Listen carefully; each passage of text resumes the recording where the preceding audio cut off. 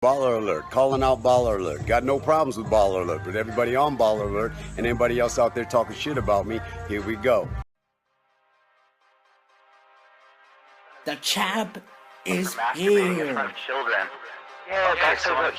He was caught masturbating. I think he's like 35 years Look old. him up. Who? I just want the bust. Oh man, bust. Give me the monster. Bust. Wow, it's big. Bust. I just want the. I just want the. I just want the. I just want the. I just want the. I just want the bust. I just want the eat it. I just want the. I just want the. I just want the. Look him up. I just want the. I am fucking based. Eat it. Kiss my fucking ass and lick my balls. Please. Fucking eat it. He's doing the meme, dog. This is cringe. Damn. Eat it. Eat it. You're milking a human. I just want the bust. Oh man, bust. Give me the monster. Bust. Wow, it's big. Bust. I just want the. I just want the. I just want the. I just want the. That's what I'm talking about. I just want the. I'm about to blow. Look him up. The chap. I have to curate my content that I watch. Fuck all you hoes! Detroit till I die, motherfucker! Look him up. Give me your mailing address. I want to mail you a spoon. I'm tired of people saying that because I am who I am, I can't eat shit out of my fucking ass. You're milking a human. Who? Eat it. Kiss my fucking ass and lick my balls. Eat it.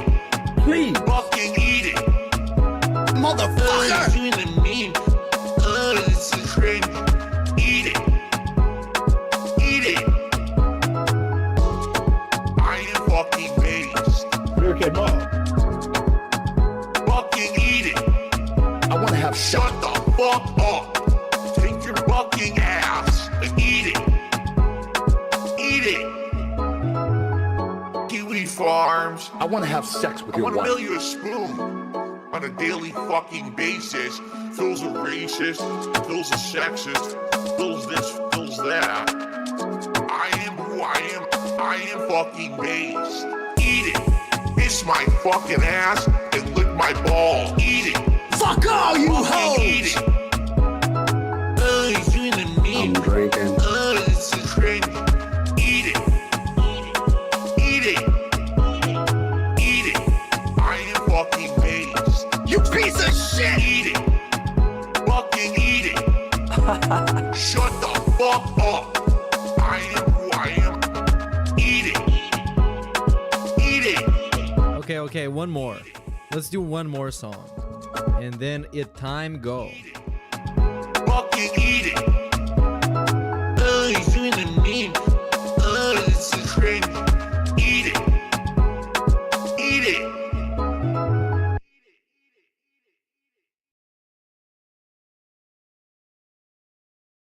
Which one do we do? Whoa, I don't know. There's so many songs. Fuck it. This one. Hello, no one is available to take your call. Please leave a message after the tone. I did not 5 but 6 crack shots on camera. How you gonna counter that? Oh shit. This is really fucked up. That you would really come in my face like this. Look him up. 5 bands. I want to have sex with your wife. 5 bands. 5 bands, bro. 5 bands, bro. Dog. 5 bands.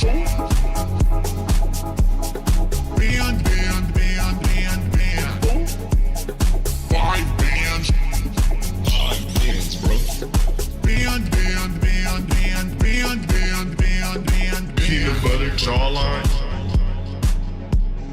peanut butter hairline. Hits the gym daily,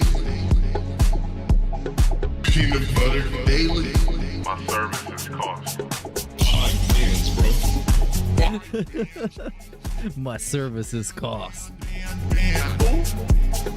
5 bands. 5 bands, bro. 5 bands, bro. 5 bands. You're milking a Walk human. me. Band, band, band, band, band. Band me. 5 bands. Band, band, band, band, band, band, band, band, band. I'm the one. Look at my face. Crispy jawline. Crispy hairline. Focus on my sexy face. Crispy jowl. Crispy peanut butter complexion. Do you know what peanut butter is? Fat, oils, grease. Fat, oils, grease. It's disgusting. Fat, oils, grease. Fat, oils. Focus on my sexy ass. 5 bands. Band, band, band, band, band. 5 bands. 5 bands, bro. 5 bands, bro.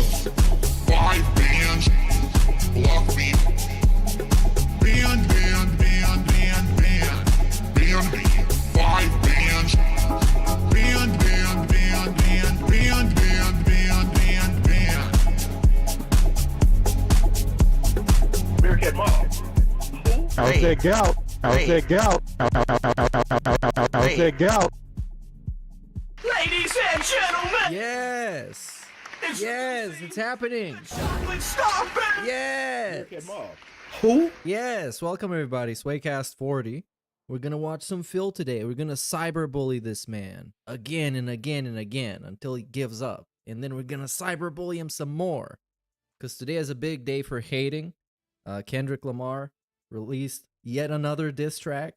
He slapped Drake across the face. Drake is crying downstairs right now, which inspired me to be a hater today. It inspired me. So we're going to be hating on Phil, and we kind of might actually have a reason.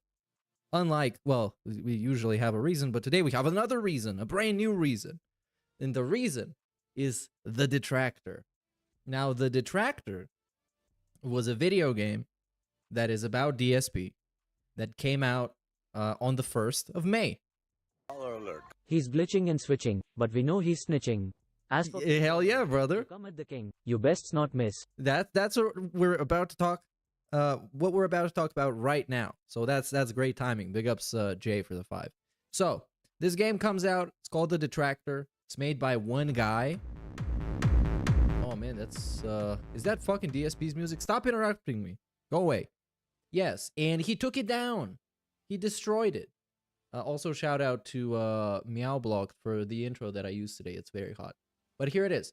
So, what a person that claims to be Philip Burnell, it claims to be Philip Burnell, just keep that in mind, says, all of the pictures of the antagonist, who is obviously meant to be me, were directly ripped from content on my channel without my permission. This is blatant copyright infringement. First of all, no, it's not. Second of all, isn't this exactly what South Park is also doing? And they have a bunch of like celebrity cameos in there all the time of celebrities that do super embarrassing stuff. I wonder if they agreed to be in that. So yeah, the game was taken down. Probably is going to get brought back up at some point. But I don't know why he had to do it. For the record, I don't necessarily think it's him. It might be, you know, the usual guy that is pretending to be like his DSP's private army or something, and he's doing stuff just like by himself. But it doesn't matter. The fact is that now it caused a Streisand effect. So even more people know about this now. And people have been bringing it up in DSP's chat. And he's probably have to talk about it today because, well, it's another thing that he's being accused of from the damn dirty trolls. But yes, I wouldn't say that this was copyright infringement. And fuck it, even if he was, it's not even that fucking like slanderous or something. Look at this. It's just like his face on an NPC and you beat it up. You can do the same thing in Grand Theft Auto. You can do the same thing in Minecraft. It's satire, dude. Come on. What a bitch. You once said that you don't want your private life involved because if they saw the songs you made. But the truth is I would hire you for your genius. With a sign-on bonus of $5,000. But put on the ghetto attire. Well, I've shown my songs to plenty of people in my life. They just don't get them. That's the thing. So yeah, that's about it. But $5,000 seems like you need to bump that up, dude. I'm not doing anything. I'm not even picking up the phone for anything less than 50K. You see, 50K. I learned from the guy. So yeah, this game, I didn't even get the chance to actually play it. I couldn't buy it yesterday because I was away. So I can't even get it now. Apparently it was also on Google Play where they also took it down, and it was on the App Store. But people downloaded the APK file, the actual application file. So yeah. There you go. So yeah, big ups for the $3 tip, Yosef, dude. So let's go and watch his previous daily rap. He's about to be here, I guess, anytime now, within like 10-15 minutes. Who cares? So yeah, if you care about this game, go follow at Happy Gamer, at Happy G on Twitter for updates, because this is the guy who makes the game. So yeah. Also, I hope you enjoyed the Gundam stream we did. We went over some DSP lore. We went look at his Instagrams. We did some shorts. Tevin was there too. Keemstar was there in the beginning. We kind of just spawned in at some point. So yeah, that's it. This is fun. Anyways, let's get to the whatever we're gonna do today. The cyberbullying. Let's cyberbully this man. So first off, I was basically doing the restream the day this daily rap was made. So there's nothing really new in the actual pre-stream, I think. Or maybe it is, brother. I don't know. Actually, I don't know. I can go back and check it out on the timestamps after we're done watching this one. Good evening, everyone. Phil here, and welcome to the Daily Wrap for what was May 1st, 2024, the beginning of a new month, which means... You've already given up on your nature photography. Why do you think so? Hello, Meerkat's girlfriend. Get him back on the grind. I hate my wife. It's just the weather's been shit, so I haven't been taking photos of anything. But I wouldn't even say it's like nature photography. It's just like guy taking photos. I wouldn't put that much prestige on it. Even though technically, yes, it is nature photography. Follow me on Instagram if you don't know. The beginning of a new setup of decoration. So he beat Millennia last time. And he beat Millennia. Start to the month with 2 really great streams today. Let's talk about that. I don't know how many times he died. I heard around like 40 or something. I honestly don't know. But whatever, he cheesed her or whatever. You knew it was going to happen. He's going to have a celebration for it because he literally called his podcast today Chill Podcast, Elden Ring Celebration, and Crabby Fun. Because he's playing a crab game that is like Dark Souls. And also playing Elden Ring that is like Dark Souls. And also playing Fallout 4, the Idiot Run, which is very fitting. Today, we started off with a chill level 1 podcast, and what I mean by that is, it was really chill. Like, I didn't have any really chill to talk about or anything like that. Is that what chill means? I decided that the next marathon we're gonna do is yeah, this is But get this. He could have pulled such an alpha move. He could have been so fucking based. He could have gone and picked that game for a marathon, you know, the Detractor game, and play that, and then basically just like play it for a little bit. He didn't even have to roast it. Because you don't really have much to roast in it. Like, it's not even that mean towards him. It's not like people are insulting his wife or whatever in the game. It's just like you get to punch a guy that kind of looks like Phil. And by kind of looks like him, I mean, like, it literally is. Allegedly. PC-centric. I want to make good use of my mini PC. So therefore, we want people to nominate games that are going to be on PC and runnable on that mini PC. And the thread is already open. If you're interested, the thread is on the community tab of this channel on the main channel page to nominate games. There will actually... Oh, and yeah, I have to announce this. Well, it's not much of an announcement. It's just my opinion, I guess. Review Tech USA is actually a worse streamer than Phil. It's actually crazy how bad his streams are, dude. I show up and he's supposedly watching a DSP video, but he's not even like looking at it. The video is just playing. And then it switches to like a different video and it's just playing. And he's sitting there like high off of his ass. And every once in a while he would say something, but it wouldn't really make sense in the context of anything. Like the dude is actually not even talking about the video. He is just existing. And at this point you start wondering like, why is this guy even streaming? Like what are you actually doing there? You're not talking about something. You're not actually reacting. You're not doing like drama stuff. Because, oh man, if you've been listening to the drama about this guy, it's crazy. It's crazy. I don't even know what's true at this point. But yeah, Rich, he has fallen so hard. He is so washed. It's embarrassing. To the point where, like, unironically, Phil puts in more effort into having an entertaining stream than fucking Rich. In my streams that'll auto paste over the course of the next several weeks, so you can. Hey, big ups for the sub. Odd Roxas, dude. Poll that people will then vote on. Oh yes, and every time I forget, people remind me of the soundboard as well, because the soundboard is the worst.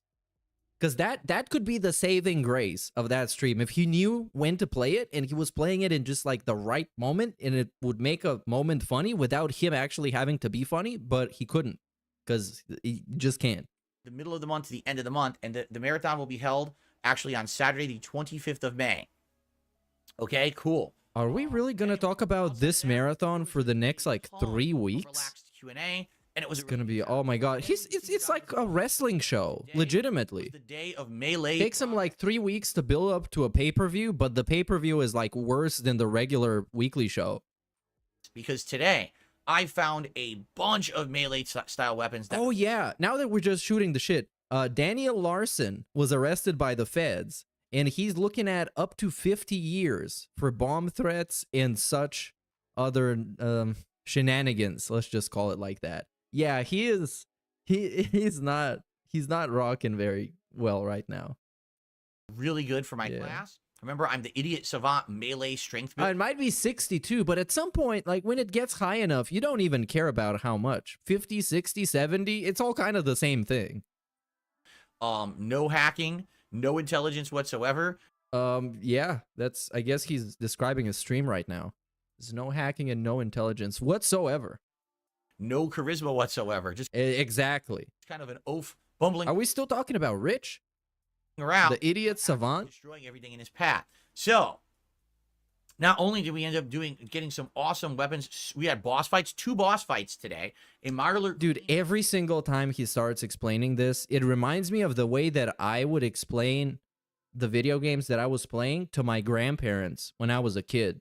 When I was staying with them over the summer and I would play games on my PSP, and I was like 12 years old or something.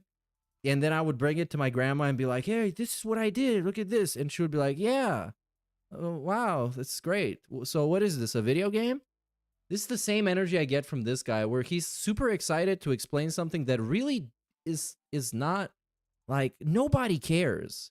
Because if I cared, I would just go and watch his stream. It's as simple as that. Ginormous super mutant. That was really cool. Made progress in a bunch of quests. Rescued Nick Valentine. And I'm in position for more awesome plot progress. So, overall today, really awesome stream of Fallout 4. Super fun. I hope you will check out the videos. I'm having a great time with this playthrough overall, so I hope that you are too. Remember, if you're liking it, please like the videos, leave comments, engage with this content. This is by far the most engaged playthrough I've had in a while, and I'm really enjoying that, and it's helping the channel, so please keep that up if you can. And awesome stuff. I'm continuing that. Well, he turned up the whole salesman, like used car salesman behavior to 11, man. This guy is obnoxious as hell. Like when he's talking about this, I constantly feel like he's trying to sell me something. It's not like a guy talking to me about hanging out and having fun together. It's a guy trying to swindle me into getting something. That in a sec. Tonight's late stream, ladies and gentlemen. Because I mean, that's all it is. It's really just an advertisement for himself and for his own content that is also on his own content. Was Elden Ring. It was the epic rematch of all rematches. DSP, that's me, versus Melania, the ultimate super boss of FromSoft. Oh my god, bro, chill the fuck out. Yeah, it's literally 2 years later. Why are you acting like you're fighting Melania in her prime? Literally everybody that wanted to beat her at this point, except me, I guess. Because I didn't feel like it, you know?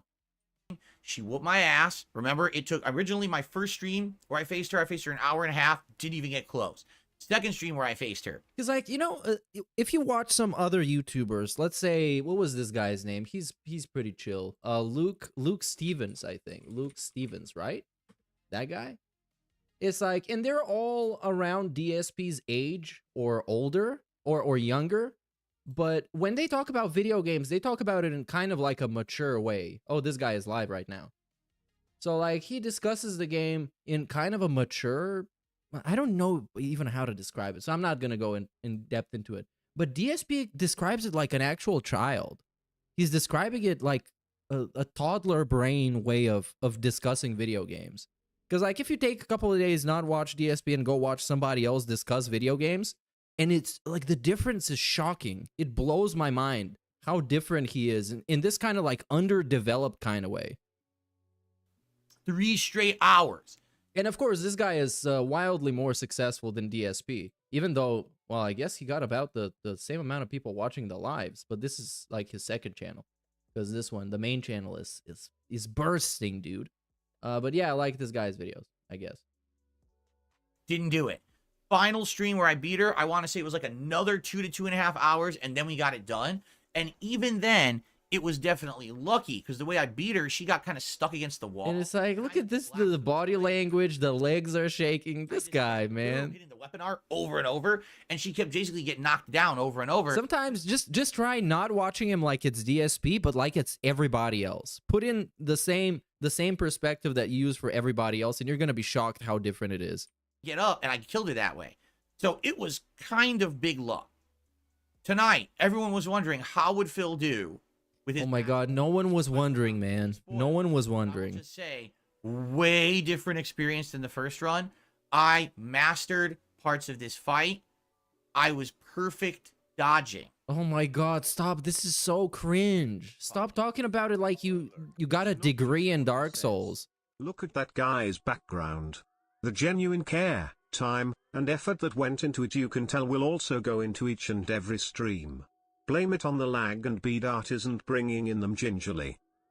Yeah, it's a cool setup. You can see it's a big office, it's spacious, it's got a vibe to it, it's got a bunch of like decorations to it.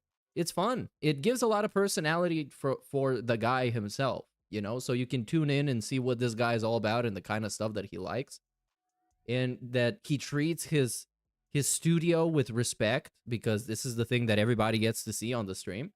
And this guy is like, I'm going to take whatever trash they have at the dollar store and put it behind me, and we're just going to call it a podcast. It's almost like, it comes across like the Eric Andre show of streamers. Pop a bottle of whale tail and go nuts. Wait, Phil beat up a woman? What? Where did that come from? Oh, yes, okay. Glorious day. Phil beat up a woman and the detractors lose their game. Pop a bottle of whale tail and go nuts. Oh, yeah. Well, I guess it could be worse, dude. I could also have deleted my save files. Like when Kobe died. That's terrible. Crazy. And I promise you, I didn't study videos. I didn't. Yeah, you did, bro. I just do it on the fly. I do everything. I mean, bro. He also doesn't take 10 years to look something up. Yeah, well, that's kind of a part of it, you know. That's you don't even have to say that. It's kind of a given. Big up Scopeside Phil. I was like, wow. So because I was... But the whole thing with the videos is so unbelievable, dude. You know that he looked something up. And it's not that it even matters. I don't care if he has a guide pulled up all the time. It's just all this discussion about whether or not he is or not. The discussion that comes from him, that he's bringing it up, is like, oh, I watched a video about this. I watched this. Oh, I didn't watch anything for this. Like, bro, nobody cares. Just play the game. Just be entertaining. Perfect dodging waterfall dance. It allowed me to try different things. And let me just tell you. But you know, he's talking about this because his performance in the game, beating Millennia, means that he's better than all the people that didn't do it. And he lives to call himself better than somebody else. He's not going to outright say it unless it's somebody that he really hates, like Rich, when he said, Rich, in my mind, I'm better than you. So yes, he's not going to outright say it most of the times, but he's going to go about it in the most roundabout way without actually saying it. He's going to say everything but that. People are like, oh, magic build, he probably just nuked her. He just pulled out the Comet Azure spell or that meteor spell he's been using. He just held down the button and instant won. Bro, why you care so much about the haters? Also, why is half of your face so red? Does not work on her. I tried. What is going on around his nose? What is this? Oh man, this guy is nasty, and I'm not even watching him in 1080. And this actually feels the same. And both of those spells, the Comet Azure spell hit her 1,000,000 times and did no damage. She just absorbs it and does like zero, just like tiny negligible hits, like does nothing to her health bar. The meteor spell won't hit. It only hit her like once or twice and did almost no damage. She just constantly kind of moves out of the way. I think when she does that bloom and all right, the show is starting, everybody, brother. So yeah, that was an unnecessary, brother, but you know what I mean, brother.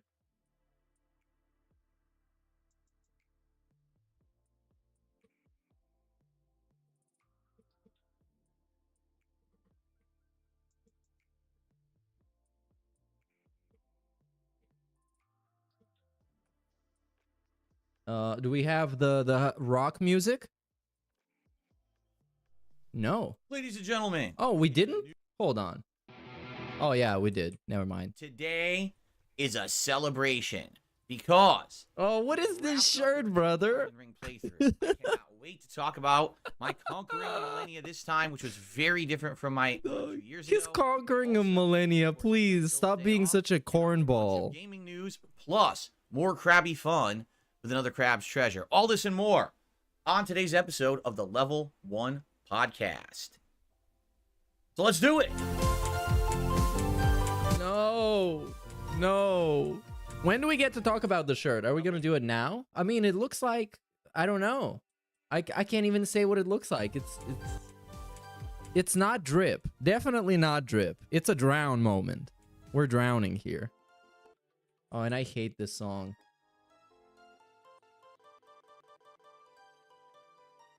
I hate this song legit. It wore me down so much over the course of the last year or so. He's been using it. We got technical difficulties. Oh yeah, the trash stopped working. Consistently stay on anymore, which sucks because I just bought it last fall. I was thinking, you know, I was battery powered. Well, this will be part of my setup for a while, and the thing keeps turning off. So I might have to smack it around today. Oh my god, we're not even 60 seconds in, and something's already fucked up on this podcast, man. This is miserable. Big up Zodsky, who says red face and puffy cheeks is peak alcoholism signs. Yeah, I was meaning something else, but that's that's also up there. Of course, I am DSP, and I hope that you're all doing well. Full fun new week of streams here on DSP Gaming, and I'm excited because, man, on Wednesday night we wrapped up the return to Elden Ring playthrough. In epic fashion. I never ever expected that we were going to wrap it up like that. For those who didn't see it yet, of course there's like 1,400 people who have, plus the people who are there live. But if you haven't seen it yet, wow, I impressed myself with how well I did. I actually kind of mastered the Melania fight. Oh my god, no. To the point where don't say that, dude. First phase I mastered the fight. But I want to talk about it. This dude is so cringe. Stop. You're embarrassing yourself. Between old school first time runs versus like going in with a different mindset. Because I actually feel embarrassed for him, actually. Because he's so passionately talking about this. And it's something that you should definitely not be talking about this like that. You know, for a long time there, I wasn't. And therefore, whenever I jumped into like a Souls-like, this was a rarity. That I'd be challenging myself to any kind of level of high-end gameplay. And now I'm kind of doing that all the time. And I really feel like... yeah, big ups movie sign for the two. He impressed himself? Yes. Like, he impressed himself. He surpassed his own expectations of how good he was. And he was already thinking he was as good as he could possibly get. So for those who like Souls-like games, you're like, oh, Elden Ring ended, you know, no more Souls-like gameplay until the DLC in late June. Actually, that's not the case. We are playing another one right now, which we're going to continue on with today. But I do feel, sadly, A lot of people are not giving Another Crab's Treasure its due simply because it's kind of a cutesy art style. I think that's a mistake. I think that the cutesy art style actually makes it stand out a bit from other Souls-likes, because Souls-likes typically are always supposed to be like dystopian horror, gothic horror, something went wrong, you know, corrupted, awful things. Not to say that that's not in the game, because there is. Like, pollution is polluting the ocean, making enemies like corrupted and evil. But at the same time, it's got this element of exploration and fun, because you're going to these different areas that are actually like, for example, we went to a city, and the city was based on all things that had fallen from the surface. Bottles, dominoes, receipts from freaking CVS. Oh, so you can measure your dick with them. That's I'm nice. really liking it so far, although it frustrates me in certain parts, just like FromSoft games do. As a Souls-like, I'm really digging it, and it's growing on me, and I can't wait to play more of it today. So anyway, yes, even though I did beat Elden Ring the second run, we now have something else to do to kind of hold us over until we get to, obviously, the DLC for Elden Ring, which, by the way, we're going to talk about today as well, because it's in the news. So anyway, today is Friday. It is my day back from break. It is time for us to talk about many different topics, including what went down on Wednesday, my day off yesterday, a bunch of game news that has happened between those two dates. So I'm excited for that. I love the show when I come back from break, because we always have so much to talk about, okay? Oh yeah, we got Phil's day off today. Well, Dude, I am so excited. I would just like to say I'm really not, but it's at least something different. recap what we were doing on Wednesday. We're not going to be talking about Street Fighter today, hopefully. If we get Street Fighter, I'm just going to not pay attention. I want to say we're like 9. Defiantly not pay I attention. can't really remember how long in we are, but I'm enjoying every single time we play. And this Melee Idiot Savant run is getting more and more fun the more abilities we get and the better weapons we find. Last time we actually found a ton of awesome melee weapons that I'm now using. We had 2 epic boss fights. It really is a cool experience playing this game for only the second time in 9 years. I'm calling this. I don't think he's gonna mention the Detractor game unless somebody actually presses him on it. I mean, like if he gets like a super chat or something. Because if he would announce that he would have a drama segment, and he didn't announce he was gonna have a drama segment. So no drama segment, I guess, dude. The lighting and the 60 frames make it feel like a more modern game.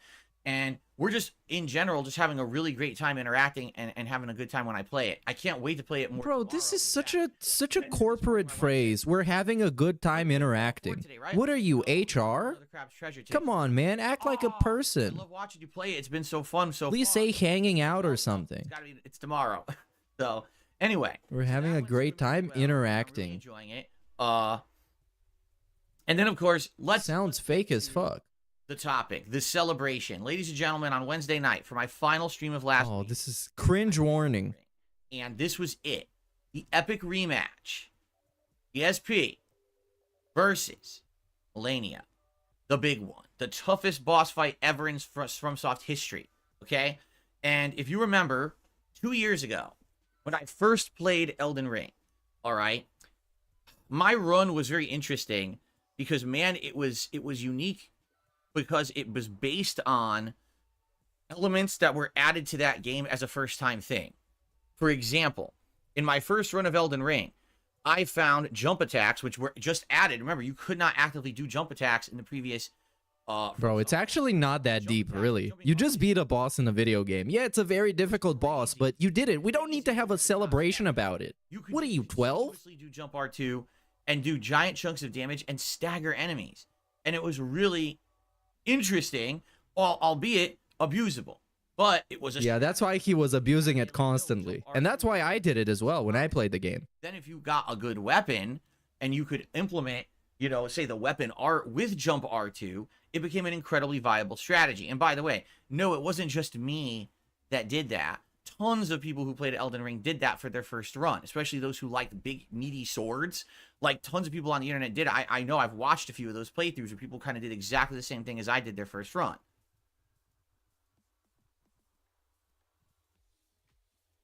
But then what that resulted in was that... Oh, Jesus Christ. The majority of the time that I was playing this game, it was a very similar tactic. Bash everything. Brute force everything. Go for maximum vigor, maximum poise, and maximum what? right? Did he just say it, you guys? No, he Until I didn't. got to Melania. But we should pretend that he did. At least something fun's gonna happen this stream. Because even though, yes, you could poise, like stagger her, she deals so much damage. Guys, act like he said it in chat. She heals when she hits you. So Let's act like he said it. Oh my god, dude, I can't believe he just said it. I'm gonna make my stream private so it doesn't get deleted, dude. She gets her health back. Gonna get taken down. So when I first fought Melania 2 years ago, the first time I fought her, I wanted to. Big ups Dark Side Drill for 3 months and says stationary vigor. Plus hours, and I still didn't beat her. And then I had to do a third stream, which probably was about another 2 hours of gameplay, and then I beat her. So you're talking like 7 or more hours to beat Melania. Okay. Yeah, dude. Yeah, he actually did it. He called Melania the N-word with a hard R. He literally did that. You guys just joining? Oh man, you gotta rewind like 40 minutes. Lucky. Like I totally remember when I was doing this run that he actually did it. Eventually beat her is because I discovered that in her second form, if I use the weapon art of the blasphemous blade, which is the sword that I'm not joking. This is not clickbait. I'm gonna change the title of the stream.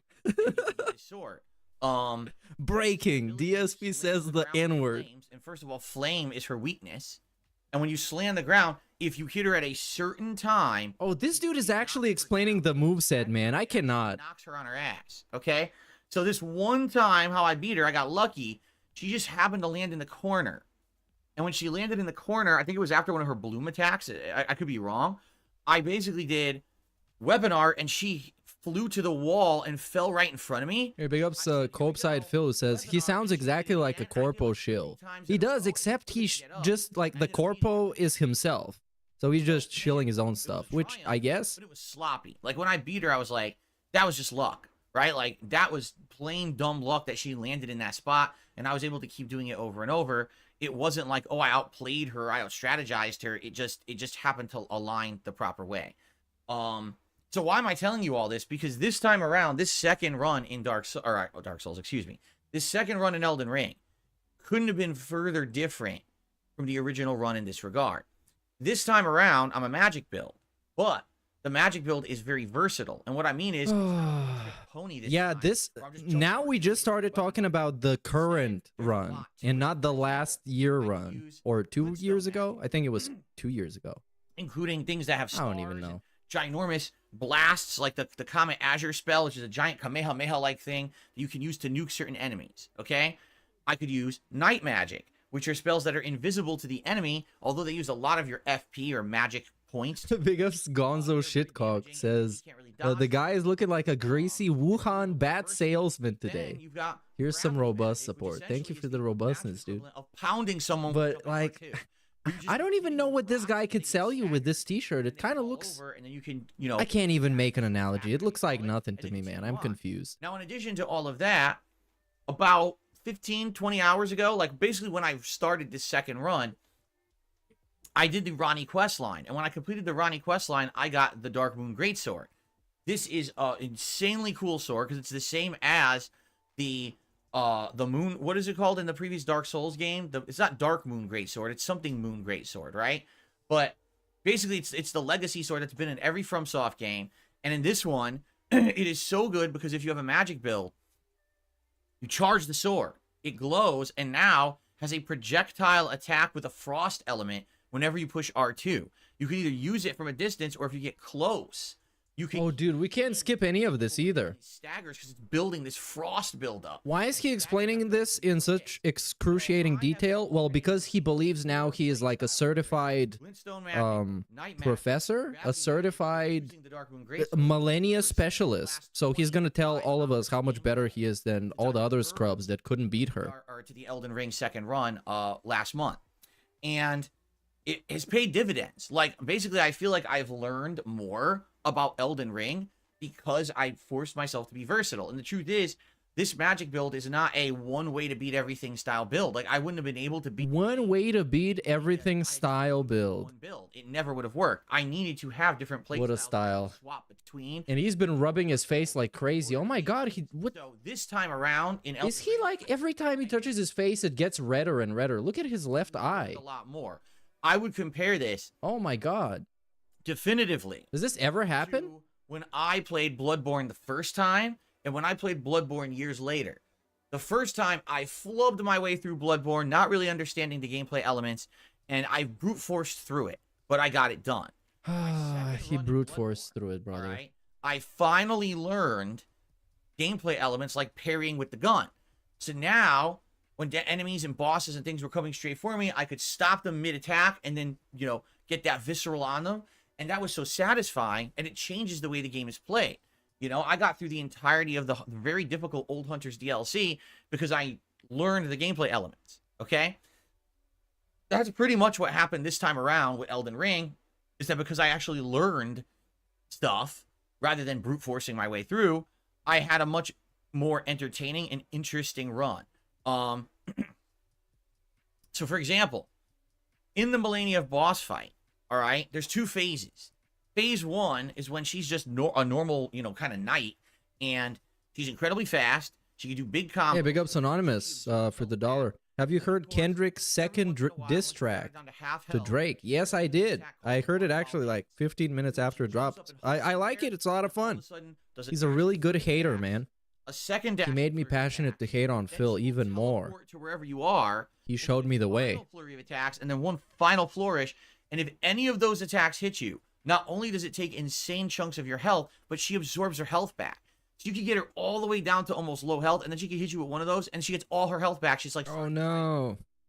So, obviously the key to this fight is not only mastering what to do in the first phase, but getting around the waterfall dance. If you don't, you're not going to be able to consistently get past phase 1 to get to phase 2 and see what she does in that phase, okay? So, I had just beaten the Loretta boss. Loretta was the boss earlier on in this Haley Tree dungeon that Millennia is president. And after having beaten Loretta, I realized, so night magic, which is the invisible spells, are really good. And I had basically been underutilizing them in my playthrough, particularly. Oh, I wonder why you started using them now. It's almost like you saw somewhere that you have to use it. Cast it, charge it, cast it again, charge it, cast it again. So you do like 3 back-to-back. Rivzer is asking, I don't know why he's more annoying than usual, because he's having a victory lap. He's always this annoying when he's having a victory lap about something, no matter how insignificant it might be. And this right here is very insignificant, but you have to hear it. I've already done this with Loretta, and you have to. Was a magic-resistant boss, and I beat her with the night magic spells. I said, I'm just going to try that again on Millennia and see what happens. And it just so happens it works really, really well on her first form. You could stay a certain distance range and cast 2 to 3 times before she ever even runs at you. When she runs at you, you can start running the other way, and it basically de-aggroes her. So you can essentially, this entire first form of Millennia, stay away and keep casting night magic. The only problem is the waterfall dance, because when she hits 50% health or less, she will start doing it. Now, again, since you're a ranged combatant in this one, you could stay away, and sometimes ideally you could stay so far away that you are running away from her, and 2 of her flourishes, you know, her rushes, completely miss, which is awesome because so it's a cheese? Final flourish. So it's cheese? Final flourish. Smells cheesy to me. Towards and then no, it's not cheese. It's a strategy. And as long as the camera agrees with you, which is kind of RNG in this game because it depends on how close you are to the wall, which you can't always tell, you can basically dodge the entire waterfall dance. Now, I didn't know that. I had to test it and mess around with it, but I basically learned it on the fly on Wednesday night. He's explaining this like the plot to a Rocky movie or something. Why? Why? You beat the boss. You've done it before. It's not even the first time you're doing it. Figure out what to do in the second form. Now, the funny part about that is, in my first run 2 years ago, I thought the first form was a nightmare and the second form wasn't so bad. It was just a matter of getting to the second form with enough health or whatever to tank through it. The truth is, the second form has a lot more openings, and you can actually deal a lot more damage to the second form in a lot of ways. But you have to get to it consistently. My problem with the first run was I couldn't get to it consistently. In this run, I was getting to the second form consistently, but here's the problem. Magic doesn't work on the second form. I tried everything. I tried doing the Comet Azure giant beam spell. It did no damage. I tried the giant charged meteor spell. It did this much damage, and she just avoided it completely. I tried night magic. It doesn't work. She moves. Oh, here's my 5 free gifted memberships for this month, dude. Phase 2, like you could in phase 1. So all the strategies that I had as a magician just don't work in phase 2 anymore. So what happened, Phil? How did you beat her? Come on, man. Just tell me, What I had to please. do on the fly is try other things. Whoa, look at this. And I was like, okay, I'm going to try the Dark Moon Greatsword then. Since it seems like I have to head up fight her, thank God I've been versatile in this build. It's not a one-trick pony, because if it was, and my magic ain't working, I never would have beat her. So I basically perfected this strategy that when phase 2 started, dodge away from this giant bloom area effect attack she does at the first part, charge my sword, chug a flask, get my healing out, get ready, and start chucking the magic waves at her with R2. Whoa. And after doing this, I realized this is very effective, and Are you winning, son? hitting her up close once or twice, I can even stagger her. In which case, now Dude, this is like, it's so embarrassing. He's talking about like a game that came out 2 years ago, and he also beat the boss back then. Nobody cares to hear about It this, just is. but him. Sometimes the game will do Oh man, and you say, I'll just counter this guy. Imagine how like empty your life has to be for this to be this much of a cause for celebration. It's actually upsetting. Forget it. If she does waterfall dance in second form, you might as well just put your controller down and walk away and come back and play again. Yeah, I might just do that right now. Dodge in that form. Plus, it puts you in a bad position after it anyway because you have no stamina. And in the second form, she's always on you, like trying to do attack. Yeah, the chat is not buying that either. You have to get lucky. Essentially, what you have to do is you have to immediately start dealing so much damage right at the beginning of phase 2 after this first area of effect bloom that she basically doesn't do waterfall because she's going into the second phase of phase 2. Oh my god, shut up, bro. Down to less than half health in phase 2. Now she'll do a second giant bloom attack, and it kind of resets the whole Like I told you, man, he believes like legitimately that he's now an expert on this, and he wants to LARP as one of those people that make guides how to do it. One of those like how to beat Melania. This is what he wants to be. He wants to be this guy, but he's too lazy to make a video, and also he's not good at like what he does, so he needs to make it in like audio format. It's like, hey, when she does this, then you do this, and then you hit her, and then you do this, and then you win. Okay. But it doesn't really deal much damage, so you can use that opportunity to hit her. And it's like nobody is listening to him. This is the substitute teacher. Nobody respects this guy. After having downed her, she did a second bloom attack, and I was able to charge up the sword, and then I almost blew it because I almost got greedy and wanted to just like go in on her, and that would have been very, very disastrous, I feel, if I had done that. So basically I played it safe, and I started healing a bit, and I took my time, and thankfully she never activated waterfall dance. And then basically I skillfully was dodging around, hit her with some more magic, got her done. And man, it felt like a relief. Okay, so now I don't need to go and watch your Elden Ring gameplay, I guess. Thanks for the recap. Way through, Phil got lucky and caught her in the corner and blasted her with the weapon art. If you watch this, you will actually learn how to fight Melania. Whoa. Fighting her this second time. Look at this. Yeah, like just like I told you, man, he wants to be this. He wants to be this guy. So we're LARPing as him. Phase 1, how to fight her effectively. And he's always been like this. You can even see this in the days when he was making guides about WWE Supercard on their forums. Every time he believes he's really good at something, he starts like talking to people like he's a professional and explaining in excruciating detail how good he is and how it works. In phase 1, if you have any kind of ranged attacks, you'll learn how to actively dodge and beat her in phase 2, because I learned it all. Yeah, it's literally the KO gaming guide on Overwatch. It's the same gimmick. It's the same idea.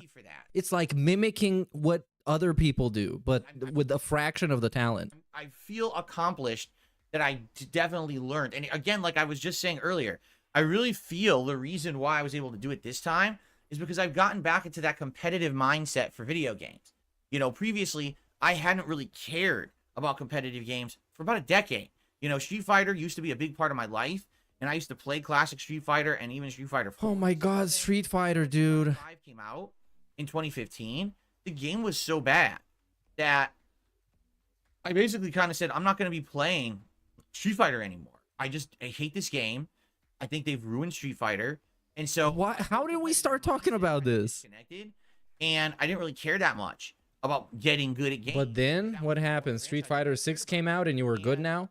The way I see it, that last year was Street Fighter 6 coming out, and me now dedicating myself to this game to learn the systems, to learn massive underpowered characters at a competitive level. It gave me the mindset to apply myself differently to this game this second time. And fighting Millennia, I'm like, okay, let's analyze a pattern. Let's figure out what's working. Let's try to replicate that. Let's try to experiment and find situations that'll trigger the waterfall, that'll do this, that'll do that. Let's find the things that are safe to attack, the openings, just like a fighting game. And that's how I approached it. And because of this, I was able to beat Millennia in 2 hours. Just 2 hours.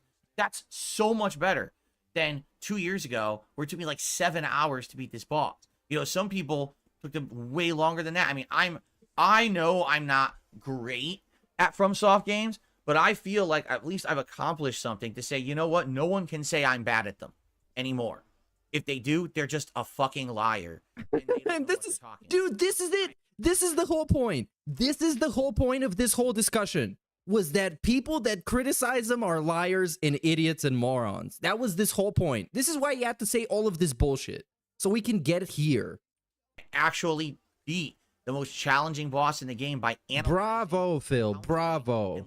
Bravo. You're a legend. You are a legend. I pray to you in your gaming greatness, you fat retard.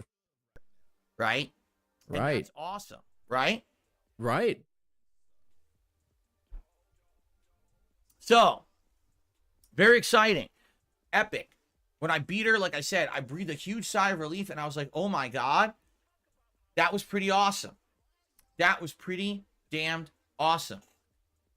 And I cannot wait now, honestly, to actually play this upcoming DLC. Oh, brother. You know, it's going to be amazing. Oh, brother. To tackle a whole new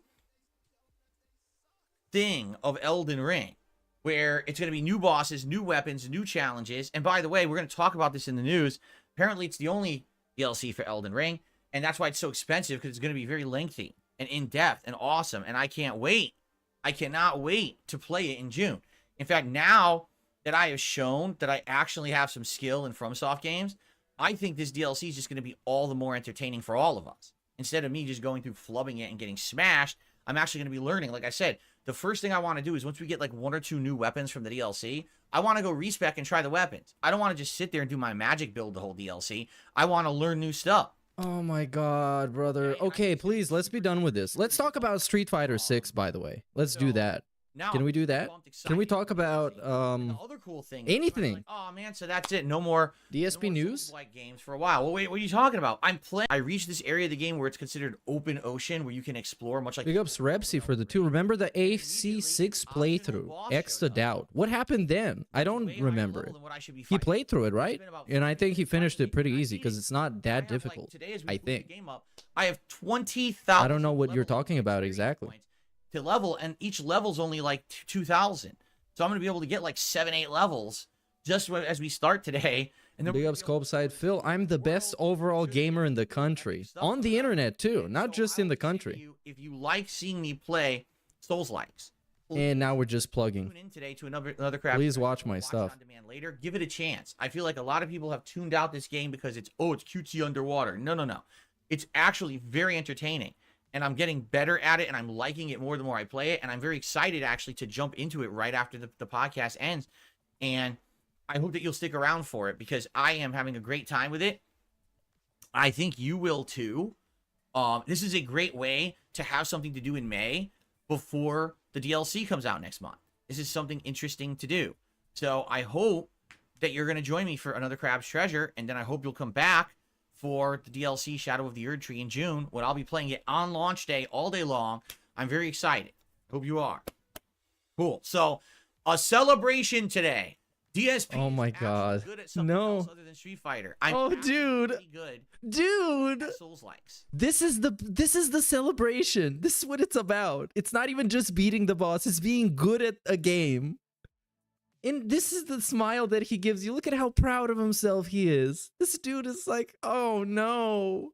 There's times when he's objectively embarrassed himself way more, and I felt less embarrassed for him. But now I'm cringing by extension. It's like secondhand embarrassment. I cannot believe this guy is legitimately, he's serious. This is not even a bit. I guess you could say FromSoft, but if you just say Souls-like, it makes more sense. That Yes, that's why everybody's been saying Souls-like when you call them FromSoft knockoff games, which never made any sense.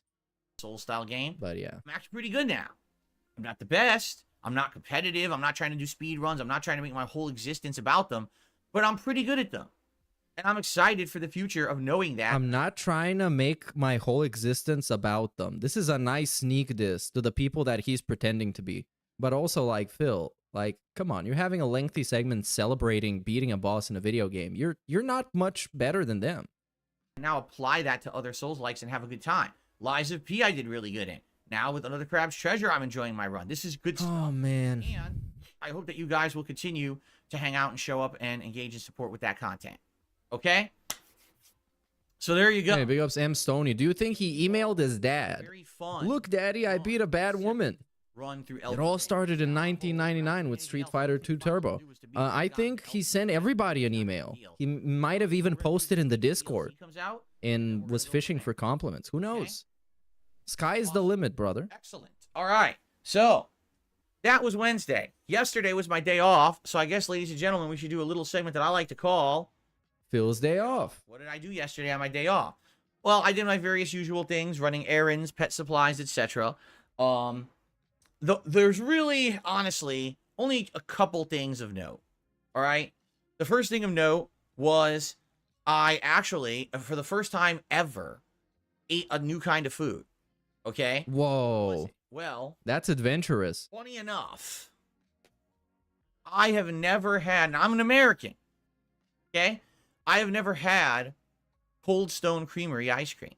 Whoa, he's never had it, dude. Out doing other things, and it just so happens that we were a little hungry, and we were in a parking lot that randomly had a Cold Stone Creamery in it.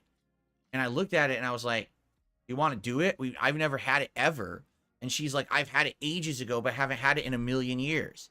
Funny enough, I've been in a Cold Stone Creamery before, but I didn't get anything years ago. Oh my god, this is the most DSP story. And now we're back to talking about him living in Connecticut. I used to like to go like walking around downtown.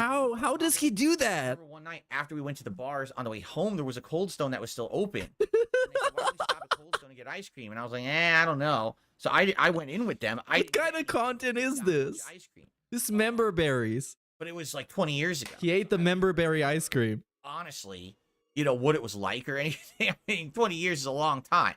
So we go in there, all right, and I'm just gonna say this up front, all right. This is something that I will probably rarely ever do again in my life. He got the shits. I'm gonna explain because why. he's half lactose intolerant. And immediately we look around and we're like, "Whoa, this is wild! They have all these different kinds of ice cream that you wouldn't think of, you know, insane, like over the top peanut butter cup, like berries and cream with real berry pieces smashed in." Why is he talking about it like it's terrible? Pieces really in the ice cream and stuff like that. He's talking about it like it's nasty. Over the top, decadent stuff. And we're like, oh man. Now here's the thing. I don't really have a sweet tooth anymore. I don't. Like, I lost my sweet tooth. I'm surprised you have any at all. I prefer more savory foods. When it comes to being sweet, like the only thing I can think of that I really like is chocolate. Bro, this dude is legitimately like 10 years old. The first half of this stream was him bragging about beating a boss in a video game, and he's now talking about eating ice cream. Like actual man-child. Actual man-child. And he's dressed up like a little Boy Scout. I don't crave sugary fruit peanut butter that much anymore. You know, I'll eat it in a rarity, but not often. Okay. So we go and I'm just looking at it all. I'm like, man, I'm gonna get to the story, brother, please. I'd be here, but I have no idea what to get. I don't want to get something too sweet and then I take 2 bites of it and I don't like it anymore. My wife's looking too. So we decided to get 2 flavors and kind of like share. So she got one that was some kind of cookie dough, like crazy cookie dough. And then I got something that I thought perhaps I could stomach, mint chocolate chip. But of course, they can't just call it mint chocolate chip. Guess what they call it? Mint chocolate chip. Oh, dude. It's so good they named it twice. Chocolate chip. I mean, come on. Sounds like a kid who's just repeating themselves.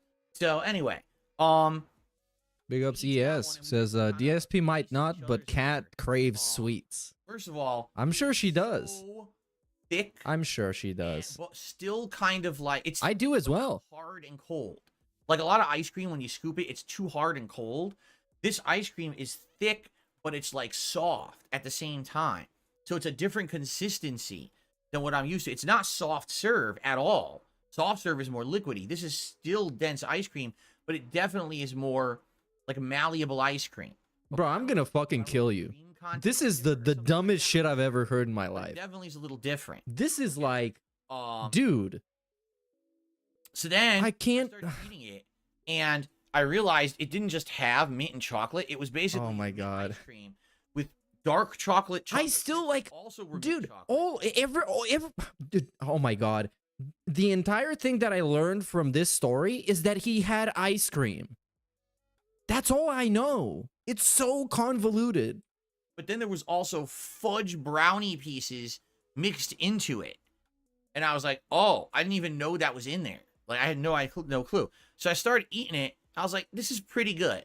Now, here's the thing. What did I like the most? The mint and the dark chocolate flavor. The sugar, even if it was less. So, okay, guys. This is a quiz. Actually, it's not a quiz. So he had a mint and chocolate ice cream, and he liked... What did he like in it? What do you think he liked? The mint and the chocolate, brother. That's what I'm talking about. Sugary. I think I just like mint overall in my life. It's a flavor that I really enjoy. So that's like when he had pasta sauce and he says it tastes tomatoey. I basically and I was like, this is pretty good. The floor is made out of flour, correct? Cookie dough. I had one spoon of, and at first I thought it tasted good, and then the cookie dough hit me, and I was like, that is way too sweet. Shut up and let the woman eat her food, like, dude. I don't like overload of sugar. I trust her opinions of food way more than I trust yours. That is, I would not eat that. You know. Ugh. So anyway, we ate it and enjoyed it. Okay. So it was actually, I would say it was a good experiment. It's something that I certainly would not do all the time, but it's, rarity. It's what experiment? Eating ice cream? I'd probably never do it again. All right. You want to know the truth? Ladies and gentlemen, Cold Stone Creamery ice cream was nearly $10 a serving. Okay. $10 fucking USD a serving. What the hell? And I'll be honest, if I had known that it was that much, I would not have gone into Cold Stone Creamery. I would have. Why? But we didn't know, and we're like, well, we're here, let's go in, and we went in, and we're like, but you didn't see the prices when you were ordering ice cream? Get it? How can you not know how much it's gonna cost? Well, let's figure out what we're gonna order, and then we looked at the prices. We're like, what the woo? Ooh! But we were already there. Okay. Like, well, you might as well do it. So what happens in a situation like this is you look at the prices, you're like, damn, that's expensive, and then you go somewhere else. Right? So what he did was he just bought stuff and then cried about how expensive it was. Well, you agreed to it, brother. But it's kind of your choice. I was like, and the funny part is when we went in, there was a lot of people in there. A lot. Whoa, they must have money. $10 a pop. And I'm thinking to myself, I thought that we're like in a bad economy with inflation. Everyone claims they have no money. How is Cold Stone Creamery full to the brim with people waiting? Oh, dude, a little thing of ice cream that you're. No way, DSP politics is gonna ruin the universe, dude. It's gonna cause the collapse of the West. If we get takes like this, if people don't have money, why do they eat ice cream? Huh? Answer me this. Riddle me this. It's almost like they lied about the economy. In 5 minutes and be done with, right? So this is pretty wild that it's that expensive. I mean, when I was a kid, I used to go to Dairy Queen all the time with my dad. It was actually down the street. We could walk like 2-3 blocks away and we get to a Dairy Queen. And I remember he would either get me like a little blizzard and flashback segment, ice cream cone with a dip. You know, of course. What we do here is go back. And, you know, the price was like, you know, up 2-3. Even then, I would say probably I remember the blizzards were kind of expensive for the time. If the blizzard was like $3.99, you'd be like, oh God. Right? That's very expensive, right? And out here it's like $10 for Cold Stone. And it's not big either. It's a little cup. It's not a giant thing they're filling. It's a little cup. Well, at least in the ice cream shop for $10, they get ice cream. On DSP Gaming for $10, you get a shout out and a pop-up that says your name on it. So, I don't know. You decide. This decadent ice cream. And I don't know. Like, again, it's weird to me that people claim that everything is so bad right now and there's no money to go around and the economy's so bad. Are they lying? Inflation's so bad, but you go into Cold Stone and they're fucking packed to the gills. Like, okay, so went in there and there was no one in there and they were desperate for business is what should have happened, but it was the opposite. what? Why would it be a bad thing if they don't have business and they're not doing well? Why? Wait, why would that be what you want? So I don't really get it. What do you mean you don't get it? Maybe people have No, money get off of Twitter. I don't know, like Dipshit. I'm not going back there. Like I probably another 10 years I'll walk in there on a whim. We'll be there, but there's no way I'm spending $10 on ice cream. That's insane. But you already did though. And I also thought this guy was gonna be penny pinching this month and last month too because of all the Argentina memberships. He literally said he was gonna penny pinching, and now we're eating ice cream for $10. I thought the economy was bad, Phil. How come you're eating ice cream? Huh? Anyway, Drop the ice cream. that's like the notable thing. Hands up. The only other thing is, I watched my wife play some more Fallout 4. And then back to the normal. She actually did most of the added-on content now to the game. Those mini missions that I told you that they added in the modern gen or next gen expansion. A lot of the Enclave stuff is really difficult. And basically, like, the Enclave guys in this game are like tanks. So I'm worried about Big ups Danny the DK who says he got the mine size, which is a pint size. Liar. A pint size, that's a lot of ice cream. That must have been for Cat, dude. I guess we'll see. But anyway, that was about it. And big ups Colpside Phil says, so he ordered and then looked at the prices. Well, that's what a baller does. You shouldn't even look at the prices, really, if he's a real baller. Anything out of the ordinary. Big ups freaking Justin who says, I'd rather listen to Joe Biden talk about his favorite ice cream. Today I saw the best Joe Biden tweet I've ever seen. And it basically said, it was from like a third party, and they posted a photo of Joe Biden. And they said, which would you say is the biggest weakness of Joe Biden as a president? And it had like 600 responses. It was actually crazy. Remember, shout outs come at the end of the show. So I already got tips, gift memberships, and super chats, and I promise you I will get to that. But let's get through all this. Hey, big ups New Mega for the 5 says, the frugal streamer in perpetual debt. Schedule-wise, today, it's more of another crab show. Oh, and we got schedule. Yes, we can catch up on all the super chats and then move on to the next thing. Let's see what is the next thing right now. I think it's still schedule. But I kind of want to see what it is because, I have a cat that's cute and I like cats. And it literally is. Wow, we won. A few years ago at this point. We won, dude. And I think that this could be a good game. So the Armored Core 6 playthrough, that was the Rebsy super chat from earlier. And somebody in chat also said that he was having struggles on the first boss, and then the next day he instantly showed up with a build that was very suitable for that boss fight. So you might even start wondering how that happened. It's very interesting, brother. You start thinking about stuff. Once you start thinking about stuff, it's all over. Your brain starts moving. I'm going to be playing a variety of games on my mini PC. And now we're plugging this thing. This for like the third time this stream, so there you go. Oh yeah, a lot of people send a message about it, send a super chat. In Armored Core 6, he struggled to be the first boss playing on his own, but the next stream, he somehow had the ideal build for the rest of the game. Whoa! This shocks me big style.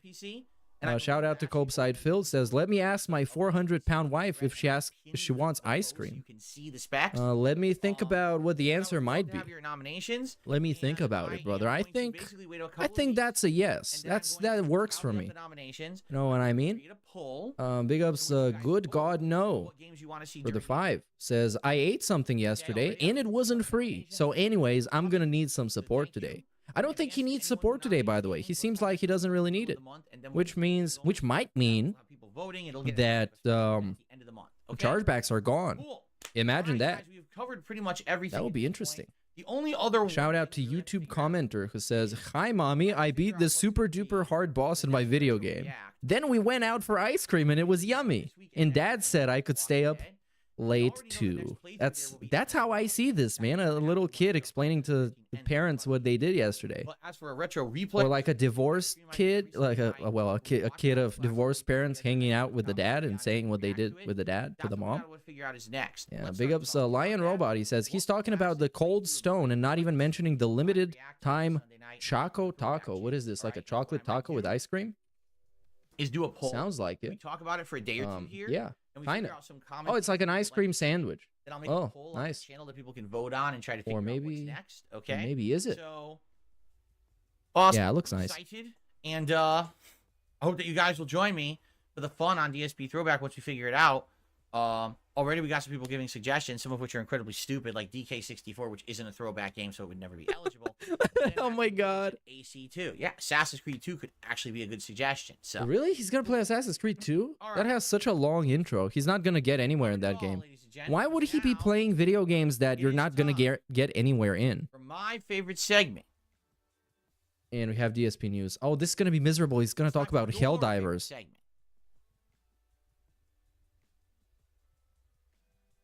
Hey, big ups Mo Time Sislak for everyone's the favorite 20, segment. dude. Ladies and gentlemen, Caught it you is on time Gundam's Quality Control for stream. DSP Bless you News. for your work, sir. Thank We you. have quite a few news stories to Thank cover you. I'm today. glad you enjoyed, dude. So let's Glad get to have right you the here. hell into it, shall we? I'm excited for this. So, let's get into the meat of it because there's a lot to discuss. Let's get right to the bad news. Take-Two Interactive. Yeah, I'm gonna finish all the other super Shut chats down later. 2 game studios that they own. One is called Intercept Games, who made Kerbal Space Program 2, and another is called Roll 7, who made Rollerdrome and Ollie Ollie World as part of a mass wave of layoffs within the company.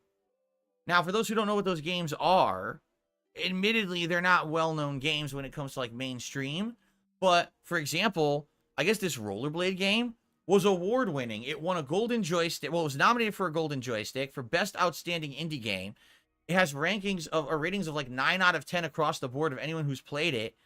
Basically, it won a BAFTA for the best British game of a year, and the game sold well, like 1 million copies, and was profitable. So, if Take-Two is shutting down studios that basically are being acclaimed and making them money, then what exactly is going on over at Take-Two? Nothing. They just don't give a fuck.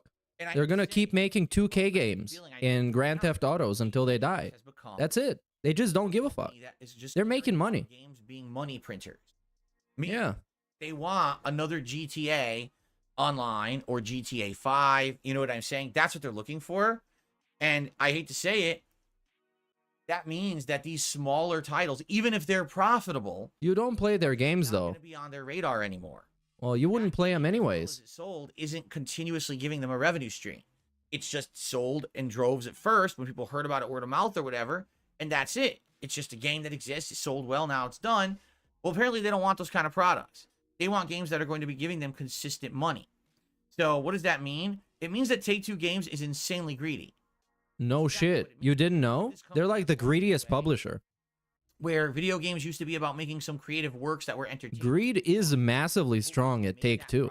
Then you would make money. All they care about is making money. Because this is a prime Whoa. example. If these games are entertaining, fun. This is you couldn't have this take unless you had a business degree. This is a take that only people with business degrees could actually fathom. Besides greed. You can't even understand what he's trying to say right now. All I can say once again is exactly what I said all these years. The only way you can change things is with your own actions and your own wallets.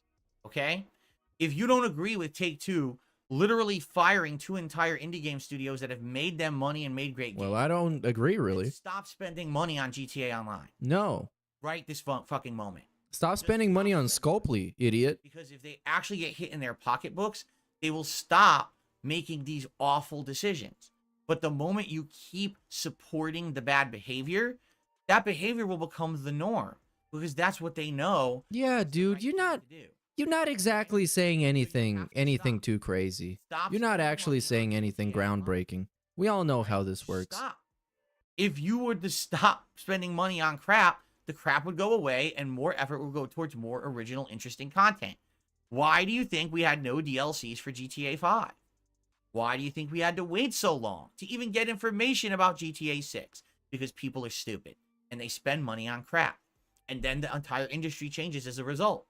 This entire wave of games as a service that has failed is directly because of GTA Online and the spending habits of stupid people. Not really, no. It's a lot more complicated, but sure, Phil. Sure. So, here's the difference, because some people in the chat are freaking out and saying, wait a minute, well, what about GTA 6? I didn't say GTA 6. Did I? GTA 6 will be a unique narrative-based experience that's going to be on par with what they've done in previous GTA iterations. Games with stories, artistic merit. It's not just a game you mess around with friends and drop money into all day. That's different. If you want to play GTA 6, I'm all for that. What I'm saying is, stop spending money on GTA Online. That is okay, dude. I stopped. Come on, man. Okay. Sure. It's the root. Calm down. Of about 80% of the problems that we're fucking having in gaming right now. But people don't want to admit it because everyone played it and spent money on it. You know what I'm saying? So, stop. That's the only thing I can say. Take-Two will continue to make bad decisions and do evil actions like this if you keep spending on crap. Stop spending on crap. No. I'm going to buy a submarine. THQ Nordic is going to be having a showcase of upcoming games on August 2nd. The showcase will feature world premiere announcements, updates on previously announced games like the Gothic 1 remake and Titan Quest 2, and some surprises. So I'm going to put this into my calendar. Not to say that I'm going to cover it live, but I do feel like it's noteworthy on August 2nd, a THQ Nordic event. Okay. Is this the news? Can we get informed now, please? There we go. Because, you know, THQ Nordic has put out some good games, and it's interesting to know that they're going to have a big presentation for themselves since there's no E3. We'll find out what that's all about. The president of From Software, Mr. Miyazaki himself. Whoa. Miyazaki-san? Said the following. Oh my god. The Shadows of the Erdtree DLC for Elden Ring will be the first and last DLC for Elden Ring. There will be no further DLCs whatsoever. Now, I just read that pretty much word for word. I wonder how many dumb fuck, complete scamming, clickbait piece of shit YouTubers somehow misconstrue what I just said as a way that I just slammed Miyazaki or something. Because that's what happened last time. Bro, you're so fucking greasy, man. He constantly thinks about how people are gonna make fun of him, and that makes people make fun of him more. I actually love that. That's great. DLC. Like, I literally praised the game, said I can't wait to play it, and then I said, well, it's $40. It's a pretty hefty price tag. Let's hope it's not a ripoff. Let's hope there's a ton of content. And they literally misconstrued what I said as, oh, that's a ripoff. And they actually had clickbait videos with me. DSP says that the Elden Ring DLC is a ripoff when I literally never said it. They're just pieces of dog shit. They shouldn't exist on YouTube. Yeah, you too, brother. Off the fucking site. Okay? You too, brother. Anyway, so, likewise. Being that this is you fucking pieces of fucking dog shit, human dog shit, fucking pieces of dog shit. One. He's so mad. Only DLC for Elden Ring. Oh man. I'm curious. It's $40. I really get the feeling this is going to be a huge thing. Like, I think it's going to be pretty exceptionally large and a lot of content. So I hope, as I said, my expectations are that there's going to be a lot of legacy dungeon style content. Stuff that's hand curated by the team to be challenging and entertaining and fun. Give me more, Astal Rivers. Give me more Halig Trees. Give me more Volcano Manors. Give me more of those style of dungeons. Stormvale Castle. That's what I want. I don't want a fucking giant open world that takes 30 hours to explore, but only 10% of it is interesting. 90% of it is random encounters out in the open world that don't mean anything. Okay, dude. And a bunch of optional dungeons. Yeah, we got the point. Sure. That's what I want too. I want video games to be good. That's a really hot take. We're trying to do something different, but I absolutely want the meaningful curated content. I want this. If this is the last hurrah for Elden Ring, then let's make it be the last hurrah for Elden Ring. Let's pack it with meaningful stuff, good boss fights, Well, I'm sure they're gonna do just that. Weapons too. Like I already said. Why wouldn't they do that? This DLC, I want to. They know what people like already. Respec my character to fit some of these weapons and try them out and see if they're any good. You should get respec to fit in your clothes, dude. Quite a few larval Because tiers. a lot of those shirts are a little bit too small. It should be fun to do, but I want this to be a good last hurrah and final awesome experience for Hey, big ups for the membership, Eclectic Academic, dude. DLC was a great way to say goodbye to Bloodborne. And boy, do I mean goodbye, because the fucking game never got re-released or remade or nothing, right? And we're so disappointed because we're still all stuck playing the PS4 version of the game. We all just want a modern gen version, right? Anyway, so that's exciting, and I'm looking forward to it. Now, ladies and gentlemen, it's time for the big controversy of the day. Are you ready? And this one is... Oh, this is Helldivers. Yeah. Prepare yourselves. If you can believe it, this one is a Helldivers, dude. Story, and it's involving, of all things, Helldivers 2. Wait, what? Helldivers 2, the game that could do no wrong? The indie darling that came out of nowhere, exploded on the scene, and for 3 straight months has been the most played multiplayer game, breaking sales records, breaking Steam records, breaking bugs backs, and smashing robot ball bearings? How the hell could this game have done any wrong? Oh, man. Ready? I'm about to tell you why. This was tough. Because Helldivers 2 on PC will now require a linked PlayStation Network account starting on May 6th for all new players. And for those who've already bought the game and been playing it, they will be required to link a PlayStation Network account by June 4th.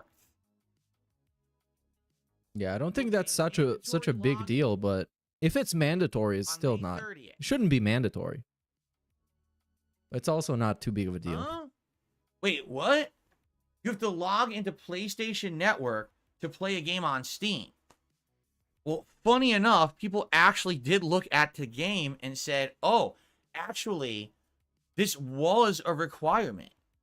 It actually said when you bought the game on the Steam page that this was a requirement. The problem was, I guess at launch, it didn't work right.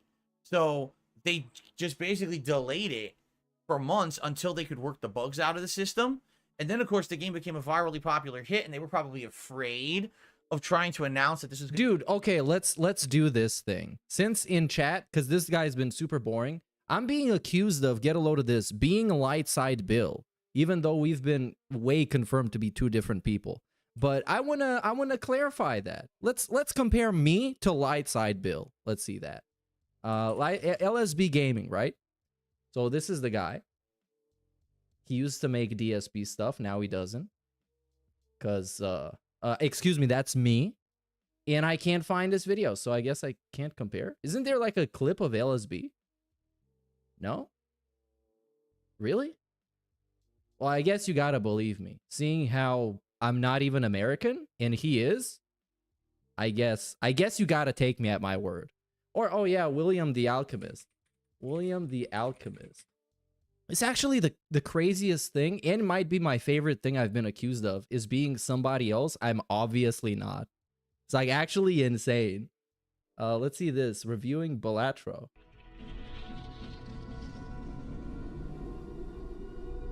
Okay. Here in the beginning, this is my favorite intro, by the way. When I edited this video, I made this intro. I was really glad with what I did. Is a roguelike deck building game. You see? It uses poker hands as the way to score points to win rounds. We're literally the same guy. And I look like exactly like him. The game was developed and drawn by one person, goes by... Well, I hope this was a good enough debunk. At some point, but maybe I'm using some AI technology, dude. Off when it was getting more popular. So now finally 3 months have passed, and now they're saying, okay, well, now it's a requirement. So you might say, well, what does this entail? Well, here's the thing. A lot of people are misrepresenting. Oh, also, another really fun thing I'm being accused of is giving DSP money, because I have the clip, Big Ups Meerkat, that I've put in some of the songs as a producer tag. And the person thinks that I gave DSP money to give me a shout out instead of what actually happened, which is I clipped him saying me or cat, and I trimmed it so it sounds Meerkat, and that's it. Yes. Allow me to try to represent it fairly. This does not mean you need a... Also, what else? Oh, yes, dude, there was this hot Reddit post. The hottest Reddit post of all time is that me and some other dudes from Kiwi Farms, we made the new SOK, and I was like being initiated into it. That was like such an elaborate, fantastic conspiracy theory that was backed by so much evidence. Plus subscription to play the game online. Now I can't tell who is joking and who is not joking. Listen to some more of this guy, and please tell me how I sound like this guy. And if I do, that's a compliment. That means that I'm faking my accent well enough. Unlocking jokers, you have different Listen decks to that this. you can unlock. The early game decks are usually unlocked by just beating the game with the deck that comes prior to it. Other decks are going to show up. Also, why would I pretend I'm somebody else when I could have capitalized on the clout that this guy did, so I don't get the start from 0 subs? You realize that? You realize that? And if you still think that's me, then I'm sorry. I got a bridge to sell you. That is false. Okay? You can have a PlayStation Network account right now completely for free. All you got to do is go to Sony.com and log in, or excuse me, I misspoke. PlayStation.com and create an account. You have a PSN. That's all it is. It's an account on PlayStation.com, which ties in to online stuff with Sony. Okay? However, some people are lying on the internet and saying you need to pay Sony for a monthly membership. That's false. That's completely untrue. However, there is still a problem with this. Okay?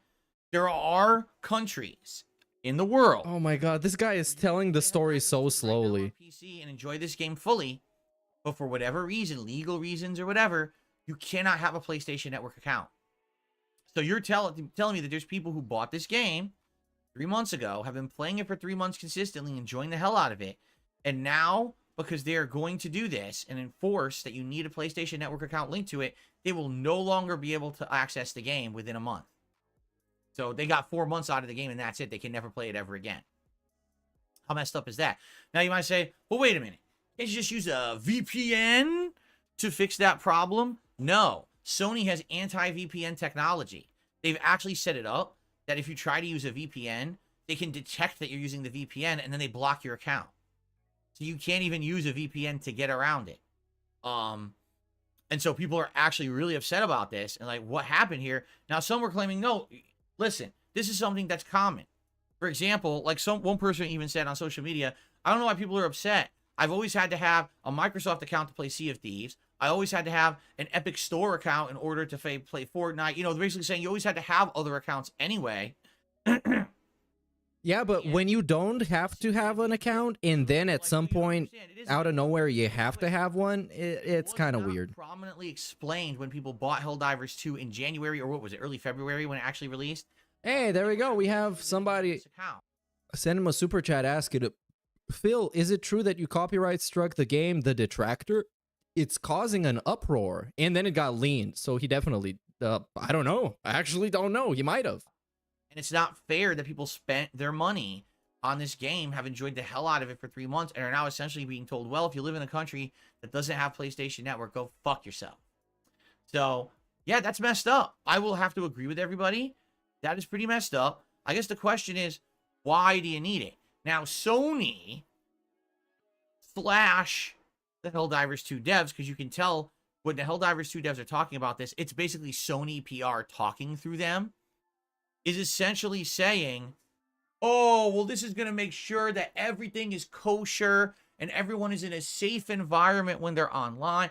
Oh, totally. You should stop saying kosher. Fighting games where people have insanely offensive names and fucking spam my account with invites and awful things said in chat rooms. Oh, that's never happened while I was on PlayStation Network. It's such a safe environment. I totally understand why people need this account. What the fuck are they talking about? I mean, that is the most horseshit reasoning I've ever heard in my life. They don't give two fucks about any of that. There definitely has to be something to do with this account that accounts for Sony somehow benefiting out of it. You know, I don't know what it is. Maybe, I mean, one people actually surmised, listen, there's so many people playing Helldivers right now. This is a way literally for Sony to boost their numbers and claim they have this many people on PlayStation Network when really Okay. Can we get it over with this specific story? Actively, right? So, yeah, I'm not sure. I don't know. I don't know enough of the ins and outs of, PlayStation and PlayStation Network to know why they would require this login. Especially if, it's obvious it's not really required, because if everyone's been playing this game for 3 months on PC with no... You know what? I am LSB. Even though none of it makes sense outside of what one guy says, I am LSB. Thank you. This is not a requirement. Oh, look, now we actually got LSB in chat. This is probably a fake one, because I'm going to go to his channel and it's going to be a fake one. Oh, no, it's a real one. Brother, you're not helping me right now, because it seems like I'm typing in my own chat. Oh, this, how are we going to do that? How does this work, dude? I can't believe this. I've been exposed big style. Or have I? Have I been debunked? Or have I been exposed? You decide. The hole is getting deeper. By Sony. It's not a requirement to get the best experience. They're just demanding you do it because they have control. That's different. We're being required because it's actually beneficial versus being demanded because someone gets something out of it that doesn't benefit you. It is really convenient, isn't it? I think you exposed me, Baby Man Gaming. I think you did. In reality, there's no positive. I think I've been exposed. Well, what does that expose exactly? What has LSB done that is bad? I can't really remember. People miss him. Having a PlayStation Network. So I guess it's cool that I'm even 2 people that are cool, I guess. Link to this game on Steam. I guess. So, I'm double 100%, epic. Even though I'm not a PC gamer, I totally... He is a PC gamer, though. People are upset. I'm on your side here if you're one of them, but I'm just trying to understand why, right? Like, what is the reason? And I'm actually curious how many countries are affected. Like, if you actually look at the total player count in the world for Helldivers, how many people actually legally cannot make a PlayStation Network account and are going to get locked out of their own game? And what's the legality of that, right? Because if this was not upfront disclosed to you... You want to hop on a Discord call? Let's do that. Let's do that. Give me your Discord. I'm going to add you. Or you can add me to... You can add whatever... add me or whatever. This is my thing. This is my thing. My ID, dude. Oh, this is going to be the best. Be a lawsuit that could be hidden. Let's see how the trolls are going to... You're changing the game. Do this one. You can't just take away our game that we paid money for. What are the trolls gonna say now? That I'm using a soundboard? Yes, I have all of this prepared, by the way. I have all of this prepared. I'm trying so hard to not get exposed as a guy that I legitimately have never actually interacted with before that I'm panicking right now. I'm running soundboards and ops, getting people with voice changers and AI technology. You don't even know anything that I'm capable of. 14,000 negative reviews. I have no idea. The last 24 hours on Steam against the game. And the game had like none. And now it's got 14,000 negative reviews as a result of this announcement. Which is pretty insane, right? So, yeah, I don't know what's going to happen. I mean, again, this is a game that was kind of like the big one, the darling of the community. And now everyone already is kind of up in arms against it, kind of like what happened with Stellar Blade. Everyone loved it, and then all of a sudden it gets censored. Everyone's mad. Everyone loves Helldivers 2. Oh, now you need a PlayStation Network account on PC. What the? It's weird.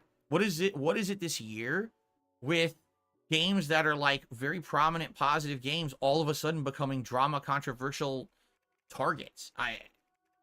It's very odd, and I hope that it doesn't continue. Like, we just need to have a game that comes out and basically is, how can I say, not full of this kind of bullshit drama. We don't want this drama, right?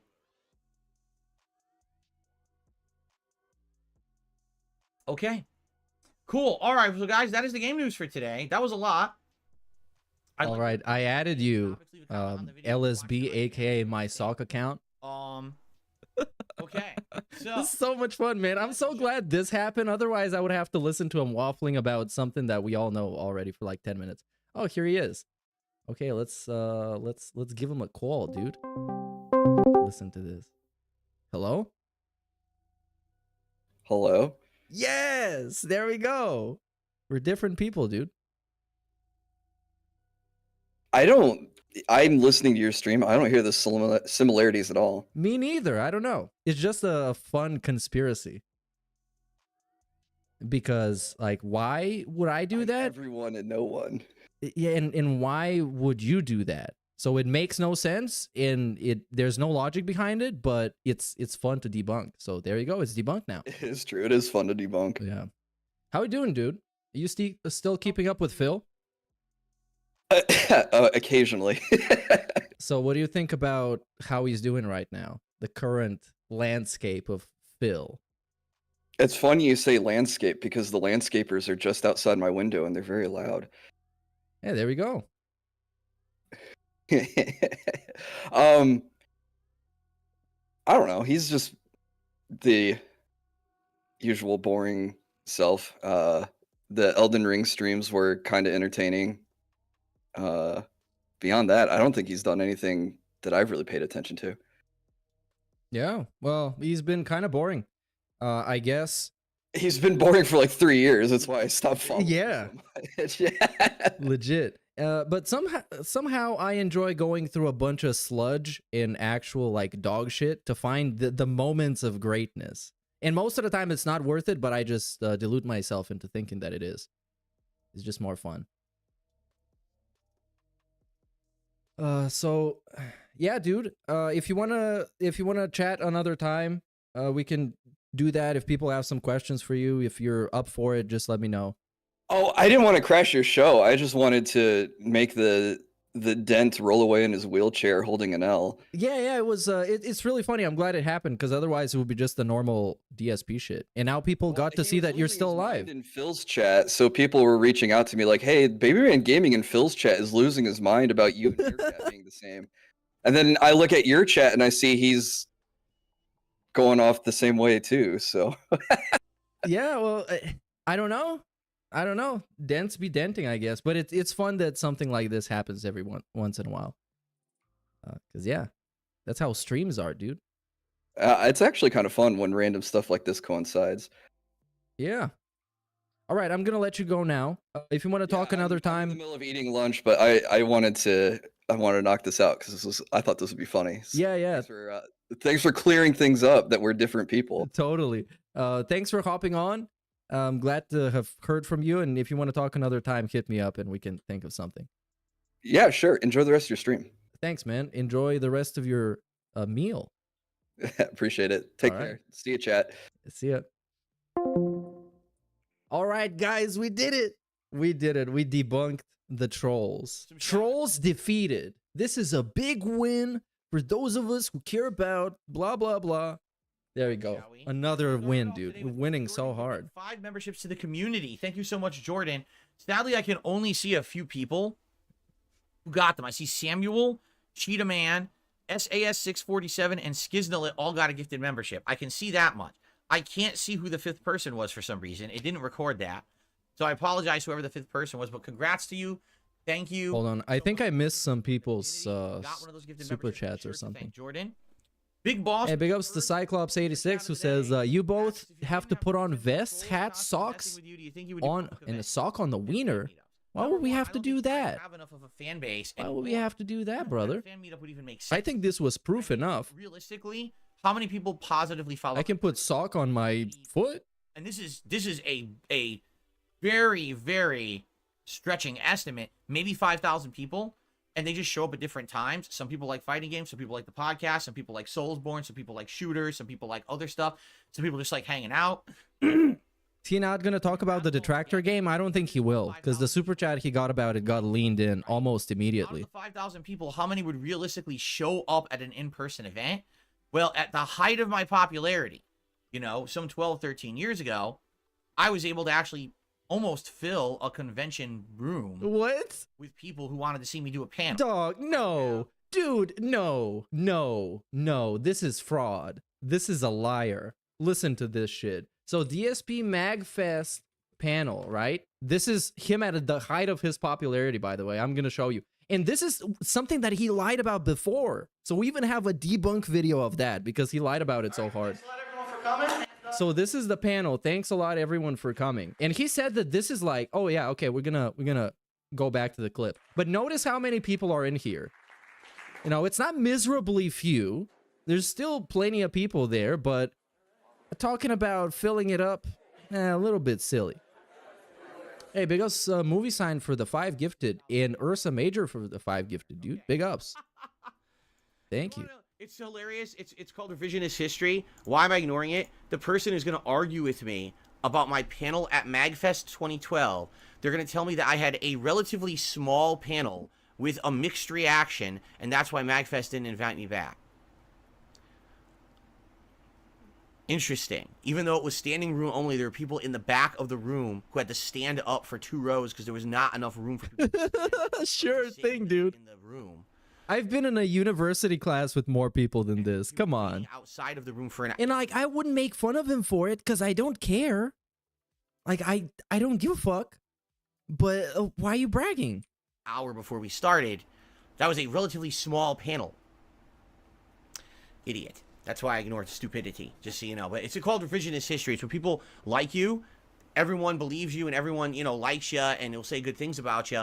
And when idiots on the internet hate you, they will literally do anything they can to discredit every single literally. You could ever say about Look, you. I'm being accused of being a different person who has done nothing wrong, but I'm just being accused of being him. No. Stolen identity. This is what they're accusing me of. Was a time Basically terrorism. when I was a popular YouTuber, and people I cannot wanted to go to stand conventions this. and meet me and sign and get autographs signed and take pictures and attend a panel and do all kinds of stuff with me. Maybe not today, but that did actually happen over a decade ago. You're just an idiot if you don't believe that. You're a fucking Sure. I am. Oh, I guess I should have asked LSB why he has an anime profile pic. I don't care. Why not? Okay. All right. Thanks a lot, everyone, for coming. Like, why does it matter?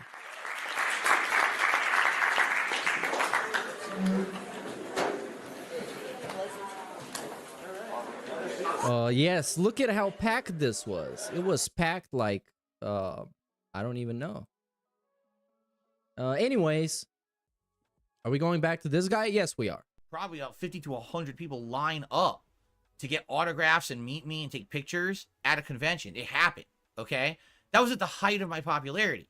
So now, if I were to show up at a convention like that, how many would I get? 10% of that? 5% of that? But what would happen, as you know? Yeah, you're right. People would show up probably just to try to fuck with me for no reason. You know, yes, I would. I don't know what they think. I would kill him. That. Like, what would be the point? We murder Phil. That's what we do. That's the next off.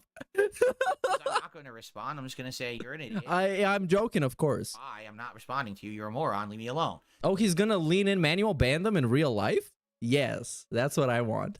Okay, sir, you're an idiot. I'm not going to respond. You're a mouth drooler. Okay, sound good. You just to harass me, I would just call the police, you know. You would call the cops on somebody in a event. Oh my god. Because I'm sure somebody is willing to get arrested because of Darkside Phil if you know. But anyway, like, I'm sure they would be willing to do that. To care about it, honestly, I'm not a big guy anymore when it comes to that. So I don't see it ever happening. Like, who's going to care about meeting me at a convention? Oh, I'm there. Come on, 10 people across the world who show up and want to say hello. And probably half of them are just there to laugh and snicker and get a picture and then say, haha, that's that scrub Phil or something, you know. Yeah. Who cares? Well, he doesn't want to go there for that. He wants to go there for people to tell him how amazing he is. Here's the thing. Back then, all right, the real reason why I feel people wanted to come meet me at an event was very simple. There was zero interaction with me. On-demand content creator. I was making. Come on, man. They just happened to be there. They just happened to be there. With commentary, I was doing channel updates weekly. He's acting like people flew across the country to see Darkside Phil, which might have been the case for like 1 or 2 people, but still. Weekly kind of summaries, unboxing videos, food vlogs, and once a month I would do Ask the King, a Q&A show. But there was literally no live interaction with me at all. The only way you could do that was to meet me in person. Today, you literally sit on stream every day and can have a conversation with me. So that's not a conversation. Of me meeting, because it's unfair. Diminished greatly. It's diminishing returns, right? What's the difference between us having a conversation right now, like we're doing, Big Boss, Yeah, big ups ES for the super chat. You have to check out his leaked police reports. I've seen those, and I don't know what to make up of it. Like, I don't know if it's real. It was back then when he was living with Panda Lee, and it says harassment on the thing. So I got no idea what this is related to or anything. I really don't know. I shake your hand and take a picture. I sign something. Who cares? I'm nobody. I'm not important. Who cares about that? Right? Like, I wouldn't care about that. You know, so I just don't think it's a big deal. Dabhan says, I also think you have more European fans now, and we can't all afford to fly about. Ah, yes. You're right. What I found over the years is that Does he really think so? and a lot of people, He has international appeal. Well, I'm European, so I guess. as they say, across the pond, actually are fans of mine, but they're not going to fly to the U.S. to come meet me at a convention. What the hell? Boy, you want to talk about a waste of money? That would be a big waste of money if you spent thousands of dollars to come meet me in person. Yeah, I agree. Unless you're gonna... Okay, I'm not gonna say I'm that. not that impressive of a guy. That is true. I'm a cool guy. I'll have a conversation with you. I'll hang out, but it ain't gonna be worth that much effort to come over here for what? You know what they say? Don't ever meet your heroes. What am I gonna do to impress you? I can't dance. I guess I could sing. I sing you a song, serenade you. No. Don't do that. Don't. No. Okay. Hey, big ups Elk, who says, the Dent's attempting a counterattack in chat. No. No, it's all in-house, dude. We're chilling. There's nothing wrong. Nobody's got banned. Nothing. We're vibing out here. I should ban you for simply asking that. Daring to ask that. To disturb the peace. Big ups, dude. The TTS is off at the moment, yes. Because it makes it more I feel like more the times have flexible. changed. I don't think anyone's ever going to care about meeting me in person. But I'm going to go through everything. I don't think it's happening. Jordan with a $10 super chat as well this morning. Thank you, Jordan. Let me get you on the leaderboard for the latest super chat.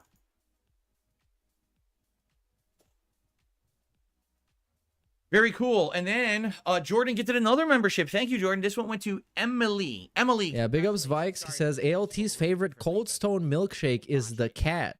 Made with post. No, I'm not saying that. And you said sorry about this one after that. I'm not even gonna say that, dude. I'm not even gonna read that one out. RPG Overload. I don't know if that was. No, that's not working. It has something to do with Tyrone Cream, but I'm not gonna say what. Side so far.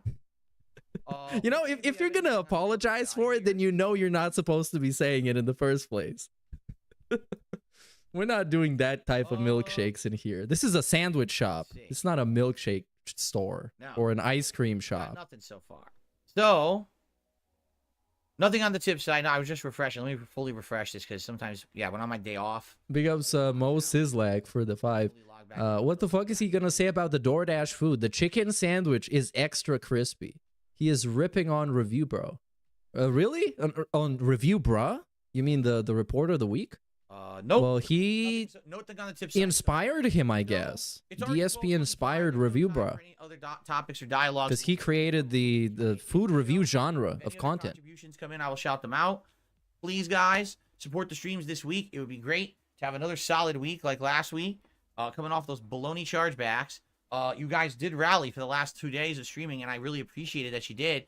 Helped out a lot. So, and keep that momentum. Dude, Darwin Ham has been fired? Yes, that's what I'm talking about. This is the best news I'm going to hear today. Hopefully they get Doc Rivers. I want him to get Doc Rivers, dude. I love Doc Rivers. He's so trash. But he gets money somehow. I don't know how. He just gets fired. He gets hired and he gets fired and everybody knows he's bad, but he gets hired again. How does this even work? Sounds good. And man, that is a game. It's terrorism. That game has so many characters in it, right? A ridiculous amount of characters to mess around with. It's that kind of fighting game for sure. And unique characters. You can play as a bear. You can play as a cyber ninja. You can play as a break dancer. You can play as a fucking assassin, like James Bond character. Like, there's so many. Yeah, if JJ Redick is the new coach, that means LeBron James is actually the new coach. I think someone did nominate Stardew Valley. Now, here's the thing. I should emphasize this. The way the Indies Marathon works is the more nominated a game is by multiple people, that's how it gets into the poll. It's not just, oh, it got nominated once, it's good. It's got to be nominated by more than one person to get into this poll people are going to be voting on. So let's say, for example, you wanted to see Stardew Valley. Definitely nominate it yourself, but you might want to try to get some other people to nominate it too. Yeah, you're going to do some derailing. Is Sam gone again? Yeah, he is. He is. I figure if he wants to tell people something, he got plenty of plenty of platforms to do so. So if he wanted to reach out to somebody, he would. So I'm not gonna say much about that. There's not much to say about that. He's just not doing DSP stuff. The first build For I don't know. I guess just don't expect him to be back. So if he is back, then you're gonna be surprised. And if he's not, then you're not gonna be disappointed. 3 different kinds of magic. Plus melee, once I got the Dark Moon Greatsword, utilizing not only regular melee, but also this magic ability and frost buildup. So basically it allowed me to try out various different things. It really felt like a whole different game playing it with the magic build, and I like that. That's what Sekiro was missing. Going back and replaying and getting a completely different experience is something that's key to FromSoft games that was sorely lacking from that one. And I'm happy that they went back to form with Elden Ring. Yeah, big ups Frosty for the 2. Someone needs to dono Phil 150 so he puts on a vest. I disavow that. I don't even know why you would say this. I don't know what's the joke behind this. We haven't done Indies marathons for years. But don't do that. Previous marathons we've done. Okay. This is reverse psychology, I guess. This marathon. Maybe it'll be more, maybe it'll be less, but let's just say on average 5 games. Maybe 2 of the games are really good, and I like. Oh yeah, he talked to us. Sam talked to us. It's not like he didn't, but I guess if he decided not to make anything public, then it shouldn't be. So that's all I'm gonna say about it. There's actually no story behind it. He just left. That's kind of it. Now I actually have a mini PC on which to play it, so I'm excited for this event. No, I've never seen the movie Con Air. Actually, I know of it. I know about it. I have never actually seen it. Oh, he hasn't seen Con Air. It's a good movie. Support. Obviously, that is going to 100% help a lot. Why? I'm not saying that I can't play keyboard and mouse, but dude, it's going to be a hassle to try to bring that keyboard and mouse somehow over here and have me play it hovering on 2 tables. You know what I mean? Controller is just going to make it way easier. I would assume the vast majority of games on Steam have controller support. So I'm going to say, please nominate games with controller support for ease of use. Okay?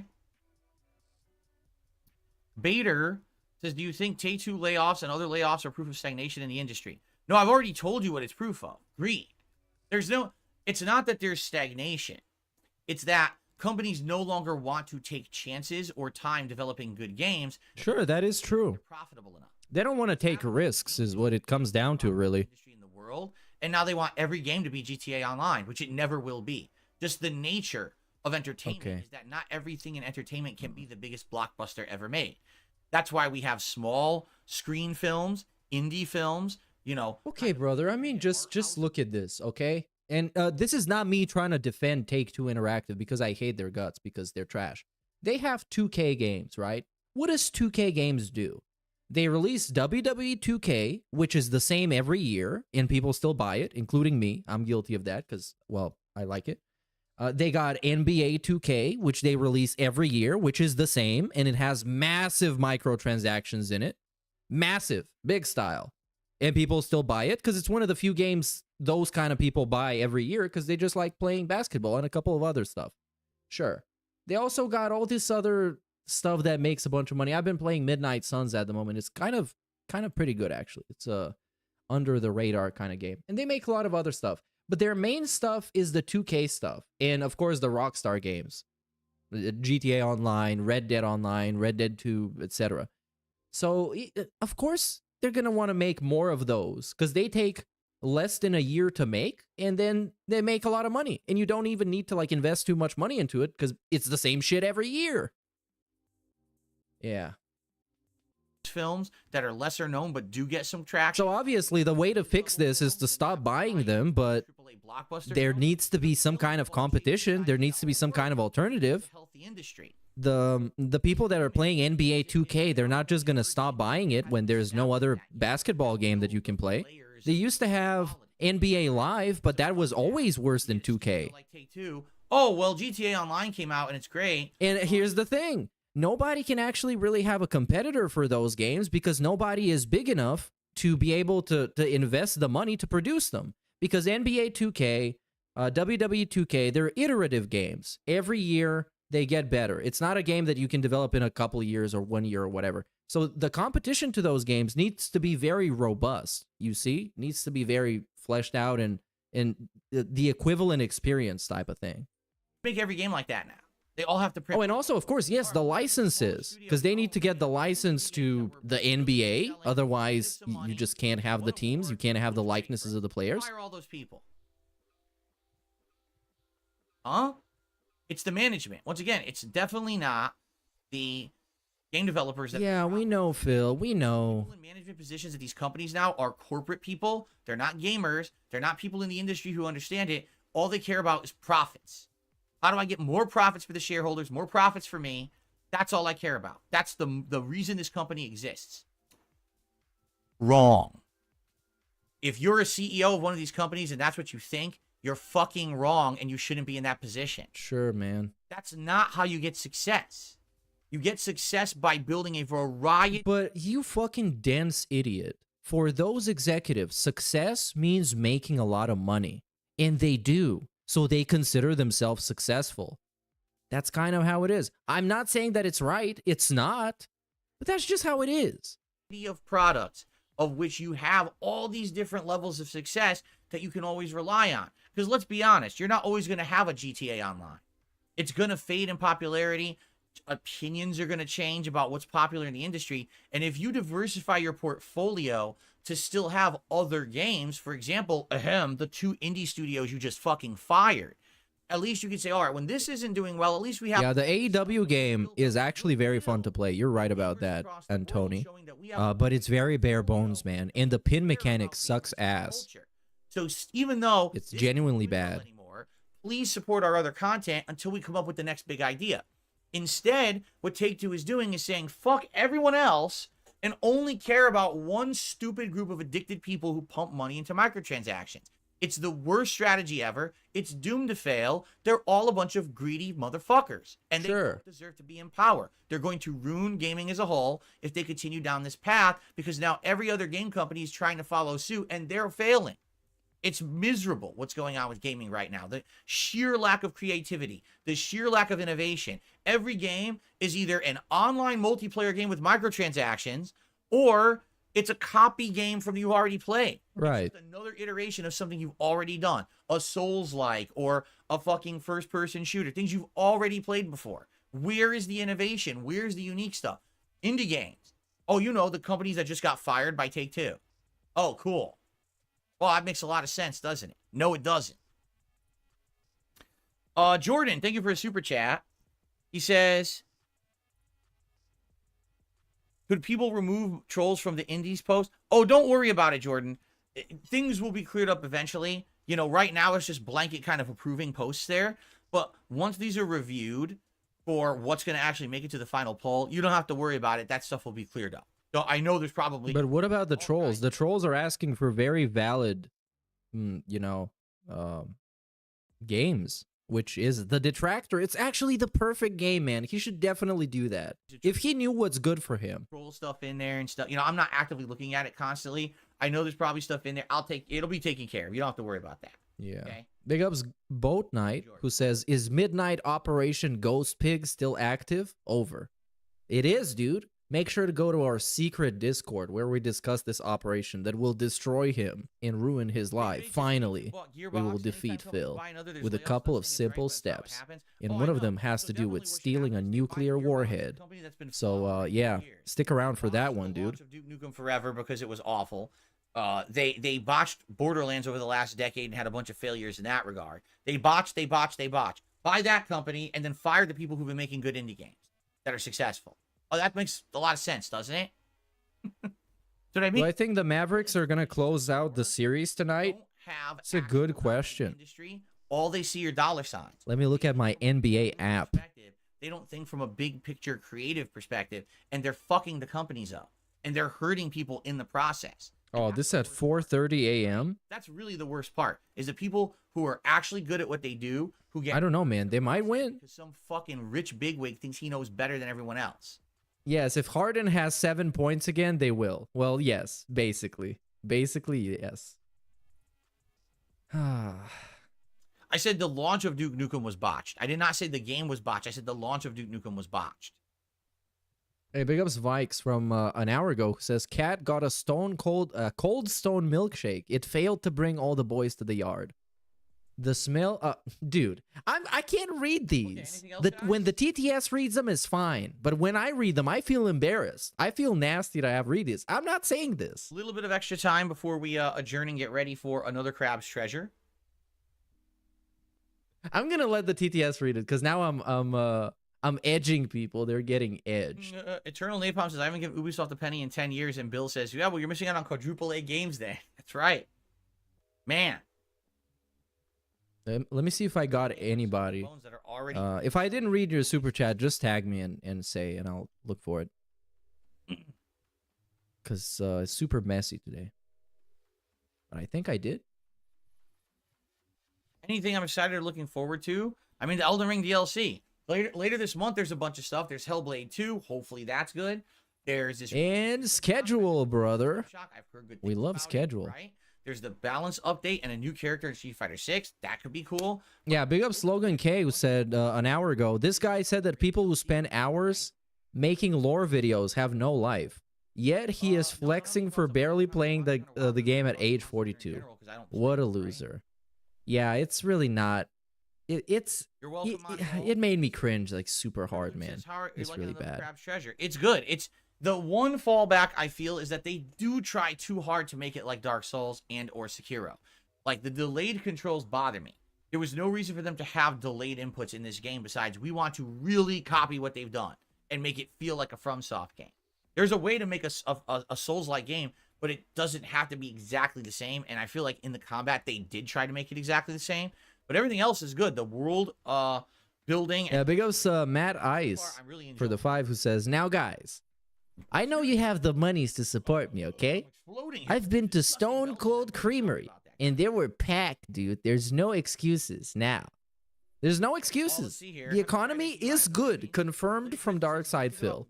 We know it's good now, because he did the science to prove it. I need to know more about it. Would GeForce Now fully work with my mini PC? And what games realistically would we utilize if I were to get it for this marathon? Are there enough games that I can just get on Steam right now that's not a big deal because they will run? Or is it a situation where I'm gonna get it and then it's like shit, I could have just played these games on it anyway, or I get it and then I only use it once or twice in the month and it was a bad time to do it because there's other stuff out. Like keep in mind, Hellblade 2, possible System Shock remake, Street Fighter 6 rebalance. There's other things at the end of May too, so I'm not sold that it's the right time to get it. I'm thinking like you know, you get to like the summertime when things are gonna be calmer and less to do around here, and probably then would be the time that I would probably consider doing something like GeForce Now. I'm very interested in it. I'm just not sold. Yeah, he's not gonna do that. I guess we have to test it out. I don't even know why he would want to do that. He has a mini PC. Last week, my ISP sent me an email stating that they have updated their infrastructure and now they are going to give me better speeds on my internet for free. They literally said, we're going to give you better speeds and you do not have to pay anything additional. You keep your current contract. So the question is, what am I getting? Because they haven't explained that yet. And if my speeds even increase better, then maybe cloud streaming would be amazing now for me, right? I don't know. I guess we have to see. I'm hoping that it ends up being a good increase. Hey, big ups to Jay Wasau989, dude, who says the grease has been unleashed. Skin suit reveal. Dude, we don't wanna see the skin suit being taken off. I'm fine with the way it is. It's bad enough as it is. Let's not do anything about it. Let's not change anything, please. I cannot. So I could not bear. What I'm excited for because we don't know what games are coming out when.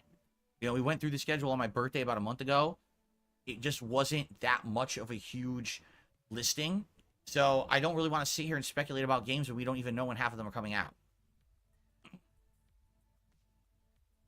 Avarice, I have no idea. Like I said, they haven't said anything. Like, here, I'll read it. You want me to read it to you? Here's the email. I just got this like 4 days ago. In the coming weeks, we're introducing our fastest internet plans yet with up to 3 times the download speed at no additional cost to you. As part of our next generation network, we're developing faster upload and download speeds with your current internet plan. Dude, the Streamlabs is tweaking the fuck out, dude. Quality. It's one step toward continuing to evolve our network to be faster, smarter, and more reliable for your business. These enhanced speed. Oh my God! Why did we care about this?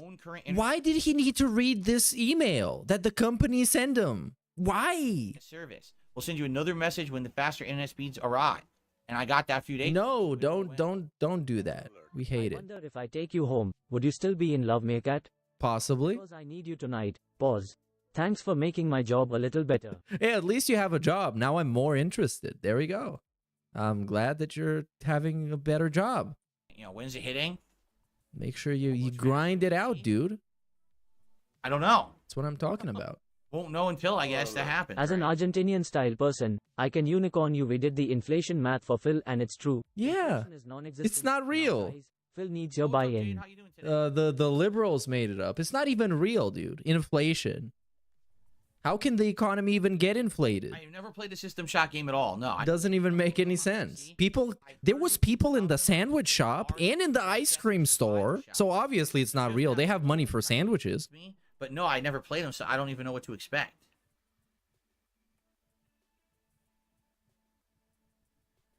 I'm good, Jade, but I'm a little on the warmer side. Today it's going to be almost 70 degrees here, which means my office will be pretty warm.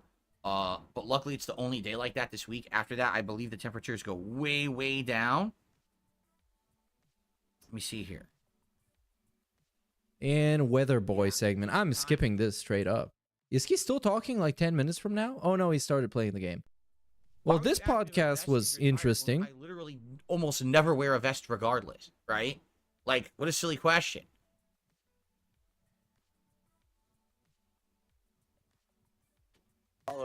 I like how the bloated red-faced old man says he's no longer an alcoholic. He's not? You can see it coming out of this shiny face.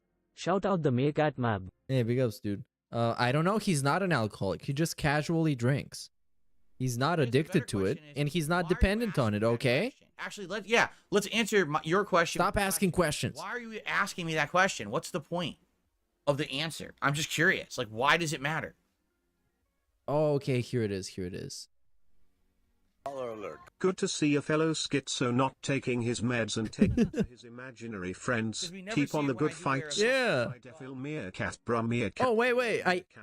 I wasn't sure if you're talking about me or him, but in any case, thanks. This is schizophrenic style. Comparison is on the money. This guy just babbles on and on while Stevenson actually has something to say.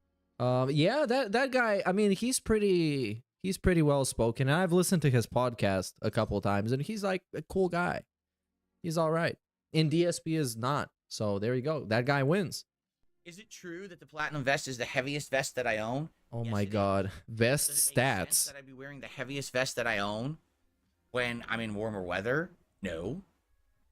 Bro, you literally get paid $100 for it. You can't swallow that you're gonna get a little bit too hot. Really? Makes sense. Then stop doing the gimmick. For me to wear it maybe when the air conditioner's in? Probably. Right?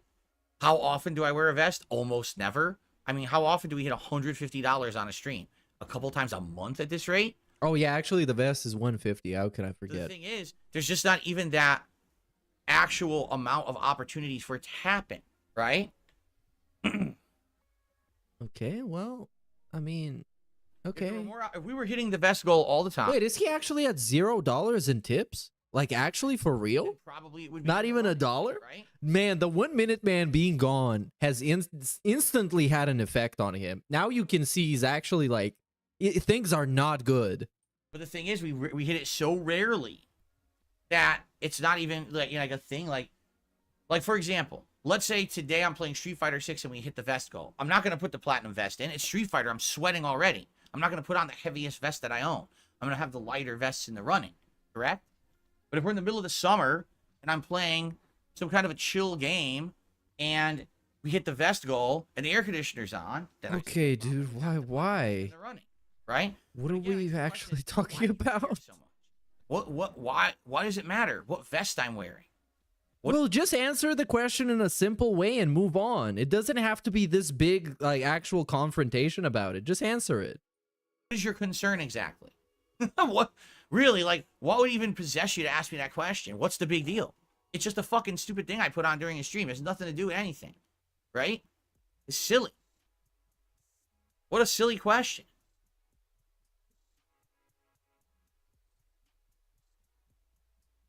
Okay, sure. We can talk about something else, Phil.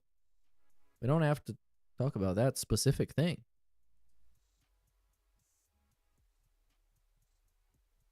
All right. Anyway, guys, last chance. If anyone would like to ask me a question or contribute, obviously, and get a shout out before we get set up here for another Crab's Treasure, okay? Oh, the little stretching he does is so weird, man. Like, this dude legitimately is operating at like 3% physical capacity. He's atrophied so hard. It's hard to believe that it's possible. Jordan did another shoot. But it's like it's a guy that's operating at 3% capacity but thinks that he's operating at 130. LTG got deep inside him. His rewards embed joy. Wait, pause. Excuse me? Yes, the rewards are now embarrassing. Notice that with the bubbles? That's exactly what happened with the bubbles. He was too embarrassed to do bubbles anymore. He says, That's why they're gone. I played a Street Fighter. Because you know how in love he was with engagement? Oh, you guys, I need your engagement. Please like the videos, comment for the algorithm, whatever.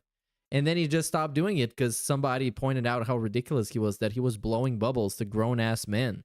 Turbo cabinet at a local game store this other Friday. Oh, yeah? Pretty common one. Street Fighter 2 Turbo was around the time when Street Fighter 2 had exploded in popularity. That's the third iteration out of the 5 that were versions of Street Fighter 2. And it was very common to see it at corner stores, supermarkets, pizzerias, not just arcades. You know, kind of everyone wanted to have a Street Fighter cabinet in their store because it brought in extra revenue. So that's cool, though. It's cool to hear that you found one in this day and age. It's pretty cool retro.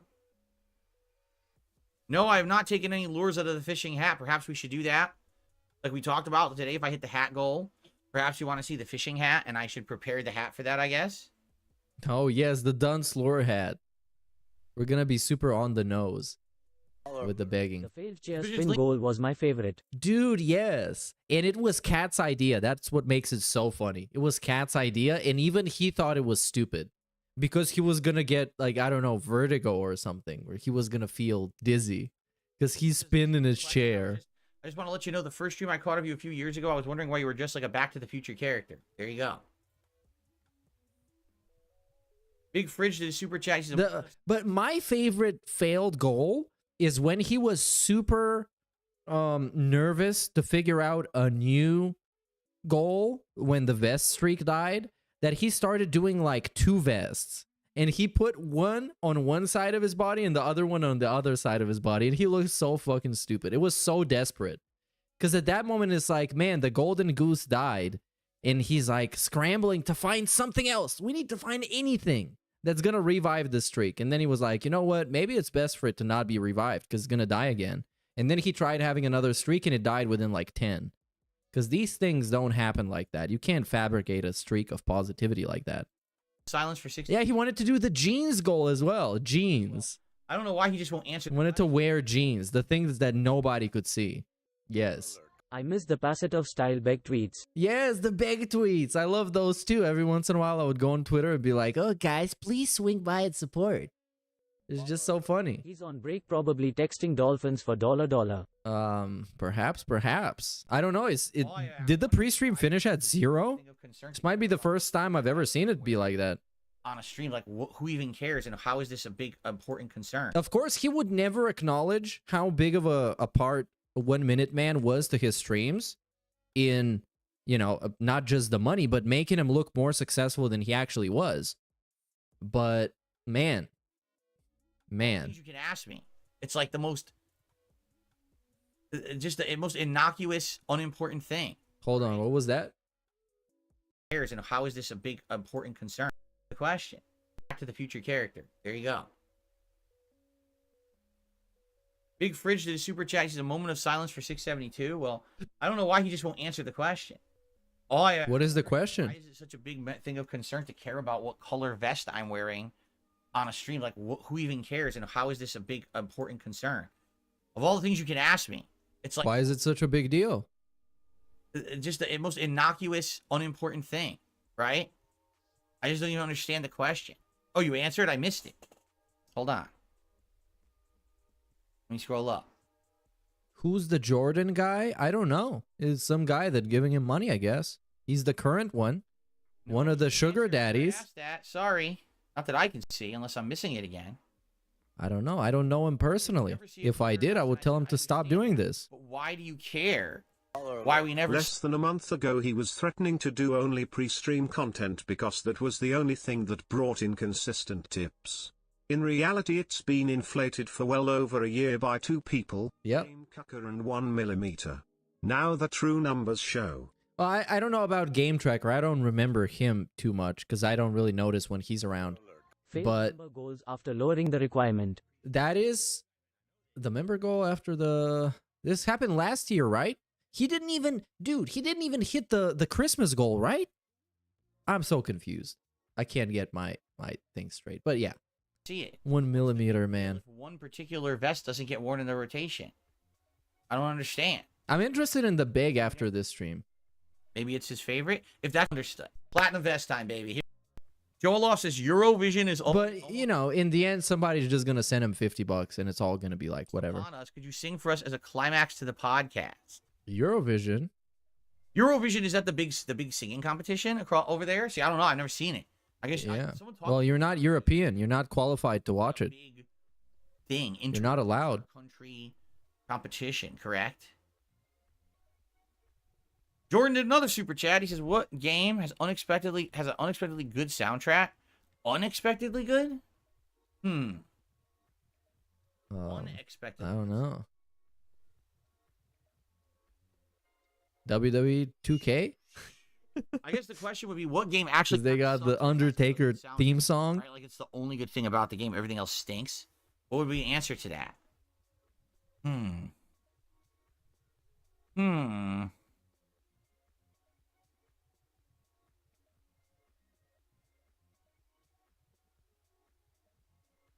What are you doing? What is happening, dude? I thought the stream had frozen. He stayed like this for like 5 seconds. What are you thinking so hard about? You have a show to run, dude. You have people to entertain. You might as well just go to the bathroom. I mean, why are you still here? We're just being present for the sake of being present. It's like I'm watching a Review Tech USA stream. It's just a guy who's live because he has to be live. Yeah, he's miserable. Oh, he had another one. Whatever. His May the 1st stream was miserable as hell, bro. Like, you get him here, and he's, like, supposedly watching DSP, but he doesn't pay attention to shit. Like, this is just gonna be a DSP video playing. For the lie that you just put in my chat, really. Because now it's already proven false, and I really do feel like you owe an apology to me for trying to derail my stream. Because you literally actively just tried to do it. And I'm pretty upset about it. He's just basically what the idea behind WPIG was initially, was to just like DJ DSP videos for people. Quite frankly. This crackhead saw me laughing, walked over, I showed him DSP, and he walked away laughing and said, "I thought my life was my bad. I needed that." Yeah, who said DSP wasn't motivational? Who said he wasn't? Look, he's even motivating crackheads to improve their lifestyle. That man says Eurovision is rigged. The UK always gets 0 points. It's not fair to us. And crackheads can also steal your catalytic converter much faster than the DSP can. So crackheads win. Level foods. Like, just bring them a nice big spotted dick, or maybe some beans on toast, and that unique. What did he say? Spotted dick? For the top delicacy level foods. Like, just bring them a nice big spotted dick. Yeah, not with spotted dick. Yo, you got dicks on the brain, Burnout. Isn't it a spotted duck? Some beans on toast. And hold on, because like out of context, this killed me. Hold on. Spotted dick. This sounds like an STD. Oh, yeah. Oh, okay. We got it. This is a steamed British pudding. Of course it's British, of course. And it does look like a spotted dick. It looks kind of like a Richard more than it does like a dick, but you know what I mean. It's the same thing. Spotted dick. Gourmet food will just win the judges over. They'll just give you points by default.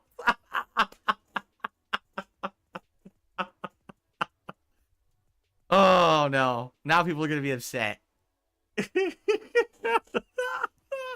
I mean, tea and crumpets. That's what gets the points. Let me tell you. When you take the crumpets and you dip it in the tea for tea time. Oh. But what is he supposed to be making fun of him? Because tea and crumpets is cool. Like, what's wrong with that? There's plenty of stuff to make make fun of the UK people for. Okay. Just like with everybody else. You guys know I'm just razzing you, right? I'm just razzing you. In reality, I enjoy trying different cultural foods, and British food I have never legit had before. I don't know if I would like any British cuisine. What do you mean, bro? You never had beans? That's British cuisine. The one thing, like there's no British food, there's no French food, there's no German food, there's no Italian food. Like all those European countries, none of that exists where I live. No Italian food. You can't even get a pizza. It's ridiculous. Like all we have a ton of Asian cultures, Middle Eastern, Mexican, Greek, and some other like Americanized chains and things, and that's what we have out here. We don't have any of the European culture foods out here on the European culture foods. Seattle area of Washington doesn't exist. Yeah, you have them. You probably have them. That's what I'm lacking right now. I'd like to try some of those. Then make the meal yourself at home. Like why can't you do that? There's plenty of videos. Like, okay, let's see. What do we want to cook? Let's say, I don't know. Polish food recipes. There we go. Wow, Polish food recipes. And we got cabbage rolls, which is popular all over Europe. Cabbage rolls are the goat. And this, he can show this to Kat. They can both react to it and then follow the recipe. We're going to add 3. Whoa, crazy. And in the end, you have cabbage rolls. 350-degree oven. It's actually insane, dude. It's insane you can do that. But it's not the same as when you order it from a restaurant and an immigrant comes to bring it to you over DoorDash. That's different. Because you get the power trip on the immigrant because he's the one bringing you the food and you're the one eating the food and paying the money. So you get to feel badass like that. If you cook it yourself, it's not going to be as legit.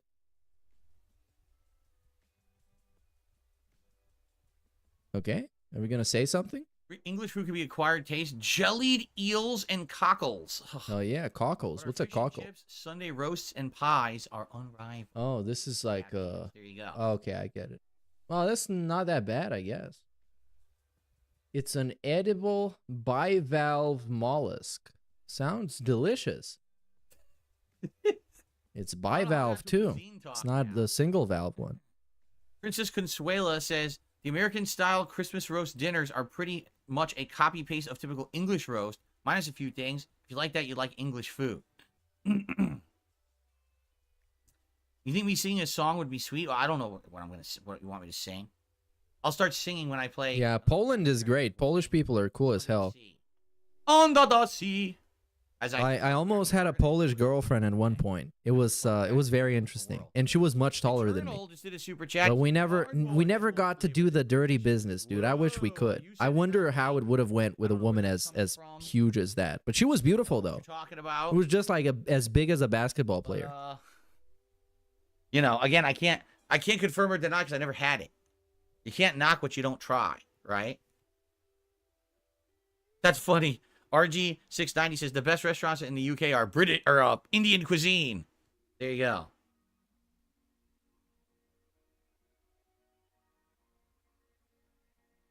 go. Wow, this is a great one. This is an actual great goat laugh. Have I ever had conch? What is a conch? Oh, wait, dude. Look at him. Look at the chat. Okay, just a second for it to scroll up. Look, the latest message is exclamation tip by DSP. He's testing if the tips are working. And then a bunch of other people started testing if the tips are working. Oh, man. Dude, PayPal is down. We lost PayPal. A second plane hit PayPal. Mr. President. Yeah. PayPal has fallen. Drew Industries says, I went to secondary education south of you in Oregon. I just want you to know the lack of food is a Northwest thing, not just a Washington thing. So really they don't have a lot of diversity either. So here's the thing, though. There is diversity in our cuisine, but it's because of where we're located. right here, SeaTac Airport, which is what we have, like not even a half an hour away from my house, right? This is the airport that when people are flying into the United States, there's 2 airports that they land from Western areas. It's either SeaTac or LAX. So if you're landing here, oh, brother, there's a big influx of people, right? And what happened is a lot of people that were coming to America just said, we're just going to stay right here. We like it here. So that's stuck. And therefore, boom, here comes an influx of all these different Asian cuisines, Mediterranean cuisines, you know, people coming over from that area of the world. This is where they landed and they just stayed. So as opposed to on the East Coast, guess who's coming to the East Coast? The Europeans. So when all the Europeans came to the United States, they stuck over there. That's why you got big hotbeds of like Italian cuisine and stuff like that over on the East Coast. Boiled meat. I love it when they boil my meats. As little flavor as possible, please. I just want the entire thing to taste like water. I love it when I have a big roast on my plate. I pick it up, I wring it out like a sponge, and it's just a big pool of water explodes all over. Boiled meats.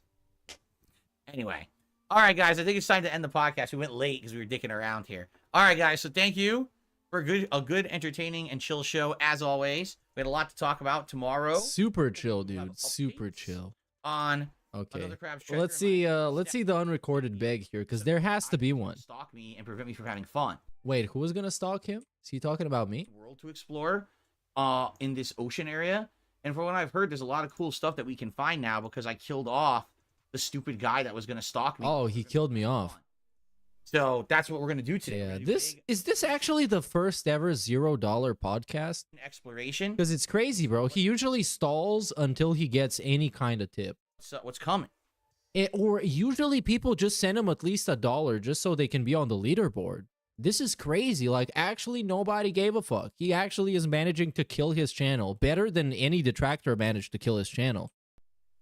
Okay. And no, he didn't say anything about the Detractor game that was DMCA'd, even though he got a super chat talking about it, and that was leaned immediately.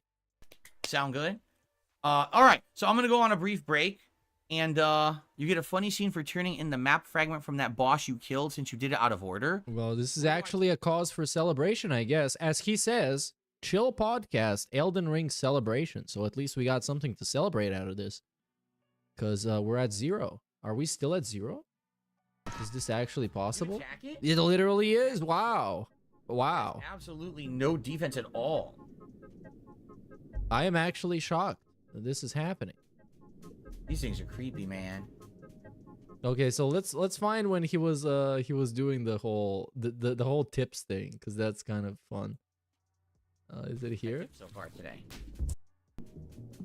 And I don't know, maybe it's not working.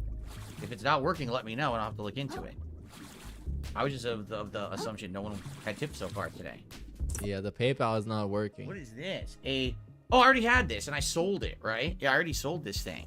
I don't think it's gonna be a $0 stream. I don't think the $0 stream will ever happen. He's gonna find somebody to send him at least $1. Even if they were to say gout, and he's gonna put it on the leaderboard. Because it's something that has to deal with the ego. It's never gonna happen. He would rather I'm not saying that he will do this, but he would rather make up a tip so he can have something on the leaderboard than have a $0 stream. Because that's a total Detractor victory, and it shows that he's washed up, and it shows that he's failed. And it's objective. But yeah, we can't. You can't just allow this to happen. Working? Let's test the page. Let's see if it loads. To my knowledge, it's working. I didn't know. But yes, this was perhaps the first ever $0 podcast, which was fascinating to see. Because somebody at least has to send him like $1 to tell him, hey, Phil, I've been watching you since 1965. Which happens. Yeah, no one tipped. Okay. No 1 minute, man. It's over, man. It's over. And now Duty's going to make a video about this. Snort Hogan's going to make a video about this. All DSP has to do is to not have a segment addressing this or talking about it. Because if he does, then they're going to clip him again. And then it's going to become an actual cause for celebration. Oh, no. Hey, nobody tipped Phil. I was in the air. Wait! I mean, this gameplay is trash. I was even considering kind of sticking around to see where this stream's gonna go. I think at some point, when the detractors get too excited, somebody's gonna send him like $50. What am I supposed to do? And that's gonna be it. That's insanity, dude. Because that's what happens sometimes, you know. Somebody wants to save the day. And when they want to save the day and own the trolls, they send him a lot of money. And that definitely owns us, dude. I can't tell you how owned I feel already in advance because I know it's going to happen. Oh, man. Yeah. All right, well, let me go to get this back. That's bad. Because, like, this game is not that entertaining to watch either. If it was Elden Ring, I would watch it, but I don't know about this one. I'm not losing 20,000 microplastics. But even though he told me I'm supposed to give it a chance because it's a Souls-like game, like Dark Souls and Elden Ring, and Lies of P. So I guess he might have been right about that. Maybe I should give him a chance. Maybe I'm going to stick around. Maybe I'm going to skip to live and just see what's going to happen. Oh, God, look where they put this one. Seriously? What a bunch of dicks. So, okay, if he gets no tip until the first break, we're going to see some gold dust. There, fuck him. Possibly. Even though he's been very calm about it today. I thought he would make kind of a mini segment being like, okay, guys, you know that I got a chargeback recently, and now we need to be like, okay. And today is like, I don't know, man. I don't know what happened. He usually does those, but I don't know. Drop, I almost died. $0 podcast. I can't take this no more, man. Loudly crying, loudly. Yeah, I don't know if this ever happened before. It usually happens on the night streams, but the night streams don't have a pre-stream to them, or at least they don't have a 2-hour podcast leading up to them. But this is crazy, and 1 Minute Man being gone, man. Jump up here now. It's something else. Because now he's gonna learn to appreciate 1 Minute Man. Oh, come on. He's gonna learn. Now I can't jump up there for some reason. What is he trying to do? He's gonna get himself fucked up by the time he gets up there.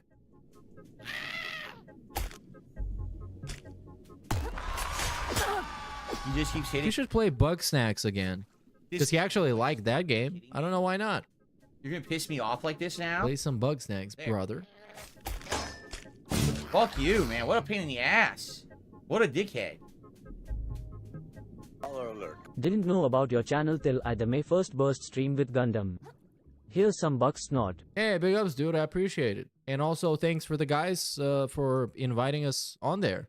You know, it was a fun time. We got to show them some stuff they hopefully didn't know about. We had some fun laughing at stuff and so on. Yeah, thanks for swinging by, dude. This is basically what we do around here. We watch Phil, we talk some trash, make some memes. Yeah, so that's it. You are locked in now. This is real bad. I need a shell.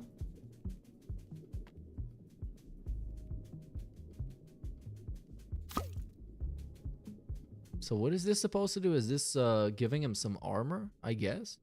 I still have no idea. Why is he playing this on a day stream? Chat, please help me. Is there some reason why he's playing this on the day stream? Is it like an actual big hype game? Why isn't he playing Elden Ring? Why isn't he playing something with more like name value, you know, name appeal? Just because it's a Souls-like? I'm just gonna run by it. I guess it's also a new game, but it's not really the type of game that would be hype with him. I don't know who can make this game hype. Actually, when I think about it, it's not really, it's kind of like a chill type of thing. Oh, I don't think he got sponsored for it. Because if he did, he would have to disclose it. Otherwise, it's just nasty. Yeah. Oh, did he do it to avoid Stellar Blade? But he had already said he didn't want to play that game anyway, so I didn't expect him to play it. He was playing Street Fighter 6 4+ days a week, sometimes both streams, and would get $50 from GameCa'd and $20. Oh, dude, yeah. Daily. Those will be the stories this gout-ridden cretin will have with someone when he's in his 70s. That's kind of sad to think about. That this is going to be the stories he's had. Because, like, at least I think of, like, my time in gaming and the stories that I have. And most of them have to do with Grand Theft Auto San Andreas multiplayer when we used to do co-op and multiplayer. But I also used to do it with my friends. So the stories that I can tell about things that happened to us and how we had a gang or how we we were policemen or whatever. I was just doing it with my friends. And he's just like hanging out kind of by himself. And he had this whole segment about celebrating beating a boss in a video game today. That was just so sad. In this weird way where it's like, damn, like I actually kind of feel sad that this is something that he finds to be so incredible, so great. It's crazy. And like even his chat didn't really care about him beating Millennia. Like they expected that to happen. He expected that to happen. I don't even know like what it was all about. But as we found out in the end, it was all about spiting the haters, and the haters taking an L, because now he can say that he's good at Elden Ring and Street Fighter. Sure. So podcast gets no tips. Does that mean he will rage quit it? Folded hands now, guys. You say you like the podcast, but he can't do things that aren't supported. Well, basically, if you listen to his logic, right? He's gonna ban somebody. Hold on. Oh no, you got a shout out. If you think about his logic. Rich88, thank you for the first tip of the day at $5. Oh, okay, we got a tip. Get the tips going.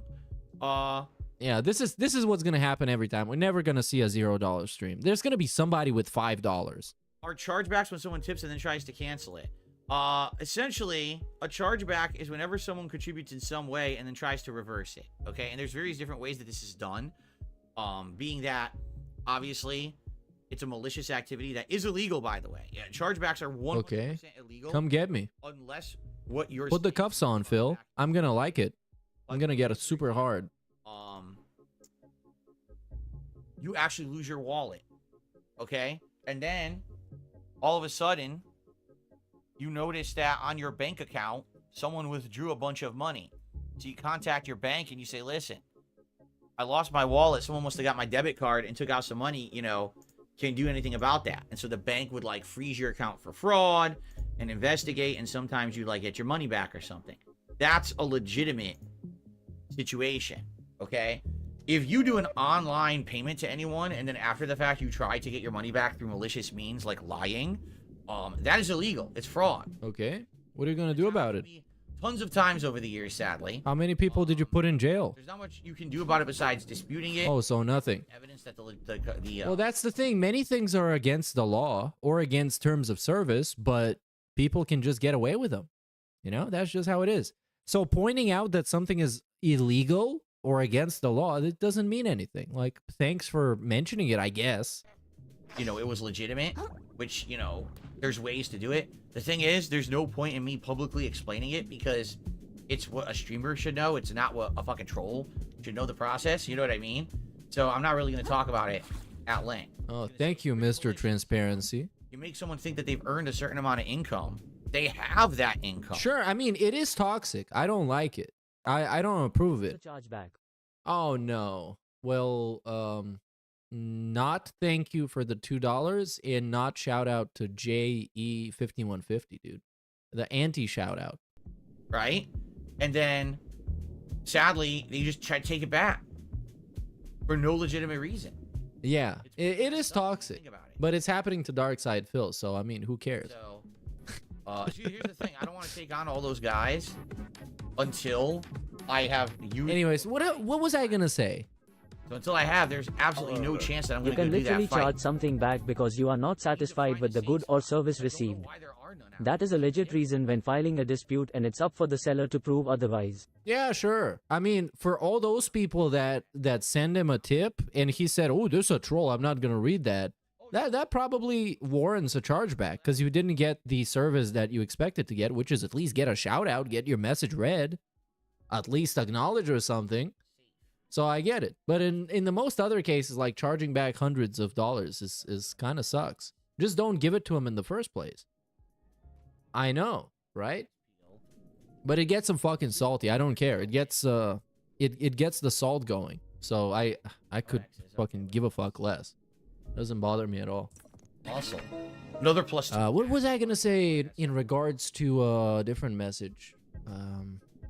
Dude, there's no save points anywhere. Oh yes, a lot of people earlier said the podcast gets no tips. Does that mean he's gonna wage quit it? Because his whole ethic, well, not ethic, but his whole approach to streaming is that I'm gonna do something, and if people like it, they're gonna support, and if they don't, I will ask them to. And in this case, apparently he did a bad podcast. If all he made was $0, then I guess the podcast was like actually bad.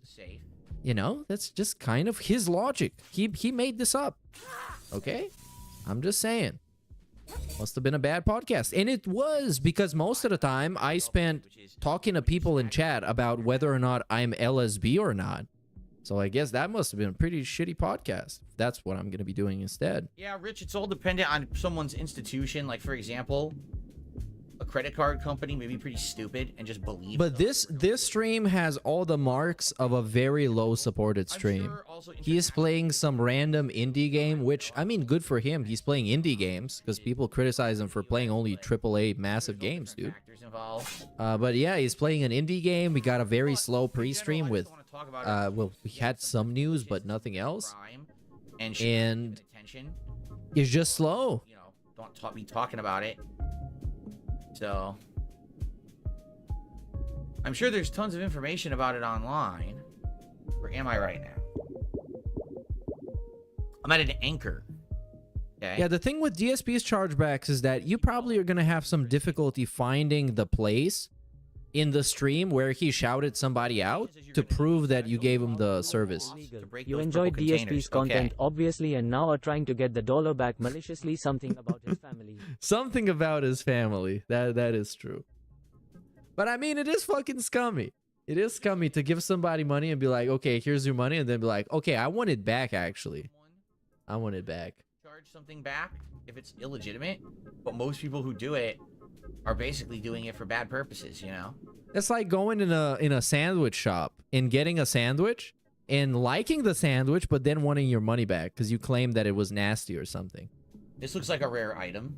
I actually don't know. I just wanted to make a sandwich shop analogy. I don't even care if it's right or not. I just really wanted to do it. Hey, big ups Iviga on 8 months, dude. Totally see him.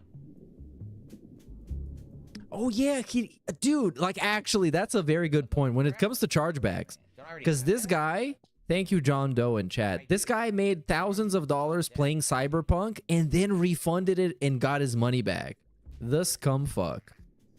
He got his actual money back. I cannot believe this is real. But the enemy ranges is all. And now he hates the game for life. And I've been playing this game recently. Oh man, it's almost like a completely different experience than when it dropped at first. It's so much better now. It's not perfect, but I didn't expect it to be perfect ever. But I can't reach him, even with my charge attack. It's basically right now. It's exactly what I expected it always to be. And I'm probably gonna get the Phantom Liberty DLC sometime soon. Again, no save points this whole ocean yet, so I can't use any of my microplastics. Bro, you should eat some microplastics. What is this game actually about? Like, I'm not even like paying attention to the screen though. Because it's like this dude is just walking around in the sand like it's SpongeBob SquarePants. Yeah, right, it's hidden in the grass right next to the crystal. I don't even understand what this is. See that bullshit? Okay, start fighting the enemies then. I don't know. Do something, dude. Entertain me. Come on. Bro, come on. This is bullshit. I want bread and circuses. Or at least circuses. Stupid. I actually hit the worm.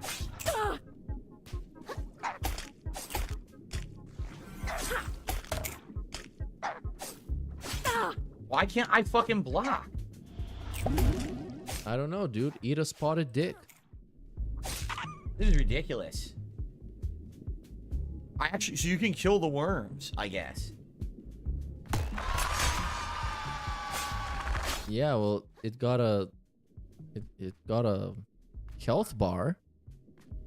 Oh, he's making this so much less entertaining than it has the potential to be. Yeah, you can kill the worm. I mean, it's like I don't even know how to describe it. I would like to say it's a kiddie game, but I guess it's kind of not. It's just like a family-friendly aesthetic, let's say. But also, bruh, why are we playing this on the day stream? The one stream when the Europeans can actually show up. And we gotta watch this? What else is he playing right now? Fallout 4? This? Elden Ring? And then what? It's gotta be at least like 4 things. What is the schedule for this week? On where you are in the world. So we got Crab Game. Oh my, oh, Street Fighter. And then Fallout 4 and Battlefront? Why are we still playing this even? Artificially Oh, because it's... Okay, because it's May the 4th. Literally, that's why. And then we got DSP versus the Internet. That's a Sunday. And on Monday, we got another Crab Game and Helldivers 2. Chill Vibers 2. It's going to be super exciting. Ugh.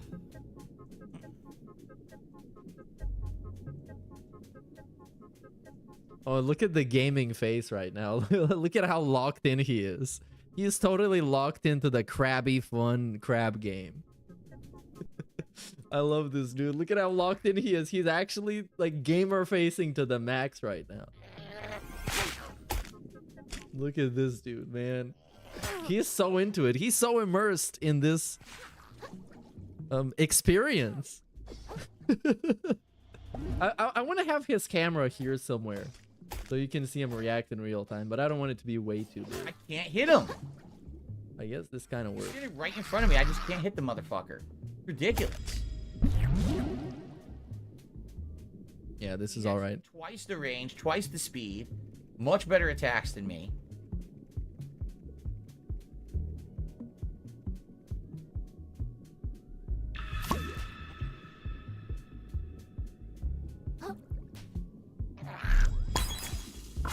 Phil, why are you not engaging with chat, bro? There's someone who says the trolls have lost in his chat. I don't even know what that's about, but I guess we did. When am I gonna start playing games during streams again? I technically could do it right now. I just need to... I can never hit him. I just need to hook up my capture card and stuff.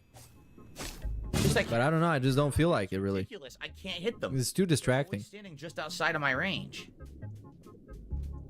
Have I or any of the TBS crew ever talked to the LARPers? I don't know. I mean, I don't think a LARP, being a LARPer takes too much dedication or something, so it's not really a big one. I don't know. I don't know how to call it. It's not really a special thing to be. Because I could be a LARPer right now. Well, not right now. 24 hours from now if I subscribe to him. Capsize upgrade, which I definitely want. Oh, and the world in this game is not interesting either. He's just walking around in sand. He's been doing that for the last like 20 minutes. I'm walking slow on purpose. You know what I should do? I should get a free heal. This shell heals, so I should get a free heal and then swap. See? And then he'll go back. There we go. Jordan did a super chat. He says, crabs are from how badly is this guy missing those consistent $100 BG3 streams now? Oh, and he deleted the game a few nights ago too. FF7R would do better too, lol. Well, Baldur's Gate 3 is finished, man. He's probably never going back to that again. He hated the shit out of this game. But how badly is he missing him? I don't know. Frederick. Let's actually try and find out. Frederick. Because I'm not exactly familiar with how well his streams have been doing recently. But Gamerface Gaming is. Whoa. So we had the May the 1st stream, which was pretty slow, I guess. Exactly. Which is the... What was he playing? Elden Ring. We got 64. Then we got... What do we got? The Same Day. Or... 25 vitality required. The Same Day? Yes, the same day. 75. That's not that bad. Yeah. It's, then we got... What we got? Oh, we got me. Look at this, dude. Vitality yet. Epic meme moment. It doesn't explain. Then we got... Here we got another one. Street Fighter 6, $80, which is pretty positive, but 50 of them are from one guy. So, wow, take away that and we're not doing good. There's no save point anywhere in the fucking game. Then we got a 92. So he hasn't been doing all that bad. In the game, I guess. Nothing really to cry about. What is that? Oh, God, that's a rare enemy? Is it? No, it's a sign? What is that? I can't tell what the fuck that is. It's not letting me target it, so I don't think it's an enemy. Here's the thing. Now I'm going to expect somebody to send him at least $50 until the end of the stream. And if it doesn't happen, it's going to be very funny. Because you have the wrong expectations and then they get subverted, you see? I'm confused. So in this case, I'm expecting a lot, dude. Somebody's going to give him $1,000, $2,000, $3,000, $4,000. Oh, it's just like I don't even know what this is. I don't even know either, and his chat doesn't know, definitely, because they're not even paying attention to the game. I don't know what the hell. What are they actually talking about? Oh no, they are talking We're gonna have about enough to the get game. upgrade that I want. Avoid these X's. No worms for me, please.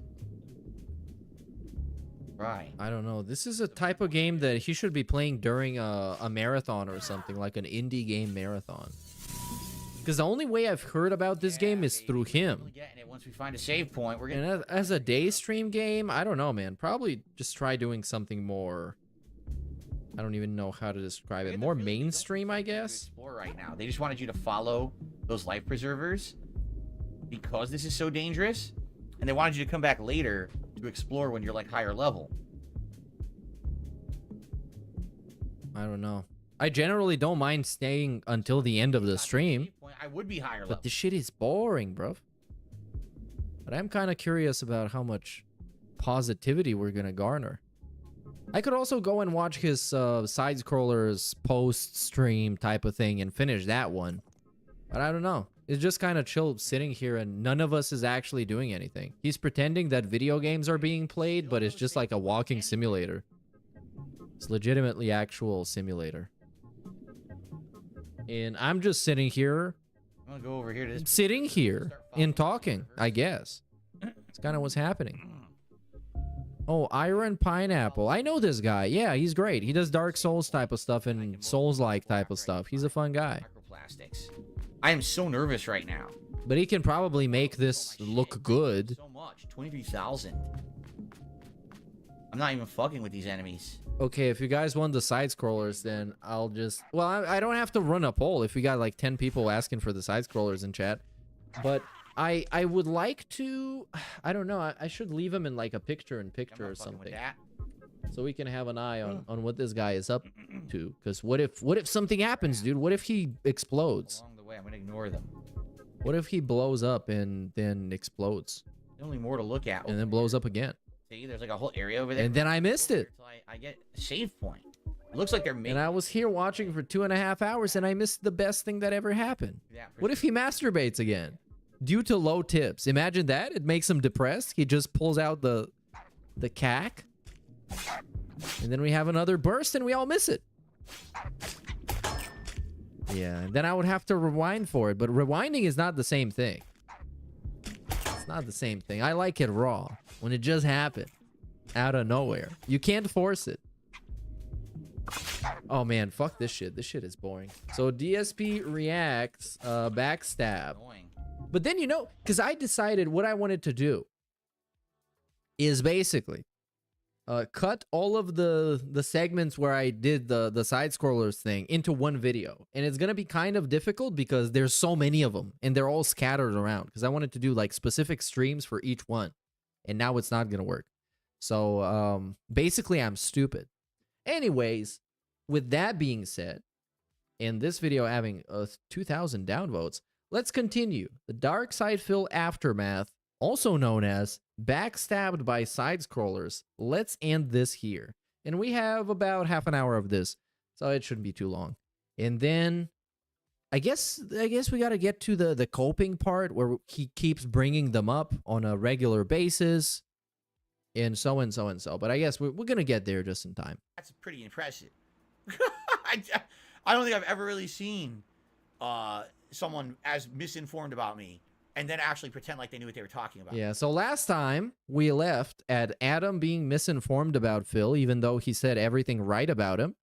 But Phil decided that Adam is misinformed. So we're going to keep going from here on. Right. Wow.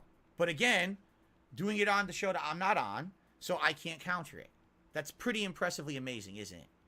Get it out. Get it out. I love it. I love it. Like, I think that at the end of the day, look. And the thing is, what is really fun is that if he really wanted to be on and discuss all this stuff, he could do it. Craig would even go on the Level 1 podcast. I don't have any doubts that Craig would do that. If DSP wanted to be the guy to make all the money out of this, he would do it. There are common themes on this show, right? Common sense and responsibility. Right? Those have been a common theme. Hey, big ups King Jad Bingo people. Welcome, welcome. I bet you guys didn't know that it was going to be a $0 podcast. I didn't know either. Now I do. But now it's not $0 anymore, so it doesn't even matter. Rings true with those. Like, we are so freaking lucky to be able to do that. Correct? We all are. Anyone making content on the internet Okay, so how do I even boost the audio on this? I guess like this? insanely lucky. I've said this a million times. The only reason I'm popular is because I started when I did. If I had started later, I never would have had absolutely anyone at all who, you know, would have watched me. Lucky. Right? I love my life. I love doing what I do. This guy sounds just like me with he's saying, which proves he never watched me if he thinks that we're different. We're literally like kindred spirits in this regard with how much we do. But he just wants to insult me because everyone else says I'm a shithead. Good job. What? Wait, did he say Adam is literally like me for real, for real? Is that what he was trying to say? My fucking house. I love my house. I mean, dude, come on, man. And it's all thanks to you guys. Like, this is actually like a genuinely stupid ass thing to say. We do. Okay, let's start. Let's hear out Adam, because this is important, because this dude cuts off all of them. This guy sounds just like when I did. If I had started later, I never would have had absolutely anyone at all who, you know, would have watched me. Lucky. Right? I love my life. I love doing what I do. This guy sounds just like me with he's saying, which proves he never watched me if he thinks that we're different. We're literally like kindred spirits in this regard with how much we love what we do. But he just wants to insult me because everyone else says I'm a shithead. Good job, Adam. Fucking house. I love my house, and it's all thanks to you guys. Like this sounds exactly like me every day. All around the globe. I got people all in different countries that are like, man, you're fucking great. Thank you for doing what you do. Shout out from Panama. Shout out from Ireland. Shout out from fucking wherever. Shout out for hate. Awesome. Like, I got people all around the globe trying to support me, and it's like, I will never look at them like a dollar sign. I've correct, and I don't either. Do that. Right? He doesn't. Again, I have zero. He always looked at him like a number, man. It's actually crazy. To the point where he can have a chat that you got like 20 regulars. Like, I know my regulars. He knows his regulars. And he still treats them like a number. And he still doesn't fail at any opportunity to bring up numbers, to tell you how much he thinks about you as a number.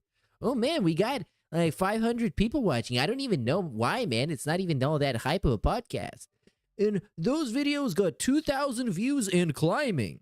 It's like, that's all he cares about, man. Respect for it. Because it's something that it's left over from back in the day when all he cared about was the numbers. Like, because I like to say, if you want this thing that you do on YouTube to be fun, you need to not get too locked up in the numbers. You can't get lost in the sauce of analytics and other shit, because it's gonna brainwash you basically into doing stuff in a different way, and you're never gonna be happy about it. And that's what he did immediately. Immediately, the only thing he started thinking about is the analytics, the numbers, the views, the revenue. But he wasn't thinking about it from a healthy perspective, as in, how do I analyze this and learn from my mistakes so I can improve the analytics and everything else that comes with it? He was thinking about it, man, this is going up. I need to do whatever I have to do for this to go up. And then he started throwing shit at the wall to see what sticks. Any people in this circle that do that, and it's like, man, as soon as you do that, the audience knows. That's why I need to change for the better. I need to stop with. Oh my god, this is literally like somebody having a, how was that called? An intervention. That's how he acts. Okay, I need to get better. I need to stop with the e-begging. I need to apologize to everybody that I've hurt. Yeah, and it's like, man, as soon as you do that, the audience knows. That's why I need to change for the better. It's over, bro. The e-begging shit. I know that. I'm trying my best. No, you're not. When I fall back. How is he trying for years not to beg and he still begs every day? How does this work? How is this possible? Come on, man. You're not convincing. My old ways, and when I have my fans emailing me and shit and saying, dude, what are you doing? I appreciate that. And it's happened recently, and it really pisses me off. It does. You know what I mean? It really pisses me off that I do it. And I got to get better at it, because I'm in a situation, unlike him, who probably, you know, he's not financially tight. I am incredibly financially tight because of all the shit I've been through over the years. That's something I absolutely need to get better. I don't see my viewers as dollar signs. I don't say, oh, time to turn on that stream and let the dough start rolling. It's like, no, I want to turn on my stream and have fun, play a game, you know, have a conversation, do a fun podcast. That's what I want to do. And then the money comes along with that. But again, really, I've reiterated a million times. Oh, does it, brother? He knows nothing about me. He's lecturing no one. He's literally lecturing the wall at this point, right? Feel it. They could sense it when you don't give a shit about them anymore, and then you start guilting them. But that's literally what Adam means right now, because the words don't matter, because people can sense what you're on about. They can sense what you want to get out of this. They can sense your energy and your intentions. They can sense that. And DSP is super transparent. You can see this motherfucker right now. You can go here and look at him and look at this. Okay, we're playing the game that is currently on the conveyor belt. It's on the production line. We need to get it the fuck out of here and preferably make as much money as possible. That's the entire purpose of this stream. At some point, somebody's going to bring that up in chat and he's going to point it out and they're going to get banned. And there we go. On to the next one. Dude, you can't guilt your audience. They're going to support you if you're worth supporting. Okay? And you cease being... And now he's too busy reading stuff and banning people to actually listen to what Adam is telling him. He's talking about him. Support when you see Who them is he as dollar ranting to? signs instead of people that live fucking lives. That's life. As I said, life is tough. All right. He's so incapable of not begging no matter how much he says he tries not to, but we're supposed to now believe he was able to quit addictive predatory mobile games and DoorDash multiple times a week. Yes, he is super impulsive. And trust me, I'm impulsive too. Sometimes I would just get up in the morning and be like, damn, I want to buy something today. And I just go out and buy something that's fucking trash and I don't need it. I know how this works. I can relate to him. But it's like, he's also supposed to convince you that he's a super impulsive guy who constantly repeats his mistakes. And also, he has done one of the most, I guess, respectable things a person can do, which is defeating an actual a dependency to something. Actually defeating it to the point where not only did you beat your addiction, you beat it so hard that you can still casually indulge in it, which is like, it's crazy to me. It's completely unbelievable in any universe, especially for somebody like him. Knowing enough things about him as I do, it's impossible that he actually beat his addiction. I'm not even going to listen to the rest of it. Dude, he doesn't even know what he's talking about. He doesn't know me. I mean, it's so bad. Like, you're yelling at someone who agrees with you. It's like you walked into a church and you yelled out, "God is great!" Yeah, but he agrees in words, and maybe he agrees, I guess, well, generally agrees with the idea of what Adam said, but it doesn't come across in his actions. In his actions, it come across as he's seeing people as a dollar sign, as a number, because that's how he acted back in the day as well. I don't care if you guys watch my video. I don't care if you stick along and watch the whole thing. I don't care if you like it as long as the ads play. He's actually had the fucking audacity to say things like that in the past. Again, I'm paraphrasing him, but you can go find him in one of the emergency videos around 2016, 2017, when it was all about the views and then it was all about the Patreon. And at every point, it's all about something. Nowadays, it's all about the tips or everything else, I guess, because he's just got so many sources of revenue. But initially, it was the views because, of course, they got him paid through the ads. Then it was the Patreon because it got him paid through him not having to do anything. So it was basically a paycheck. And then he was like, dude, what if I can be a live streamer and people get me paid live on the air? And here we are today. Yes, Adam. Anyway. Like many skeptical detractors on Twitter, you guys shut me the F up and got me hat in hand. You guys crushed it. This is a great intro to Sidescrollers and want to see what's Echidna says DSP said he promised his wife he would quit mobile games. Yeah, he did. Sink money into WWE might cause a lot more trouble than just embarrassment. What? Well, that would actually make sense as why he can't let his username get out. Because I'm gonna hide Blabs with the DSP. I'm sorry, Blabs. You're just too distracting, babe. That actually, so he could be being honest. They're making new conspiracies up now. Oh my god, I got a headache. What is the conspiracy that you promised your wife you were gonna stop playing mobile games, which you made public? You made all of this public, and now people are pointing out, hey, he promised to stop playing mobile games. I wonder what his wife thinks about that, considering that he promised that he was gonna stop. If his username got out, it's like that actually. So he could be being honest. They're actually. making new conspiracies up now. Oh my god, I got a headache. I got a fucking. But bro, because that's the thing that happens, right? When you fail to present any kind of evidence, this is what people start doing. Just like with Rich, when his Dropbox got hacked and people started making up all this stuff about what could have happened. Is it that he was so fucking high? So here's what happened with Rich.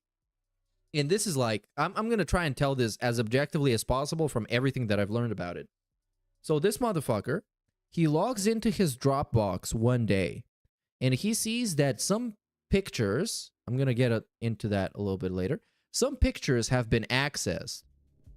And those pictures are pictures that his ex-girlfriend's kids, teenage girls, have been uploading to like a shared Dropbox. I guess it was his Dropbox, but they uploaded there, right? And he noticed that those pictures were accessed, and then he noticed that somebody had logged into his account from Canada. And Review Tech USA is Review Tech USA. He's not Review Tech Canada, obviously, right? And then people start thinking about, what if this guy was actually so fucking high that he used a Canada VPN and accessed his own Dropbox? And then he thought it was like, damn, somebody hacked me. And that was, I mean, the Kino Casino guys made that up. Basically made that up because there's nothing to actually support that. So nobody really knows what happened. But he kind of decided to get ahead of the story and start explaining people stuff like that when I don't know. I don't think anybody has dropped any information that they've hacked off of him or something. It's just crazy, man. This is the type of shit that happens if you're high 24/7. You start getting paranoid. You start getting anxious. You start losing your fucking mind. Taking them out one by one. I don't even know why he does it at this point. It's crazy. It's actually crazy. And it's not even like he's smoking a joint or something. He's just on edibles like 24/7 seemingly. And it's clearly fucking up with everything. And everything that he's involved with. As I can see. I got a serious headache. Yes, what I said, just to clarify, because now people wanted to clarify on that statement. What I said was I stopped playing mobile games like I used to. Remember, I admitted I used to play WWE Supercard, I used to play Dokkan Battle, I used to spend insane amounts of money on them. I know I admitted it. When I got with Cat, that was the end of that. When I got with Cat, that was it. But again, we have another like half answer. Well, I stopped playing games as much as I used to. What does that mean? Like 40 hours a week? Like he admitted to be playing WWE Supercard? I mean, sure, I would expect you to do that now that you have a wife. Sure, but what does that mean? We reduced it to 20 hours a week? Because you're not, it's like he's talking out of both sides of his mouth. He's answering a question that is supposed to be very straightforward with semantics that make the answer much more complicated than you think it should be. Because it's like, the question is, did you promise your wife you were going to stop playing mobile games? Like he said he would. The answer is yes. The answer is not, I promised my wife I'm not going to play them as much as I used to. The answer is yes, or the answer is no. It's very simple. The entire point of the show. Lion Robot says, And what he loves to do is rephrase the question in a way that he can answer it and then answer it. Just like with the where does the money go? Because they asked him, Phil, what's up with the business expenses, brother? And he was like, oh, you want to know where the money goes? Oh, you guys are asking where the money goes? I'm going to tell you where the money goes. And they're like, wait, but we're not asking that. We're asking about what are your business expenses? Meanwhile, he got a $10 tip. So our dreams of a single-digit stream are now finished. It's over. We've been debunked. Yesterday, and also gave us one help. All right, well, there's really nothing else to say. This is the whole thing, right? There's literally nothing else to address, correct? So he didn't really actually prove any point. He didn't even make it seem like they were trying to hate on him on purpose. All that I see, and I'm trying to be as objective as possible, all that I see is that these guys had a fun stream and people gave him money for it, and now they're just doing shout outs for the money that people gave him. And that seems fair to me. Like, and they weren't even going out of their way to make fun of him, which, you know, if they did, they would probably get more money. If they went on and be like, oh, that guy's got gout. Have you guys heard? What if he's got gout on both feet? Wouldn't that be funny as hell? and blah blah blah. Right. So he kind of like he reacts to this as in this is his attempt to debunk what they said. This is his attempt to destroy them. And then he kind of proves the opposite right, that he was actually full of shit to try and attack them because they're not attacking him. They're just doing totally what is expected of them to do in a situation like this. And I think that when you have any sort of family member or community member or even friend, you just, you know, you can be harsh to them while spouting the truth. Well, it's like the problem. All right, because I got to start wrapping up with my own shit. You know, my stream usually ends around this time. So here's the deal. I'm gonna, because I need to come to a conclusion here, and I actually have something to say. All right. Here's how this all ends. Okay. All right. Here's how all this ends. It's this simple. Okay. Because I'm done with this now. All right. No, I'm not going to Duty Stream. Duty Stream can kiss my ass. And Duty gets an anti-shout out. Here's the deal. All right. Here's how we end it. What's the deal? You gave me, you promised me one thing. You gave. But this is like dog shit. Actually, a dog shit react. This might be one of the worst pieces of content he's ever made. And I mean this. And I mean this. He spent, whoa, this is actually crazy. He spent an hour in 5 minutes building up and creating a narrative. And then he started watching this and he couldn't confirm that narrative. He couldn't verify that they were there just to make fun of him and bully him because he didn't hear any of that. It was just like their opinions on what happened and some constructive criticism that they told him during the actual interview. And then he reacts to this for, I don't even know. So let's say from the 1 minute mark to the 2 hour mark or 2 hour 10. So that's an hour and 10 minutes worth of this 2.5 hour video is the actual react. And now we're back to building a narrative and coping. Like, this is an actual mental health crisis. Except it's not from a person that got, like, schizophrenia or something, like a Daniel Larson. It's from somebody who's supposedly well-adjusted. Ass, okay? Here's the deal, all right? What is the deal, Burnell?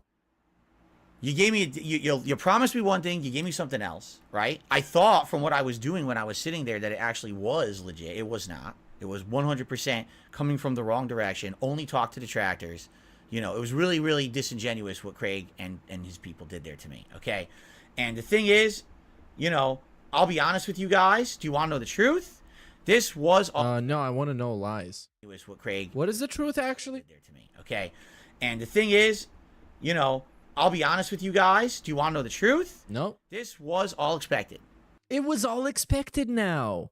Even though he was super confident going into this. If you watch a couple of the pre-streams, I know you probably can't find him anymore because he deleted them. The pre-streams from around that time, if you watch them, you're going to be shocked by how confident he was. He was talking about, yeah, I'm going to go on the Sidescrollers. And I'll never talk about this drama ever again. This is going to be the one-stop shop for all the information about this drama I'll ever say. And he thought he had it all figured out and that he was going to play them all like a fiddle. And now he's saying this was expected and giving you this face. This is the great DSP disappointment face with the little Clark Dent piece of hair that is dangling across his face like he's Superman. 100%. It was. Which is, by the way, this is another like I guess a mini meme or I don't know, a DSP thing. When he has this little piece of hair, you know he's gonna have a rant. That's almost like a prophecy. Basically, what I wanted to do, this is similar to last year, which we didn't talk about, which I said I wanted to talk about on that interview, and they never brought it up.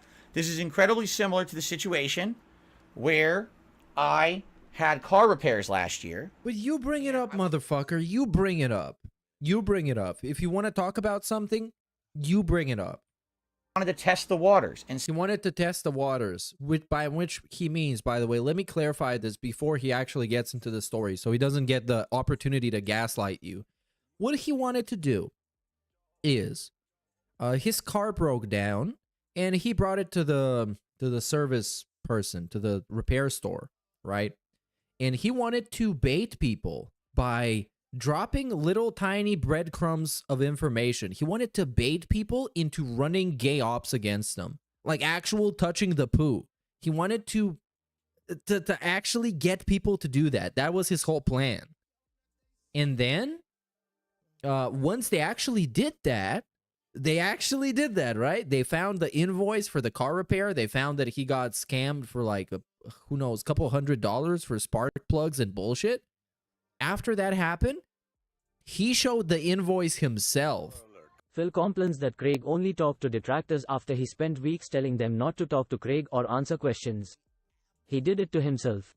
Yeah, well, actually, yes. Yes, he told his own fans, don't talk to anybody, only listen to me, whatever. He taught those people to block everybody on site. And then they did, and then he's salty about it. Like, damn. See, depending on what I mentioned to you. Like, how did he actually pay? Did he actually pay $700 for a car battery?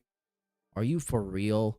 I pay like 70 euros for a car battery. Yeah, my car is trash, but it can't be that expensive. Guys, publicly, what would happen, correct? So last year my car broke down. I mentioned it on a stream, and basically what happened is all of my detractors used their bullshit, identity theft information, okay? And basically what I've seen is, again, the more information you give, they'll do whatever, and they hurt me. They actually used identity theft to find the documentation of. So what are you trying to say is that you released personal information on purpose to instigate a trolling attempt, and once it happened, you used that to prove a point that you would never share private information ever again. And by private information, I mean proof of the things that he's being accused of, by the way. It's actually shocking. Because the entire purpose of this whole thing that he put together, this whole trap, quote unquote, was for him to justify never showing any proof of anything ever again. So anytime somebody asks him, hey, Phil, what's the whole thing with the business expenses, man? Like, how much money do you spend on this business a month? And et cetera, he could just say, well, man, I would show you, but like people would fuck with me. So I have said that I would never show anything ever again, just to be safe. And there you go. Now he just gets to get away with it. The car repair that I did it matter? No, it didn't matter at all. Right? No, that's why he decided that this was the perfect instance to get people to troll him, to actually instigate this, to bait people into trolling him. This was the whole thing. And he was super smug when it actually happened. It had no purpose, but it was but the op itself could have been opt better. Because they dropped the info before he even had a pre-stream, and on the pre-stream, he was going to show the actual invoice. So if only they had waited a couple of hours, it would have been perfect. And he wouldn't have been as smug as he is, but they didn't. Test. If I just give a little bit of information out, what will happen?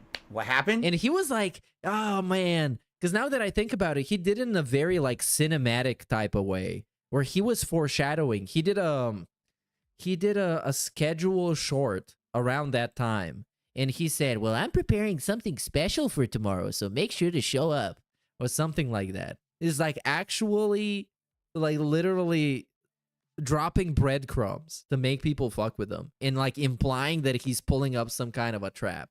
And this is the same dude who cries that people fuck with him for no reason, right? For no reason. Even though he goes out of his way to reveal private information that he knows for a fact, and he hopes that people are going to use against him. He hopes they're going to use against him. This is the same guy. Is people use identity theft for no good reason to try to find out all my shit online. But that's what you wanted to do, right? That's what you wanted him to do. If they didn't do that, your plan would have failed. The test was successful. And yeah, the test. Literally, it was an experiment. The experiment was if people are going to fuck with him. This is the experiment. And this is the guy that spent the last 5 years crying about people fucking with him. You might think he wouldn't want that to happen, right? But no, in this case, he wanted exactly that to happen. If they didn't fuck with him, it would actually be a failure. That's what I said. It's like, man, if I give out my information or whatever, it doesn't even matter who I give it to. You know, it's going to backfire. But in the case of this interview, this was also a test. These guys were supposed to be, okay, these guys were supposed to be neutral. They told me they were neutral. Like that. Yeah, they were. Craig said, you know, coming in from neutral perspective, fair interview, and that's definitely not what it was. But I believed them. I was like, let's give this a shot, right? Right? Let's give it a shot. Let's see what happens. I told you, I went in, you know, did I trust Craig? Yeah, probably about 98%, but I always had this inkling in the back of my head that this is what it was going to be. I did. I had this inkling in the back of my head. Yeah, That's right. exactly what it was. Yeah, right, dude. Come on. And Come on. I mean, sure, nobody trusts anybody on 100%. That's exactly what it ended up being. It ended up being, we're going to do an interview, but then immediately, oh, dude. benefit. And then what are we going to do? We're going to, the next day, crap on him for an entire... This guy is so miserable. I cannot even believe. Again. Just to let the money keep rolling in. Literally, not going to read. You got people on your show crapping on me, know nothing about me, did zero research, right? But that's okay, as long as you make money, as long as the money's rolling in. Keep reading the super chats, right?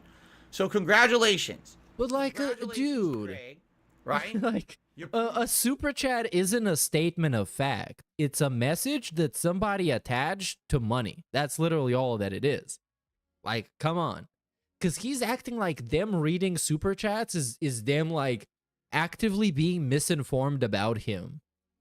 Who you really are, along with your group there, you know, disingenuous, and it's messed up. It's pretty messed up, all right? Not once, you did not go into that interview even thinking that I was going to be innocent at any moment. You actually went in with all the preconceived notions from the detractors, all right? So it's fucked up, and it is what it is, but you know what? You live and you learn, right? And this was a test for me. It really was. It was a test to see what would happen if I did something like this. It went pretty much the worst that you could expect, right? Let's be honest here. Pretty much. But that's to be expected when it comes to me. No one giving me a fair shake or anything, right? Yes, yes. It's this simple, all right? This is the one thing that I love about narcissists that pretty much only hurts them. Because it's not something that they use to, well, it could be. But it's the whole persecution complex. The fact that everybody is always against them. Onision got that going too. And it's so fucking good because it's like, yeah, I don't give a fuck. Maybe you're giving reasons to people to be all against you and you can't realize that, which to me it's a hell of its own, you know, it's like your own personal hell. And DSP kind of, if you look at it a certain way, he is kind of living in his own personal hell. The guy who is addicted to attention, he's like an actual narcissist. He can never get enough of it, but the attention he gets is negative. So it doesn't just hit the spot. It's still better than nothing, but it's more negative than it is positive. Then we got the money. He loves money. He's addicted to money. He never can get enough, and he literally can never get enough because once it comes, it's gone. And then with everything else is like that. It's crazy. Phil has never ever read a super chat or tip that insulted somebody else, nor has he ever said, I shouldn't read this, but then goes on to read it and laugh at the person being insulted. Yeah. Never. Or, my favorite is when he pretends to have enough self-awareness to recognize that something is gossip or drama, but he just can't help himself, so he reads it anyways. It's along the lines of like, oh, I'm getting a tip that says, well, okay, I don't know about this, but I guess like Rich and Jay, like his editor or something, or like whatever, they got in a fight or whatever, and like now like people are hating on Rich. Look, I don't know anything about this, but I guess like they had a beef because like Rich didn't pay him enough or something. I don't know, man. I just want people to be happy, okay? And this is given so many hilarious segments that I just can't count them. Or like when he says, I know nothing about this, and proceeds to recap the story in perfect detail. That's how you know he knows nothing about this. A few shout outs here in a second for contributions. I'll read through them. Moving forward, excuse me. All right. I have no aspirations to be in anyone's interview or anything like this about this shit. All right. At all. Wait, you do though? Wait, what is this supposed to mean? Hold on. I want this again. Moving forward, excuse me. Oh, moving forward, okay. I have no aspirations to be in anyone's interview or anything like this about this shit. All right, at all, 0. Because I don't know if I could trust anyone. If these guys, you can't trust anybody. How could I possibly be paranoid, Phil? Trust anyone moving forward, right? It's just, it's crazy to think how it turned out after the fact, right? But I don't know. How could you trust anyone? You can't. Everyone out there is just they want to use me. Yep. To get a rise. I want to use your wife. To get popularity, right? That's 1,000,000%. That's what this is, and I've had it. I'm not gonna let other people use me in their shit like this. You want to make content about me, then do it in your own content, your own streams or whatever. Crap on me nonstop. Profit. We should have a crossover between Kino Casino and TBS. I think it's gonna be very fun. But those guys, they don't like DSP stuff because they don't know the good DSP shit. We need to show them. Imagine that, a crossover with all the Spurgs, dude. Me, LT, Warski, Ash. It's gonna be so much fun. We're all gonna be yelling stuff and being stupid, just like boys. Out, right? Like good old boys. My misery is your benefit. I can't stop you from doing that. No, because they need guidance, They need people to show them the good DSP shit. Because they don't know where to find it. There's like a million different clips, dude. But I'm going to take the moral high ground. I'm going to make better content than that. I'm not going to be that, all right? Moving forward. I haven't really focused on that to begin with. I'm not going to make my misery, your misery my benefit, right? Moving forward, if I want to talk to someone, they're going to be on my show. Oh, yeah, they do actually hype DSP up to get over Review Tech USA because they really fucking hate that guy. And, I mean, I gotta give them credit. They make Review Tech USA kind of entertaining. It kind of works, kind of. You understand? But they're also right. Whenever they mention this dude, whenever they mention DSP in regards to Rich, they are right. DSP is much better than Rich at certain things. So if someone actually, I have something interesting I want to speak to. Like, for example, I mentioned earlier, Review Tech USA is someone I would very much like to speak with. No, you're not. Simple conversation. No, you don't. Like just talking with this guy. Nah, you don't. Nah, you don't. How many opportunities that they get? How many opportunities that they get to talk to each other? And Rich has been slobbering all over DSP's knob for years. He wanted to be the guy to talk to DSP, and he couldn't. And he sent him hundreds of dollars of super chats and shit, and he just couldn't. Civilly about everything, about our history and the vitriol between us, and kind of squash the beef, because I actually feel like that's something I need to do. That's important right now. I think that would be something very productive that would help. Beef squasher Burnell. That's all he needs to do, dude. Squash the beef. 1,000,000% do it if it means that at the very, very least, right? It's not going to be something that's then going to be turned into nonstop levels of profit for other people by exploiting me. But that's just how it works, brother. Exploitation. There's a difference between I did an interview and it was objective, and then the exploitation stream is the next day, where you make the money rolling in on it, on shitting on me the whole stream. Oh my and god! Literally, everything you're saying is wrong. Oh, this about Phil, that about Phil, wrong. Oh, he had nothing on the page. Page is right there. Everything's written. All my expenses. Like everything you say is wrong, but that's fine because you're on your show. There's no one to counter you. That was the most wrong. But dude, this is exactly what is happening right now. This is exactly what is happening right now. You're on your own show. There's no one to counter you. If anybody in chat tries, they get terminated immediately with like lightning fast speed and surgical precision. Like, what are you trying to say? That could have possibly happened. At least Richard, for all the things that I've said about him, Richard at least has text to speech. So when somebody wants to shit on him and call him dickers like 50,000 times, they can just send him a fucking tip and it's going to read out. DSP don't even have that. He can't even be confronted in that way. Literally. That was one of the most wrong things that you could have done, is had that show with no opportunity for me to counter any of it. That's just, I can't believe it. Yeah, bro, you clearly don't want to counter anything since you had a 5-hour-long interview and you never showed a single piece of proof about anything. So you clearly don't really want to do that. That's not a priority for you. So backhand. So that you want to talk about, I'm in a pit of snakes. Are you kidding me? Really? After I give you 5.5 hours of my time? That you volunteered for. This is not how it works. You volunteer for something. Once you volunteer for something, you give up your right to complain about it. You give up your, well, not, not entirely, but in this specific case, you volunteer, okay, I'm going to stay extra.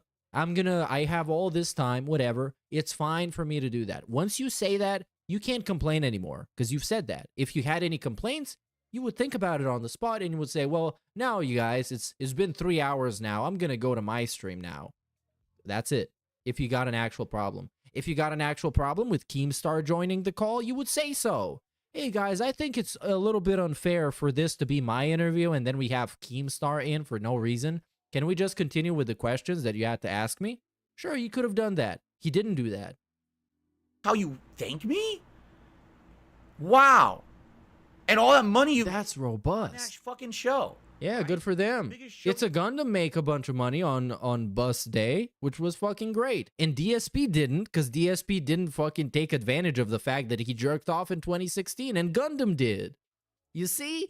So they just found a reason why they can put together a good show that is fun for people, and they got results. And DSP didn't look for a reason to put together a good show, and he didn't get results. And he's not really getting results right now since we're sitting on the same amount of $15 that we've been for an hour. You've ever had, right? But that's how you do it. You have a whole show that's just crapping on me. Like, wow, amazing, right? Just stupendous. It is. I defended them last night, saying that it was fair or whatever, right? Anyway, I'm done. This is the end of my stream. I'm going to do shout outs and we're going to get out of here. So, by the way, yes, I will, like I already said, I'm planning to have people here on DSP Reacts to have conversations. It's never happening, by the way. All right. I would love to have a conversation with Rich and maybe a few. Not happening. I already have a couple other people who I'm interested in and or lined up. And it's like, the thing is, I think Rich could, well, not could, but most probably will destroy DSP in like a one-on-one conversation. Raging, almost stroking out shows how much of a mark he is. Everyone but him believes lying advertisements and memes without research to be popular with the cool kids. But the BMW salesman said he couldn't get a better deal. Projecting puppy. I'm not even exactly sure what you're referring to in this specific case. We're talking about a BMW? Because I don't know everything about that. But what I've heard is that he goes to the BMW dealership to like cancel his lease or something. And then he walks out with a brand new, different BMW. It's a buyer's market for cars, dude. But that's what I've heard. I don't know. ALT told me. So he might just be a dirty, rotten liar. Big O Smith Bear for the 5, dude. That likely will happen. I don't know exactly when. With Rich, I'd actually like to do it soon, but I don't know, when that would be, when that would happen. I'm sure he'll contact me. But yeah, I mean, there you have it. I'm done with this. This is the end. He's done with it for real this time. Please trust me. The bait was set for this to happen. It happened. So now I know I will never get a fair shake. It's never going to happen. There will never be a fair shake for Darkside Phil. People see too much in the possibility of benefiting from making fun of me, right? Then the offset of, oh, just do it fairly. So since the benefit outweighs the morality part of the equation, I won't put myself into the position of risk. You understand? Dude, come on, man. So I'm not going to do that any further. I'm just going to do my own content, and I'm going to... Okay, does he think that the quartering was fair? Because, I mean, I would say the quartering, he didn't even conduct an interview because he didn't ask the questions people actually cared about, and there was a bunch of questions that were off the table, and he just let DSP talk on and on. That's not an interview to me. That's just like...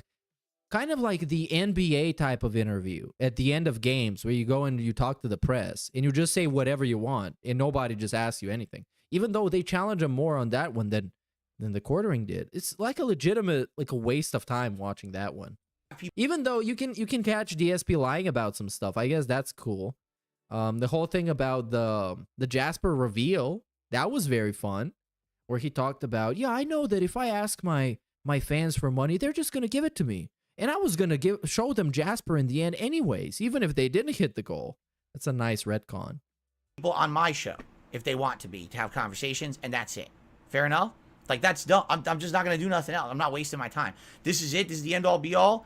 I address the nonsense. You come on my stream, you bring up nonsense, you're out of here, right? I'm just done with it. I'm not putting up with any of this bullshit anymore, okay? It's just, I can't.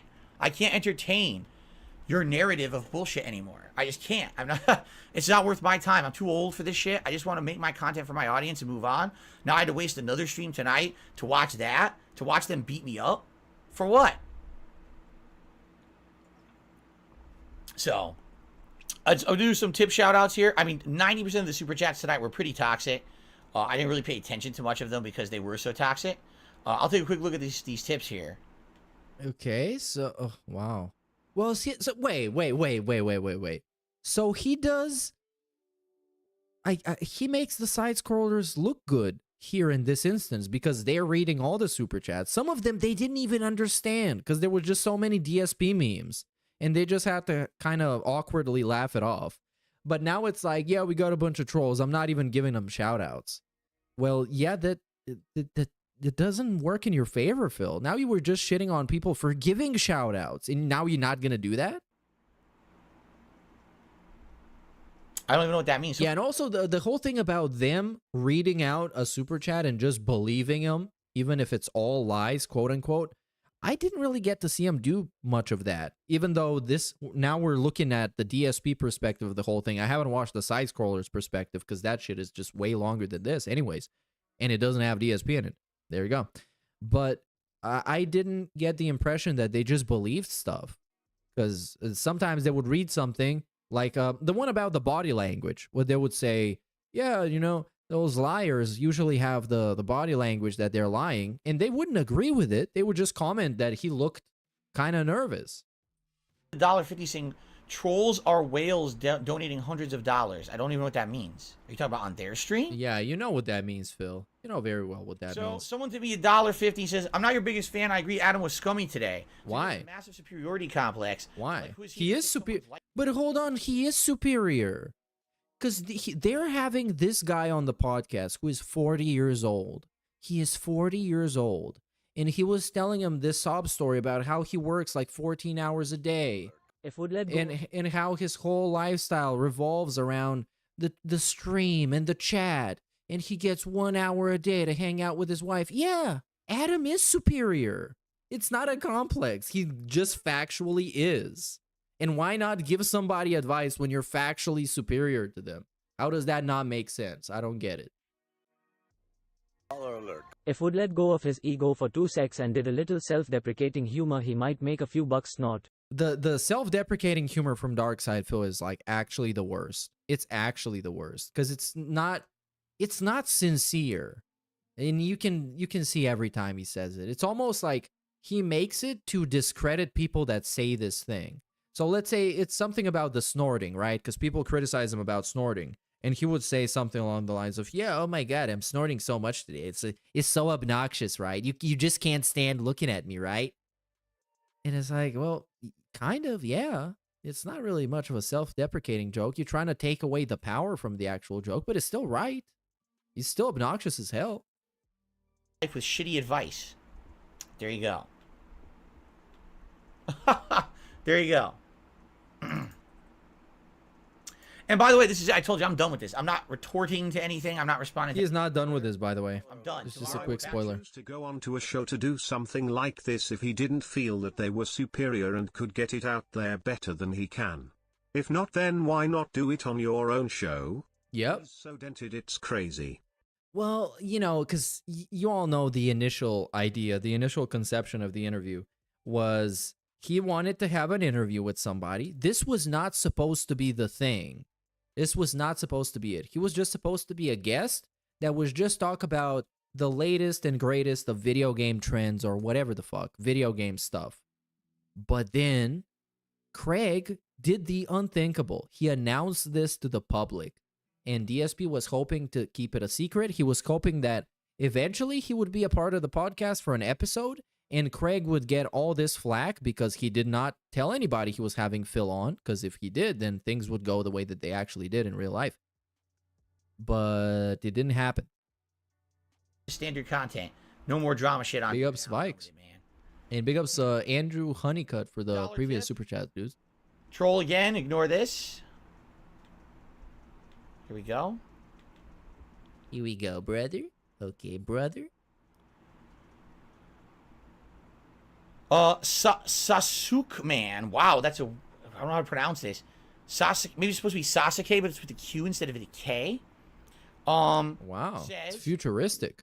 It's a $5 tip, by the way. He says, nasty how they trashed you after that interview. Props for. They didn't trash him at all. Yeah. You know. They literally didn't trash him. They said a variation of something that they've told them on the stream with him. That's what they said. They told him that they wanted to help him level up. They told him that he should own up to his bullshit, and they told him to stop lying to himself. They told him all of this live. They just said it in different words in the post show. Hold on here.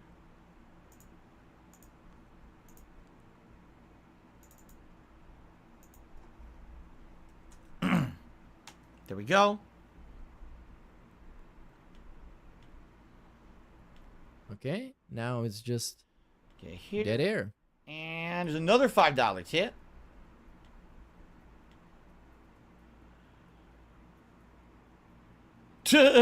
Yeah, dude. The original first 20 minutes of the decompression stream are insane. Because he just sits there with like a big smile on his face, and he thinks this was like the best thing ever. The best thing. And then people start one by one telling him, hey, Phil, this kind of... You kind of look bad, bro. I don't think this went very well. Kind of looked guilty, and everybody in the comments is saying that you did.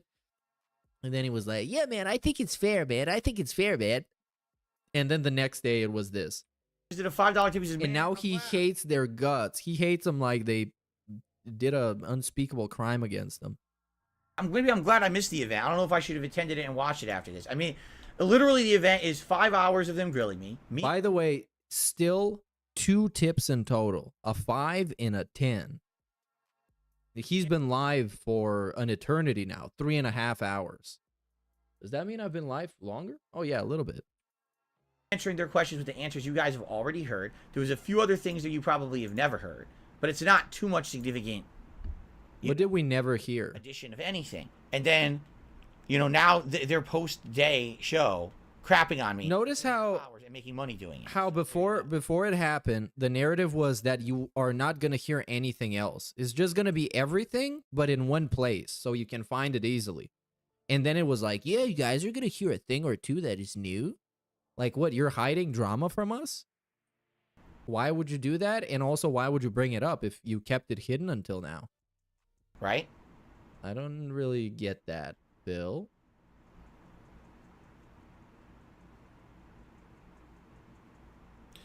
Gin Martini Shaken Not Stirred did a tip that says, I agree Adam is passive aggressive.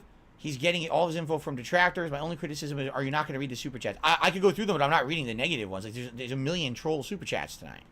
You know? Oh, yeah, well, him admitting to playing WWE Champions, that is nothing new, because Jasper admitted to that a while ago. And the restraining order, sure, but, like, why? Why did we even need to hear about that at all? For him to make himself look good, that's why. Because people calling him Mr. Steal Your Bitch. And then he was like, no, I actually didn't steal her. She left because he was beating her, and I'm actually the nice guy, and I actually win. And I'm like, yeah, you win, but at what cost, brother? Like, why would you reveal this traumatic experience that happened to your wife? For clout on the internet? Like, actual clout? Damn. This fucking shameless. It's, like, really fucked up. The more you think about it, the more it's fucked up. Because chances are, you've seen that woman. You see that she seems pretty easy to convince to do a bunch of stuff. So he might have... I'm not saying that he did that, because, of course, I got no clue. But he might have... kind of put some pressure on her to let him talk about that. It's like, why? Who would agree to this? I wouldn't want anybody to know about this. Why would I have it? Why? $1 says, I'm actually an ex-con. I don't know if this is true or not. This is an ex-con. And your question was, according to society, if you do something wrong, should you pay for it forever?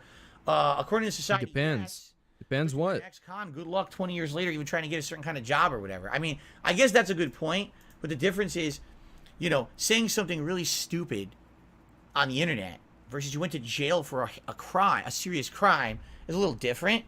But then again, even, yeah, maybe there should be at some level there's forgiveness, right? You'd think. So what Super Chats did and didn't I read here? Let's go through them quickly. Let's see.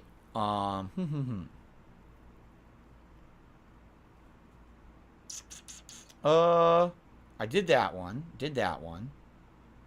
Did that one. Did that one. Come on, bro. Come on. You're supposed to have a better show than those guys you're shitting on. That's kind of the thing you do. When you have beef with another show, you're supposed to have the better show. Because otherwise, they could just easily point out, look at this dude. Nothing is automated. He needs to sit there like he's sitting behind a cash register and just count every single thing that drops. Because it's like, yeah, that's exactly what's happening. They certainly know that all this drama that was created this week is going to benefit them. Why do you think that they're giving the side-scrollers money? Of course, that's why they're giving the side-scrollers money. Well, they're giving money to the side-scrollers for the same reason that DSP's dents are giving him money, is because they enjoy what they're seeing. Allegedly. Most of the times, the DSP dents are giving him money because, well, he says he needs it, but he always needs it. I mean, you kind of know at this point. If you watched more than 2 of his streams, you know. Drink lots, eat bad, open arrogant, hates wife, can run scam, but would get butterfly kicked daily in Slavland. That is very true. All of it is true, except the hates wife. We kind of get along most of the time, I guess. It depends. Depends on who you ask. If you ask the wife, she might say a different thing. But yes, that is very true. Let's see here. Wow, Sweaty Gaming Productions did a $20. But no, we don't eat bad. The food is actually very good. That's the one thing you can say is fucking based. Everything else sucks. Because it's the gypsy's fault. Just saying real obviously. Well, there you go. I didn't know that.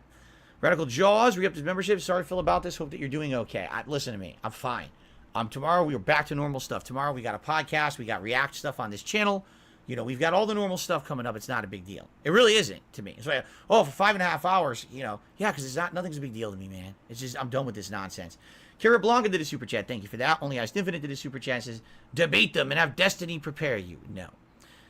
What? This is your chair. Yeah, what can I do? I can't watch 2.5 hours. My stream's about to end. I can't do 2.5 hours of reacting to their show, shooting me the entire time.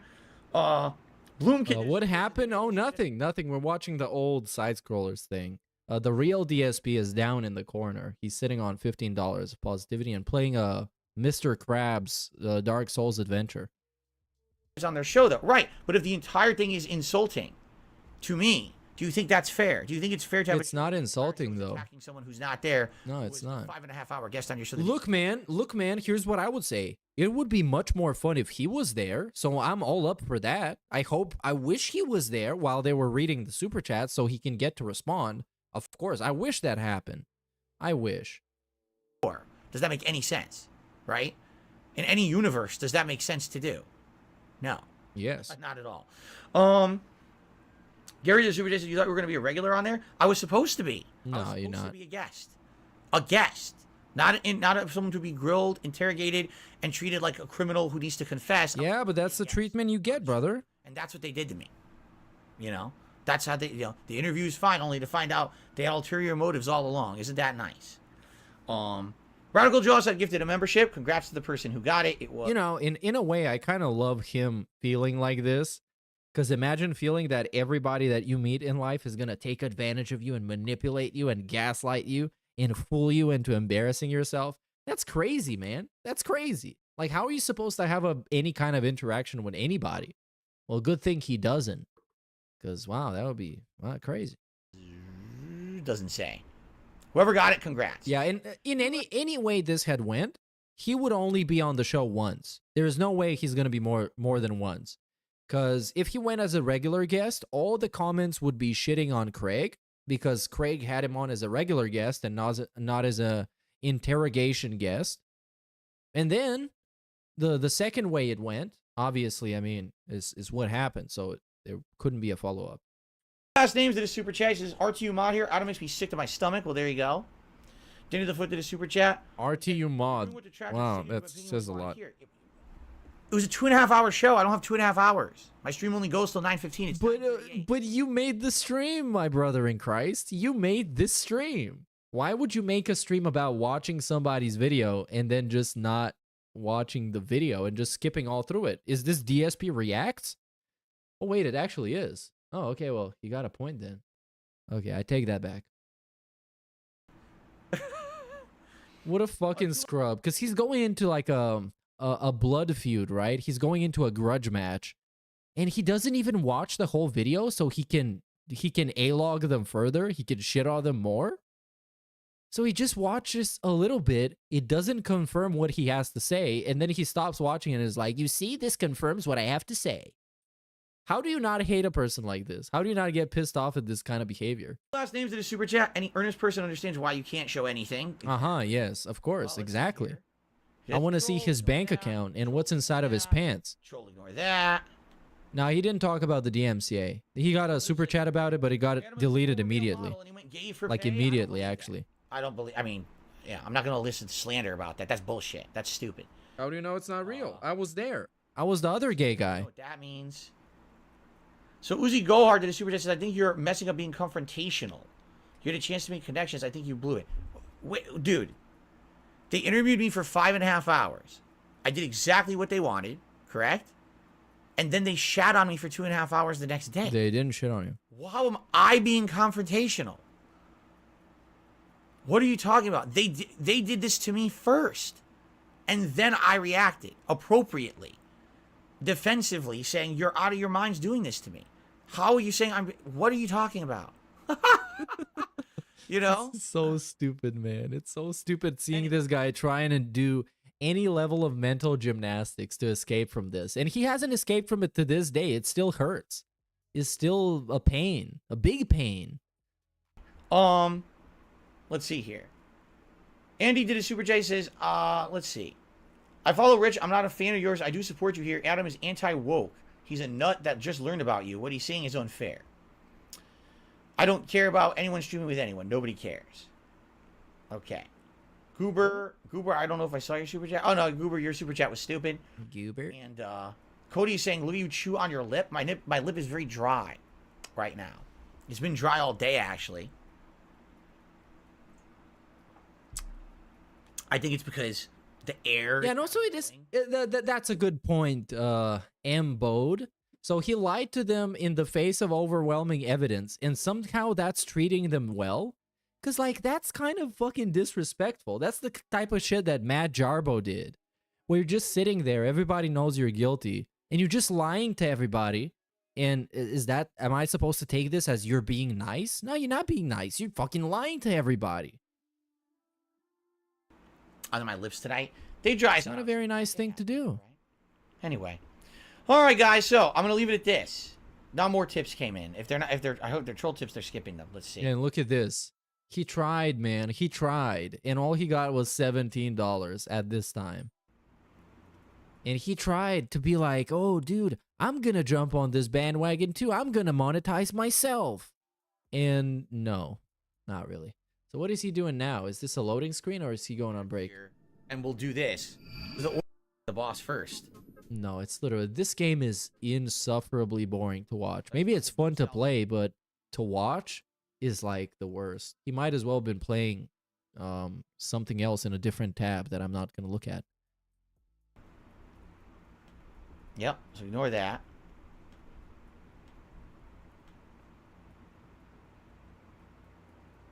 Oh, there was a mini bag 32 minutes ago.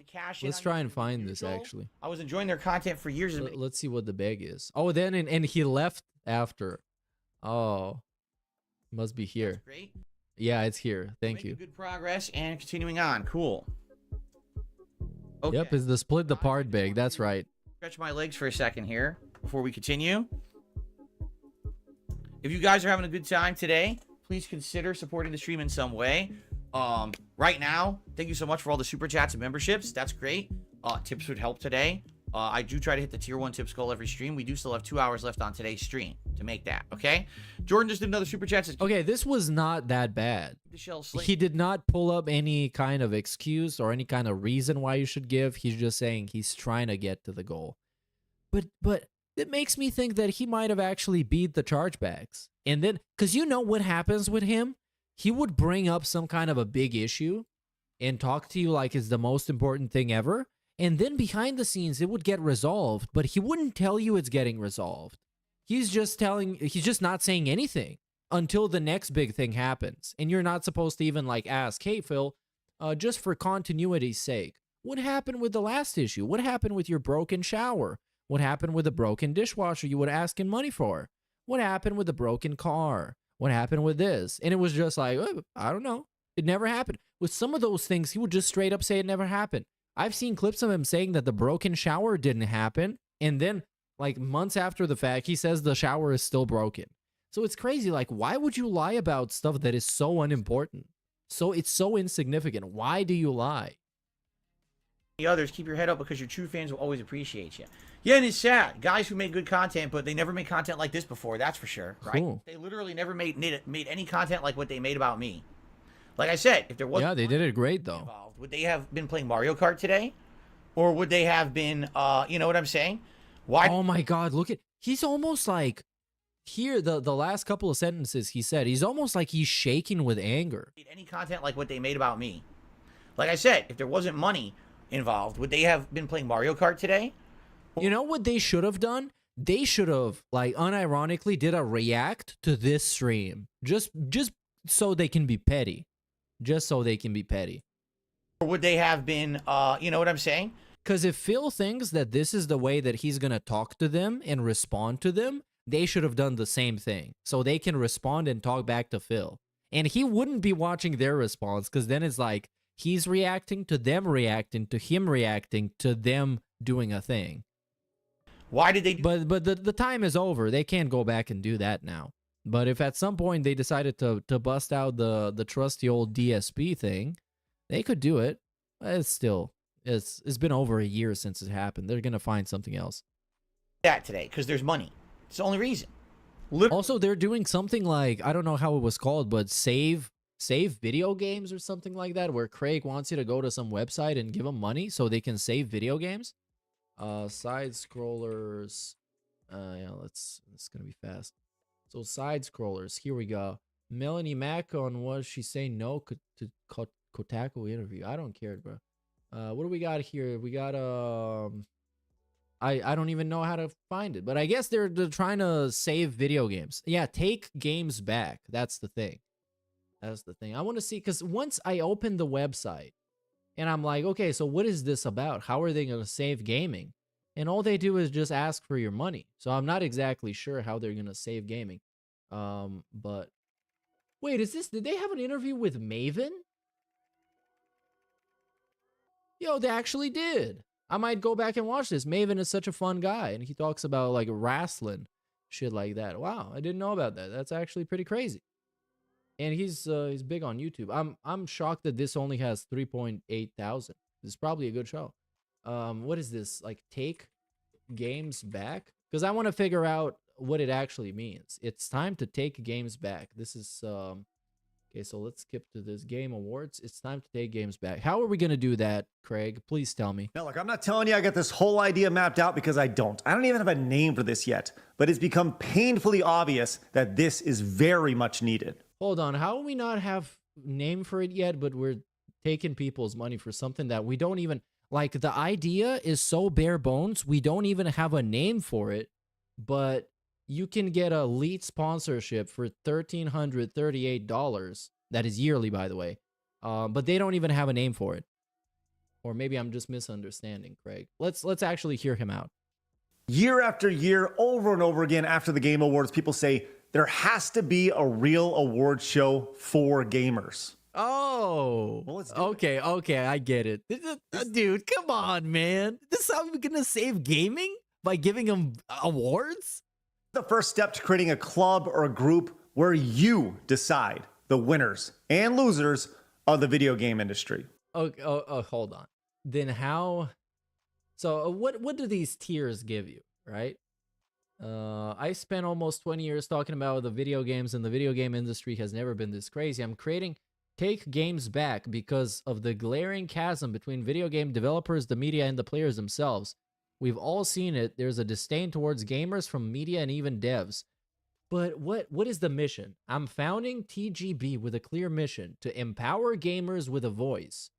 I already have a Twitter account that it's free.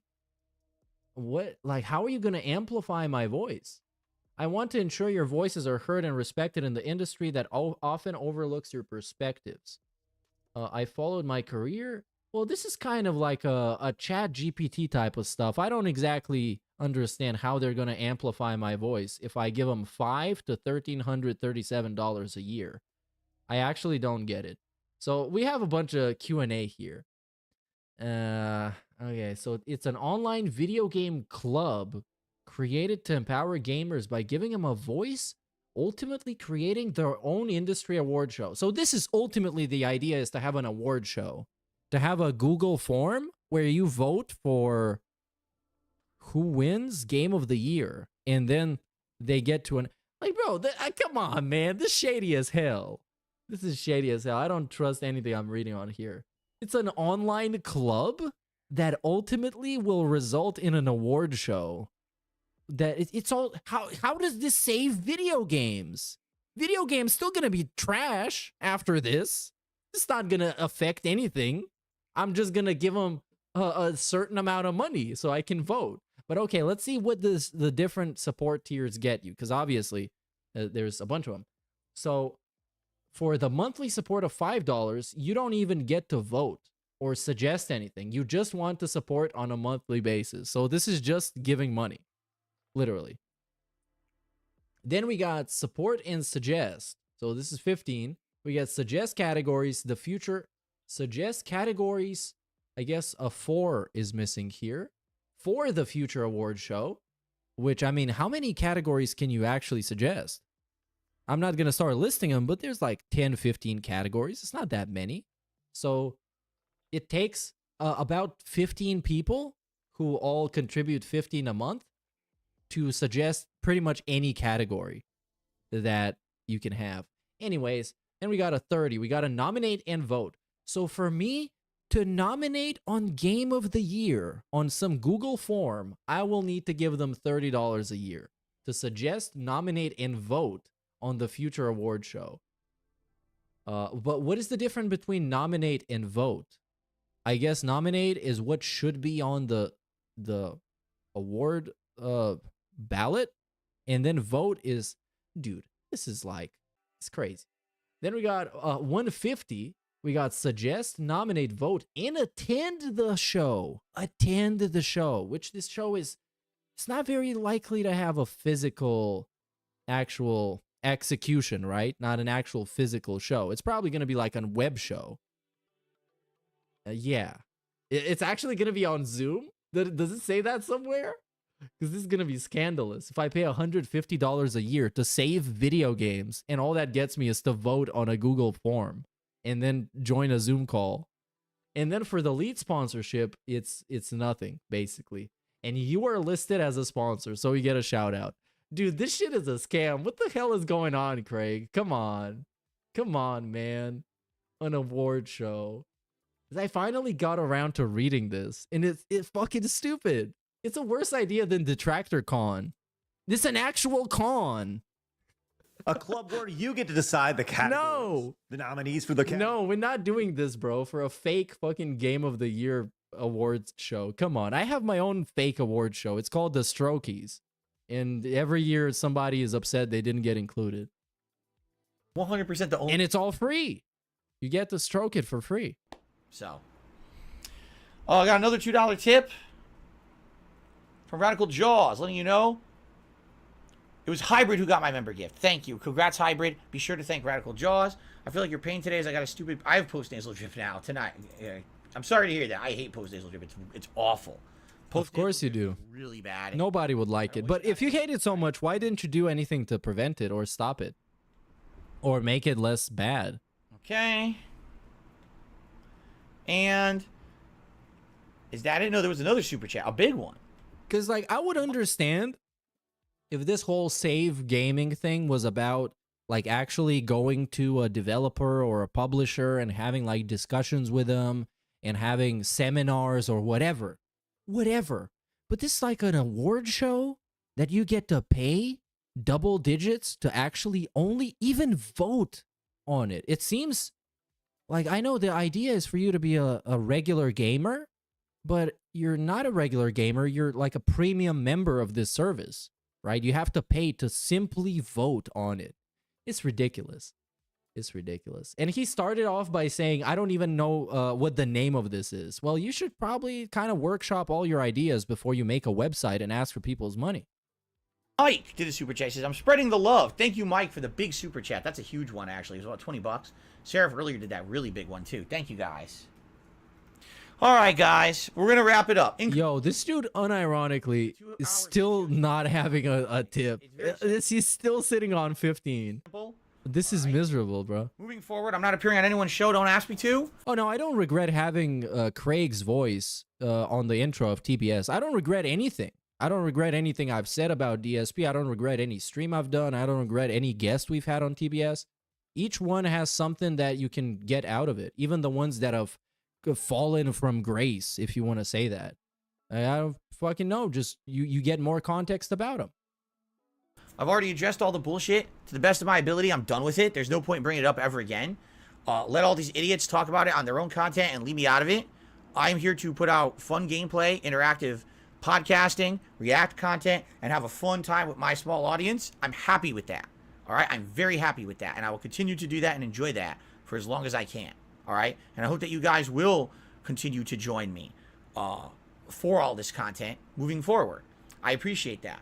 All right? The experiment worked because this was an experiment to see if someone could actually treat me fairly and neutrally. And there we go. Another experiment. He baits people into doing stuff to him again. It was completely one-sided. Yeah, it's so you admit you had an ulterior motive, right? Yeah, okay.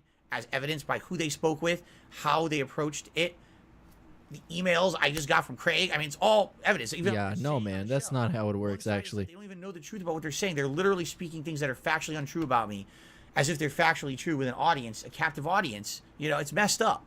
No one to retort or say, what are you talking about? That's wrong. You know, it's fucked up. So I'm done with it. I'm not entertaining being in an interview like this ever again. There's no point. All right. However, by the way, he is entertaining that exact same idea right now, because he talked about June the King's documentary, and when that comes out, he might do an interview with June. But the might, you see, he's already opening, leaving the door open for an escape last minute. Because if he sees that documentary makes him look very bad, and I mean, how are you going to make a documentary on Darkside Phil that makes him look good? You actually need to go out of your way to fabricate stuff to make him look good. You need to go out of your way to ignore stuff for over a decade to make him look good. But anyways, if it made him look good, he might do an interview with June the King. But I mean, you guys know how this is going to go. Most probably. Within the year, June is going to be labeled as a detractor or a dishonest person or a scammer or whatever. It's always the same thing over and over again. People want to appear on my, over here and do a nice civil conversation or interview or whatever with me, and we go back and forth. We have that's what I mean. Like, and that's the thing, though. That's the thing, though, with what he's saying right now. He thinks that if he had somebody on his show, he would make all that money, but it's not really how it works, because he doesn't make all that money to begin with, so he can't really make all that much more if he has Boogie on the podcast, something like that. It's just not how it works. Rich on from ViewTech USA. I don't want to interview the guy and grill him about shit. I just want to have a conversation. Just shoot the shit with him. Talk with him a little bit back and forth. Yeah, because that's not what he wants to do, though. It's not what he wants to be. If he asks me something I don't want to answer, I won't. If I ask him something he doesn't want to answer, he won't. But then that's kind of cringe, though. You're two 40-year-old men. And oh my God, man, you asked me a question that I don't want to answer. So I guess I'm not going to answer it, okay? So yeah, you're old enough to talk about stuff with some sort of transparency. You're not both like some like convicted criminals or something. You're just assholes that make boring streams. Just be civil with each other. You know what I'm saying? That's it. It doesn't have to be some crazy over-the-top dramatic stuff. You know what I'm saying? There you go. So Goober, yeah, sorry. And then Dead Dog Productions did a super chat. It's been a while since I said hello. Been around watching and liking your stuff on demand. Shame to hear about this and them screwing you over. What can you do? The dollar signs are too powerful for a lot of people, man. Oh, yeah, dude. All those dollar signs. Re-upped his membership. I joined the stream not expecting this. I mean, he is technically not wrong that they made a lot of money off of him, off of their interview with him. But, I mean, sure, they did a good job. If they did a terrible job, they wouldn't make a fraction of that, and all they would get is negative PR. Yeah, I mean, it's pretty simple. Action. Even if I was not a fan, I can see that this aftermath criticism is totally unwarranted. I was just wondering, did you finish Hogwarts? We did. We did. Sadly, we didn't finish everything. You're probably gonna be disappointed. All right, Slayer, because the ending was disappointing. Let me put it this way: the story ending was great. I actually liked the story. Oh, and now we're just yapping about It's stuff. to just ignore it now. We're not talking about it anymore. And we're not talking about it anymore. It is what it is. He got it off his chest, so you're not allowed to talk about it anymore. This dude is just straight up abusive. It's actually crazy. But yeah, I think that's gonna be it. We covered this part in, I guess, in the final edition of the Side-Scrollers journey. Before I put it all together into one single video, I want to take care of all the fallout after this, or the fall gout after the interview. All the mentions, you know, the monetize the haters type of thing, even though I'm not gonna watch that whole thing by itself. So yeah, if you can think of something that is worth showing in this context as a part of this storyline, just leave the link in the description below, or send it to me somewhere on Discord, on Twitter, on email. You know, the links are all below, so you can find them. Because there's just so much about this that is just yeah, it's hard to sit through. But anyways, thanks everybody. Let's get a quick final update on the boy, also known as the guy, also known as me, Ree. And the final update is still 15 out of 50. Somebody's probably gonna send him like a 50 at some point when he's on break or something, to make him stop crying. But he doesn't look like he wants it too much. He's not really sweating for it. So I guess it's all good, dude.